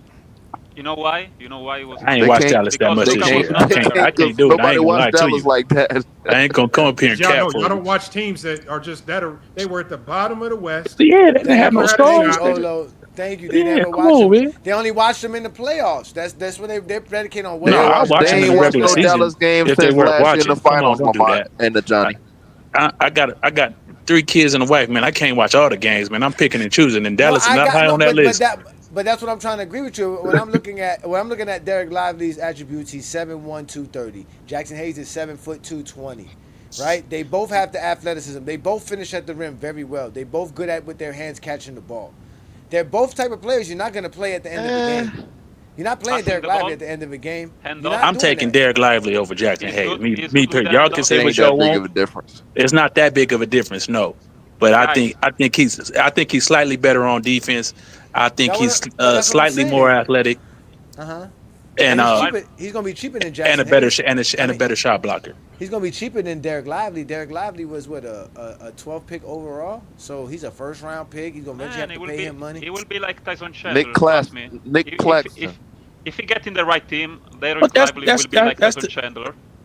That's the great thing about Luka Doncic. He can turn a subpar center like Lamont spoke to. You don't need to go get, some uber talented center. You just need to go get somebody serviceable who can play defense. Nick Claxton. The boy from Phoenix is available in free agency. Nick Richardson. Yeah, Richardson. Good screener. You need a good screener. I think he could fill that void as a decent center. He's a decent center to me. And it has to be above the rim center too. It has to be a guy to get above. He's above the rim center. He can finish. In that when Luka gets trapped and they kick it to him, I mean, he's not gonna do much with the ball in that situation. Similar to a Jackson Hayes, similar to most of the centers we talking about. But yeah, if you get him in close to the basket, throw it up. Yeah, he'll go get it for sure. Hey, but Lamar, I really came up here to see what was your take for this Warriors and Minnesota game. Dude, so I'm guessing like with me, you got Minnesota as well winning this series? No, I got Golden State winning. Oh, you got Golden State winning. I got Golden State too. It's just hard for me to keep picking against experience. I mean, I'll just go down with the experience, but I mean, I really think the Wolves are an easier matchup than Houston to me. Well, I talked about my reasons for Golden State winning are mostly non-basketball reasons. Obviously, the track record that Steph has against Minnesota, they've never been able to defend him. I don't see that changing now. And then also Jimmy Butler. Jimmy Butler, whenever he plays against teams that he used to play on, this man finds some reason to get pissed off at him and dominate. Like, I don't know why. This is just Jimmy Butler's. This is just his mantra. When he goes against the Bulls, he cooks him. When he goes against Minnesota, he has some type of beef with him. He cooks him. Even though players are all different and everything, at the end of the day, that's just Jimmy. That's what makes Jimmy Butler tick. And obviously with Draymond Green and his history with Minnesota, I don't think this is going to go the way Minnesota thinks it's going to go. And the way Draymond shooting the ball right now, I'm not saying he's going to shoot 40%, but I think he's confident in that shot. I think Gobert is going to be hard to play Gobert in a lot of situations in this series. I just don't think they can score with Golden State. I think Golden State is going to score enough points where Timberwolves. I don't think Julius Randle has as big an impact in this series. I just got Golden State. Now, I just think, to be honest with you, I just think that watching how they played against Houston, I think that Minnesota's defense is still good enough to do exactly what Houston was doing. Because the Warriors didn't play too well offensively. Their defense was really solid throughout the playoffs. But I just think Minnesota's offense is just better than Houston. And I don't think the Warriors' defense is going to be able to stop what Minnesota has. I don't think they have anybody to keep Anthony Edwards and Julius Randle in check. I think they both are comfortable understanding each other. The other day, I was watching an interview and he was telling Randle, Anthony was telling, yo, you got to shoot more. So they got a really good chemistry going on with them right now, and I just think they're just gonna be able to just outpace the Warriors at the end of the day, man. And if they go small, if they decide to say, you know what, let's go small, it's gonna be worse for the Warriors, because that means you're gonna go with DiVincenzo, you're gonna go with Anthony Edwards, you're gonna go with McDaniels, you're gonna go with Randle and Reed. That's a solid defensive line. And the way Anthony Edwards has been playmaking, Julius Randle's already been a solid playmaker in his position. So it's like and then you got DiVincenzo. So that, to me, that only helps them when you take Rudy Gobert off the floor. Like I said, when you let Rudy Gobert play, it makes their offense worse, because you don't have to worry about Rudy Gobert on offense. You don't really have to worry about him at all on offense. It makes it easier to play defense. Just don't let him get a lob. So that's really it. From there, you good, and don't let him get the rebound. So playing him is going to be beneficial to the Warriors. until Draymond choke him out, which I think he's gonna do game 1. Yeah, dude, Draymond might be out of there, bro. He do something stupid that changes the whole complexity of the series. So we'll see. We'll see. I got the Warriors though. It's gonna be a good series. So I Lamar, think so. let me ask you a question, Lamar. If you had a player like Draymond, how does, matter of fact, let me check. How does Steve Kerr coach Draymond? Is there anything that he does as far as allowing Draymond to be Draymond, or just realizing that he just has to deal with Draymond? Is there anything that he tells Draymond? Because there's no way, like, it's either one thing. He either lets Draymond do what Draymond does, or he just ignores Draymond. One or the other. There's certain players where you just gotta let them beat him, because he's giving you more good than bad. So at the end of the day, if you try to overcoach him, all you're gonna do is piss him off, and you ain't gonna get nothing out of him. At the end of the day, I think Steve Kerr, and even if you look at Steph Curry, a lot of times they just go let Draymond be Draymond, because he's giving you the facilitating, he's giving you the defense, he's pissing off the other team's best players. At the end of the day, he's giving you more good than bad. It's a reason why he's stuck with this team for this long. I mean, from the outside looking in, it looks like they have a myriad of reasons to get rid of him, but they hold on to him consistently. And paid him. We just look at the results. And paid him. Yeah. So at the end of the day, they paid him over Clay. I mean, so I think Clay's replaceable. It's hard to replace the Draymond Green and what he brings to that team. Like look at what JJ did with Jackson Hayes. Every time Jackson Hayes breathed wrong, get him out the game, mad at him, cussing him out, pissing off. You overcoach him. Shut the hell up and let him do his job. He the only big you got. With Draymond, he your best defender. Don't overcoach him. Let him get the shit out of his system. Let him spaz out. All right, it's back to business, y'all. The only thing you tell Draymond, to me, the only thing you tell Draymond is not right now, bro. not right now. I don't even know if that matters with Dre. I just find it funny, man. I find it funny because he doesn't bother me, but I see how people don't like him, and I see the things that he do on the court. I know why he does what he does. Like you said, he distracts. He's a distraction. He does so many different things, and he's so smart. It's just crazy how intelligent he is on the basketball court. It's just so funny, and he does so much, and it doesn't show at all on the numbers, other than them winning. But it's just funny how he just does these things on the court where you just know he's just trying to irritate the other team. He's playing around with the refs, seeing how much the refs gonna let him get away with stuff. Especially in the playoffs, they don't want to suspend Draymond again, but he's testing them. Let me see how much I can get in trouble with. He be doing some wild stuff, but supposedly they love him, right? That's supposed to be 90s basketball, 1900s basketball. So, but I see him early in this series trying some shit, because I think he knows physically that Minnesota's intimidating. They have the presence physically, athletic-wise. I'm gonna tell y'all right now, I don't think Golden State worried the slightest about Minnesota. I don't think they're worried at all. You don't choke Rudy Gobert in a regular season game because you ain't worrying about them. He did that. That was a sign of Draymond Green saying, "Yeah, I see this team coming. They're pause. They're on their way. They're here. The Wolves are here." Hey, if I'm Rudy Gobert, like you talk about setting the tone, I'm coming in there first, second play of the game, and I'm hitting that nigga with a vicious elbow. You got to set a tone, bro.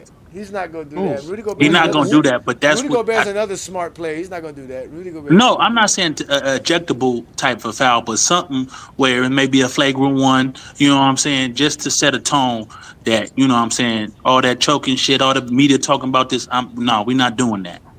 I got to come out and set that tone and just give him something on the slide real quick, right on the cheekbone. He's just basically what Tyson doing is doing a diary of 10 ways to motivate Steph Curry into going nuclear on it. Yeah. Next thing you know, you got 10 threes on your head. Hey, that might be true, but let's not forget Jimmy too. We can't go out being passive though, Lamar. Jimmy go out 35 points in your head.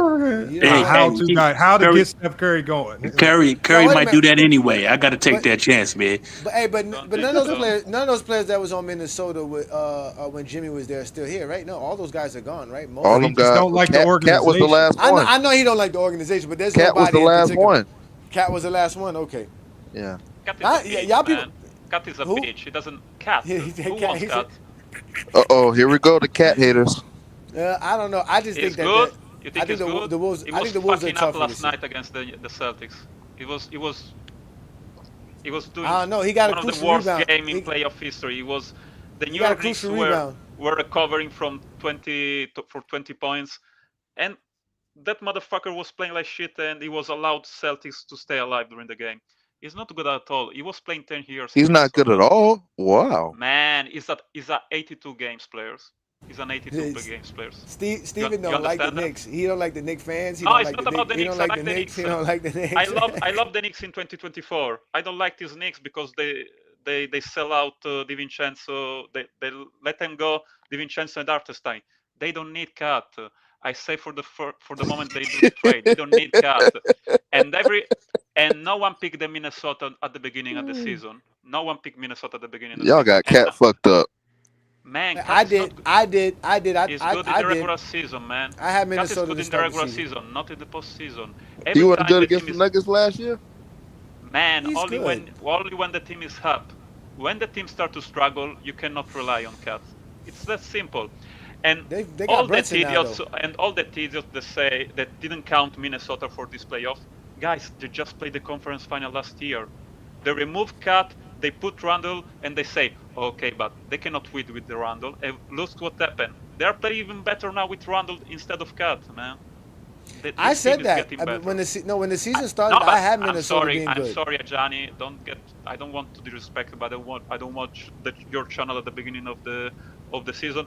To be honest, I met Lamont on another channel, and I like this guy. I mean, he know about basketball. Don't think that just because I argue with this guy, or I bet, or I did a bet with him, I don't think he's good with basketball. For sure, you know better than me, but sometimes I feel like we are focused on the details, and we don't see the elephant in the room. The Minnesota are a better team compared to last year. That's it. No one thinks that Randall can be a good player. They don't even Stop get saying no Randall. one. Stop saying no one Okay, when I'm here. not you. Okay, no, yeah, but most of exactly. the All right, people, yeah. Please stop saying no one. ESPN fans, Say your ESPN ignorance. Say my ignorance have never heard of it before. Stop saying no one. How about that? I have a better Because way. okay, no, you had a better way of excluding people because you're ignorant. I'm ignorant because I don't know you, but ESPN fans. That's called ignorance, sir. Casual fans. Ignorance and not knowing it is a synonym, sir. Not knowing and ignorance are synonyms. It means the same thing. I'm sorry for my semantic. English is I'm not just my saying. first language. But It wasn't just listen, semantics I was worried about. It was your attitude. But go ahead, continue. man, I'm not disrespecting you. Trust me. I'm saying that too many people are cutting off Minnesota and think they will not doing good. I'm with you, man. I believe Minnesota will beat the Warriors. I want to see Draymond how he will play when he have to face three bigs. Every time he start to fuck up with someone on the court, it was because he was guessing out. He's 35, guys. That's why they have to bring Quentin Post, that basically is a rookie and was playing in the G League as a center, as a backup center, because they need another big. Otherwise, Draymond play the center position will gas out. He cannot play that much defense and still be available, still be reliable on the offensive end. Even if he doesn't watch the basket, he's still the he's still the playmaker of the team. You understand that? I mean, you understand that, Johnny, but but yeah, I gotta shut this one down. I gotta shut it down, y'all. I gotta because I want to catch the rest of this games. I got some stuff I gotta get to. I think we didn't cook long enough. I appreciate y'all pulling up. I think we kind of got the gist of it, but yeah, OKC. Think they on the ropes. I'm gonna get to this. We'll see. I guess tonight. And we got Golden State, Minnesota tonight, right? Yeah, the game's right after this game is Minnesota. Yeah, that's what I'm saying. So we'll find out here in a little bit. Oh, it's gonna be great. It's gonna be great. My expectation is that Golden State wins game one. I think they're gonna do what Denver did, hit them in the mouth early. Well, you know, what's it called? Is it true though? Did y'all see that they supposedly got this picture of Anthony Edwards shaved his head, but he never shaved his head? It's so funny. You know what, Lamont? If Anthony Edwards loses this series, let's see what this SD Jeffrey say about Anthony Edwards. I can't wait. I can't wait. They'll quickly jump on the Curry bandwagon. Quickly, it'll be Curry and Joker finals. That'd be crazy. That'd be crazy. Oh, they already hedging their bets, bro. I was in some lobbies today, and they was talking about how Ant-Man wins, he's the next up and all this, but if Curry wins, it just proves that LeBron's legacy, that he is the true best player of this era. Oh man, it's ugly work, bro. Oh my God, they're hilarious. I mean, I still don't understand how it's Stephen Curry's era or LeBron's era. It's been past their eras. Their era's been over with. I agree. Yeah, man, but they're still good. They're still good. Say what? Oh my God, yeah. No, it's all good. It's all good. Anyways, Lamont, great stream, man. Great job showing how valuable Joker is. And it was always good to see Brandon Katz get called out because his league MVP, right? He was screaming his MVP was SGA all year, or whatever, all month, and now SGA looking like it's all on him. That's why he was up here defending OKC so tough. What? SGA is still the best in the MVP. What are we doing? I agree with you. But he just kept going in on Joker. He's gonna win the award, but he's not the true MVP this year. He's not the best player. He is the MVP, though, in my opinion. Yeah, he is the MVP. I say he's not the most valuable. Jokic is the best player. Jokic by far. Jokic is the most valuable player. Joker. Okay. I think SGA should have won it last year, but Joker won it last year, so they give it to SGA. You shutting down the stream, so we ain't gonna get into it. But I got SGA. Can y'all hear me? Yeah, man. Yeah. I got Jokic, man. I mean, I just say this real quick. What is ceiling raising better or is floor raising better? Which one do you prefer?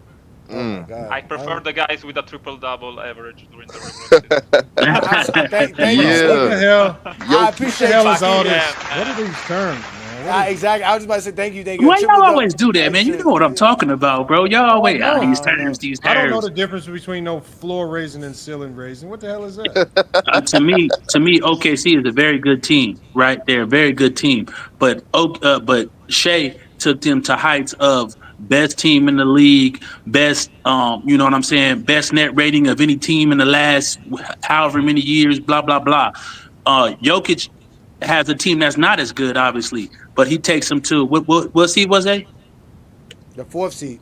The 4th seed, which is great by all accounts. But what SGA has done is took a very good team and took them to standards that that have been not unheard of, but are historical. You know what I'm saying? It's the best net rated team in almost the history of basketball. So one of the best that's ceiling raising. He took them to new heights, like the ceiling.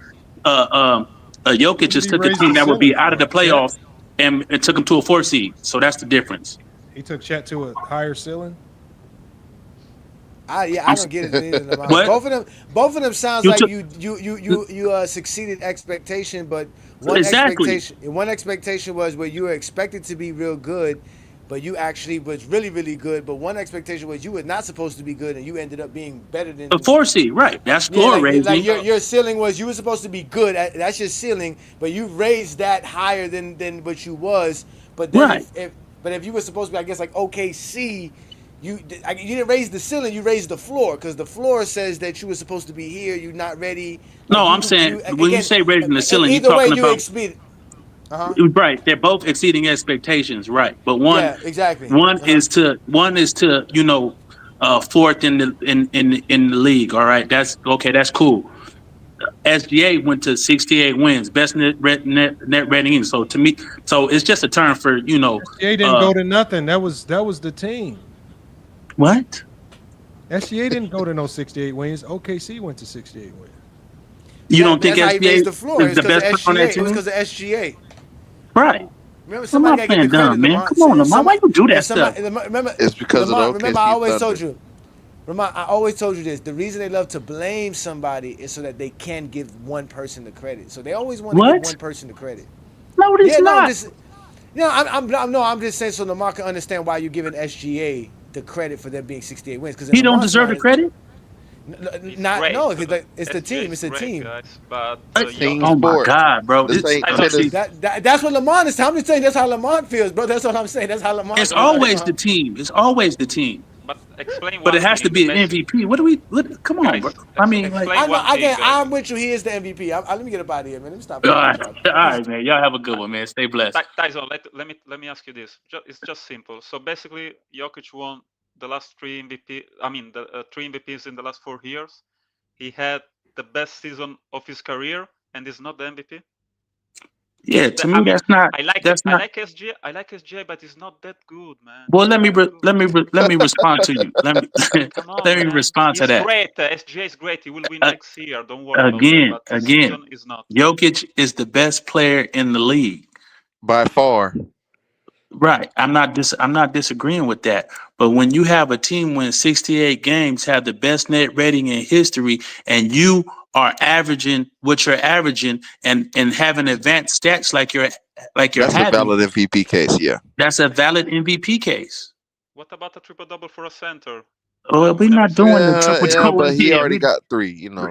Right. No, we not. Steve, that's them picking what greatness they want to win the MVP. No, it's not. No, it ain't. Trust me. There's nigga already almost won 70 I hate when you do games. that, Lamar. Bro, hold on. Won an MVP, We ain't all these teams that won 60 games in the past. When the Utah Jazz won 60 games, I didn't hear people running around saying Donovan Mitchell should be league MVP. When the Atlanta Hawks won 60 Did Donovan Mitchell had the stats and advanced analytics that SGA had? No. That's why. It's about analytics, man. Who cares? That's why Jokic is MVP, because of analytics. No, man, no one's not. I mean, who votes Yes, for it is. MVP? Come on, Lamont. Never watch career MVP. You did a whole show on it. Lamont. That show was all. If Donovan Mitchell was averaging 30 on that Jazz team, he would have won. He probably would have been top 2 or top 3 at MVP. Come on, bro. You did a whole show on how they pick MVP. If we look at the last, 20, 25 years, and you go to VORP, if you go to defensive win share, box plus minus win shares, PER, that all these players are top 3 in these categories. You know what I'm saying? When they win MVPs, Donovan Mitchell was nowhere sniffing those type of heights in those advanced analytics. So that's why he wasn't involved in. Are you telling me Shai Gilgeous-Alexander's analytics are better than Jokic's analytics? No. Jokic is number 1 in most of those stats. I said he's top. If you go to advanced analytics, because Nikola Jokic dominates in analytics. He's top 2 and 3 in most of those analytics, not all of them. He's top 2 or 3 in most of those analytics. And his team won 68 games. And they had the best net rating of any team in the blah, blah, blah. So all that put together, it's not just one thing. You know I ain't capping, bro. Stop it. I've never heard net rating in an MVP conversation till this year. Oh my God. Well, you ain't heard it until you heard it, brother. They better. Huh?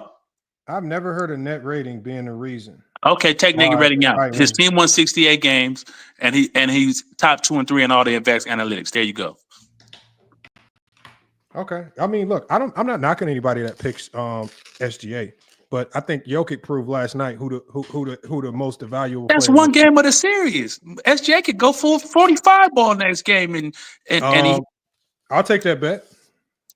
I'm not betting. Lamont, you are arguing who's the better player. We know Jokic is the better player. Jokic is the better player. But the MVP this year is Shai. To me, the best player in the league is the MVP. I don't know why people try to create these new ways to give other people MVP, but the best player in the league is the best player doesn't always get MVP, Lamont.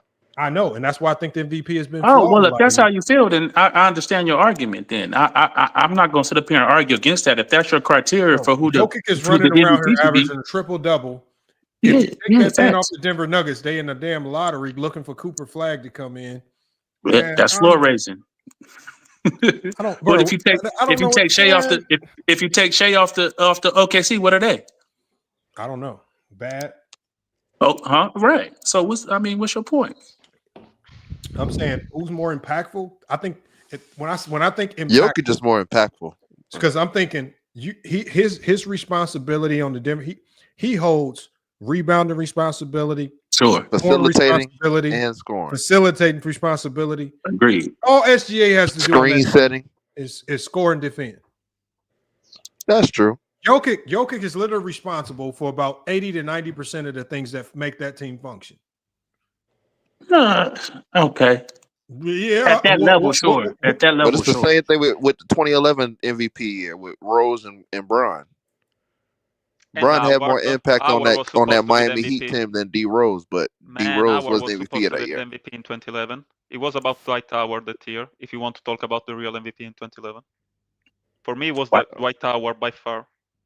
Not by far, but is here. I have to go back and look at that year specifically, but Man, I remember that season. you Dwight can't go Howard was against great, Bron man. though. Dwight Howard was Bron great. put up. If you like stats and analytics, then you love LeBron James. I don't like analytics. I don't know why Lamont says that. I didn't hate say analytics. you did. I said if you do. Sorry. Sorry. Steph Curry getting MVP over LeBron them 2 years. Same thing. Steph Curry. People make this argument for Kobe Bryant MVPs. I'm like, what year? 2006, man. Yes, Kobe, 2006 was weird. Kobe should have 0 MVPs. 2006? Yeah, I mean, Kobe won in 2008. Hold on. If you try to get, hold on. If you in 06, what was his team record? Horrible. Man, but he was great. So man. why would he get it? I mean, if we go, that's what I'm saying. Like people need to stop saying that. Yeah, I don't see any case for Kobe Bryant in 2006 winning the MVP. Well, if anybody had an argument, probably Kobe, guys like should LeBron have 0 MVPs, man. I don't know about 0, but I can't find another year he should have won it. How did he? In the year he won it, you can name 3 players that should have won it, especially Bron. Yeah, and you can again, you can always throw Bron in that conversation. No, they gave question. him the SGA. They gave him the SGA MVP. That's what they gave him. I ain't gonna argue with you. I would have to go back and really parse the numbers and everything. But just for the eye test, Bron. But Kobe had a great year that year. One of those years that Nash won the MVP. Right, quick, Lamont. That one of those years that Nash won the MVP. He won like 56 games without Amar Stoudemire. Yeah. It was good, but I feel like in 2006 it was supposed to be Kobe Bryant. It was one of the weirdest. Based off of what? He didn't win nothing. But did they even make the playoffs that year? Based off of what? Yeah, they made the playoffs. Record? They lost in the first round. Yes. Yeah, in Game 7, man. How many games did they win? Like 40? Or they won 48. I was just checking. They won 48, but I don't think the Suns won too many games in 2006 too. So I feel like what? What? Suns was the number 1 seed. Hey, y'all, look. I don't remember. They were over 60 games. Steve, hold on. Olo, Tyson. I want to keep it going. I got to shut this one down. Yeah. You good. You good. My apologies. I would keep it going, but like I said, I got to shut it down. I hate that I got to. Most nights, y'all know I try to keep it going 6-7 hours, man. But I got some stuff I got to get to. Plus, the spammers going crazy in the chat. We ain't have a mod in sight. Man, I just looked at the chat. I'm like, what? That's crazy, man. So it's cool. That's cool though. But I appreciate y'all pulling up, man. Man, Tyson, always a pleasure, bro. Oh, you're not out here in Arizona no more. I thought Tyson, man. I'm like, we got to get some of y'all out here. Somebody got to pull up to GCU, man, for these runs, man. Somebody got to get barbecue, man. Eventually, y'all can't keep running from these barbecue sessions. And somebody got to get cooked, man. All right, Mark. All right, man. Hey, all right, Olo. Appreciate you pulling up. Appreciate you also sharing the lives on IG too. Yeah, I just did it. I'll be saying that. I definitely appreciate that, and that definitely helped a lot too, man. Appreciate you. And Olo, man, you got to talk to me, man. We got to get you a show going over here, man. You're talking about me? We got it. But Steve, if you want, you got to let me know. But it's about consistency and quality. Consistency and quality. If you're willing to be consistent, I'll help you with the quality. I just need somebody that can commit to. I don't care if it's a show once a week for 30 minutes. As long as you can commit to the same time. Okay, I will try to be. Lamont, I would like to be on the show with Johnny, to be honest. I mean, if Johnny, if Johnny has a specific like show theme in mind, but I think the problem sometimes with a Johnny, and I actually saw this a little bit with True to King, is that a Johnny he's now so closely branded with GOAT James Kingdom. It's going to be hard to create a show that separates him from GOAT James Kingdom. You see what I'm saying? Yeah, for sure. And so that's why I want new faces that ain't really connected with nothing, so you can kind of have your own identity. That way, whatever fan base you bring in, y'all got your own, like, you know what I'm saying? It's like y'all got your own little stick, you know. And I think that's what I'm looking for with the people I want to bring in. Like, I just, like as good as True to King is, he was just too closely connected with his channel, and it's just like it was hard for people to separate the original version of True to King from what he was trying to do over here. And with some of the other people, like, I mean, Herm is kind of like, Herm was actually really good, but he just could never be consistent. And that motherfucker, That motherfucker sometimes wouldn't even pick up the phone when it was about to do the show, man. That motherfucker just gone somewhere, just drinking or something. I don't know what the hell Herm had going on. So, you know, so No, but like I said, Lamont, tell to Ajani that I didn't want to be disrespectful because I was on his streaming last night, but I didn't know that your channel is about different streaming. So I hope just he doesn't feel upset, or maybe he doesn't know me, so maybe he believes that I try to be disrespectful. But no, nobody worried about that. I heard it. I heard when you said that. Like, some people don't know, but you know, it is. He explained it well, so no, I don't think he took it that way. He's not easily offended about nothing. If he was offended, you would have known. I promise you. I hope so. I promise you. No, because I don't want to fuck up with anybody. I mean, even if I start to talk shit when we talk basketball, even if I like to talk shit about basketball, but always in a good way. But let me tell you just this: I used to talk even on other chats. You cannot imagine all the shit that they tell me during the season. I will say Minnesota is good, guys, and everybody will say, no, you don't understand shit. The Knicks stole cut from Minnesota. Minnesota will take a. They will not play for real this season. They were just waiting for drop Randall, and then they will start to rebuild next season, something like that. And then they say, okay, I know you will not like this, but then they say the Lakers are a contender. I don't believe the Lakers are a contender. And then they say what else? Oh, some guys, you remember at the beginning of the season, the Warriors were doing good, and someone start to say, oh, the Warriors can really win. They suck without Jimmy Butler. They really suck. I remember that is true. I agree with that. Yeah, that is true. I remember agree with that. I remember one stat. It was during an interview, and it's a great stat. It's a simple stat. They told they say to Steph Curry, you know that the Warriors are 120 when they are starting the fourth quarter behind the opposing team. So when they start when they start the fourth quarter with less point of the opposing team, they just won one game over 20 games. This is the stat. Mm-hmm. It makes sense. So this is a very simple stat. They didn't have a second option. They didn't really have a second offensive option before Jimmy Butler, and also with Jimmy Butler they have a better perimeter defense. Sorry. So Mm-hmm. I feel like it will be a great series against the Wolves. Don't get me wrong. I pick Minnesota. I feel like Jimmy Butler and GP probably they will switch a lot on Handman, and Green will take for sure Randall. Maybe he will switch on Reed sometime, but he will have to take Randall for sure. But I feel like Minnesota had a better chance to win this series. It will probably be Game 7, like last year against Nuggets. It will probably be like Game 7, but I feel like Minnesota can go to the conference final, and from then on we will see. And okay, this is my pick. I pick OKC. I pick Wolves, and on the east side, I'm not sure about the Cavs because I don't really know how much they are hurt. I don't know if even Mobley will come back for Game 3, and Garland and also Hunter will come back from Game 3. And we don't know if they will win this game because it's close right now. Yeah, I think it's just 6-point game. No, I have to watch the final of this game. And for New York, I really hope New York will win because I had the Matsula offense, you know that. But we will see. But I picked the Celtics, so this is everything for me tonight. And let me tell you this: as a basketball fan, I really love you, man, and thank you for being for real, man.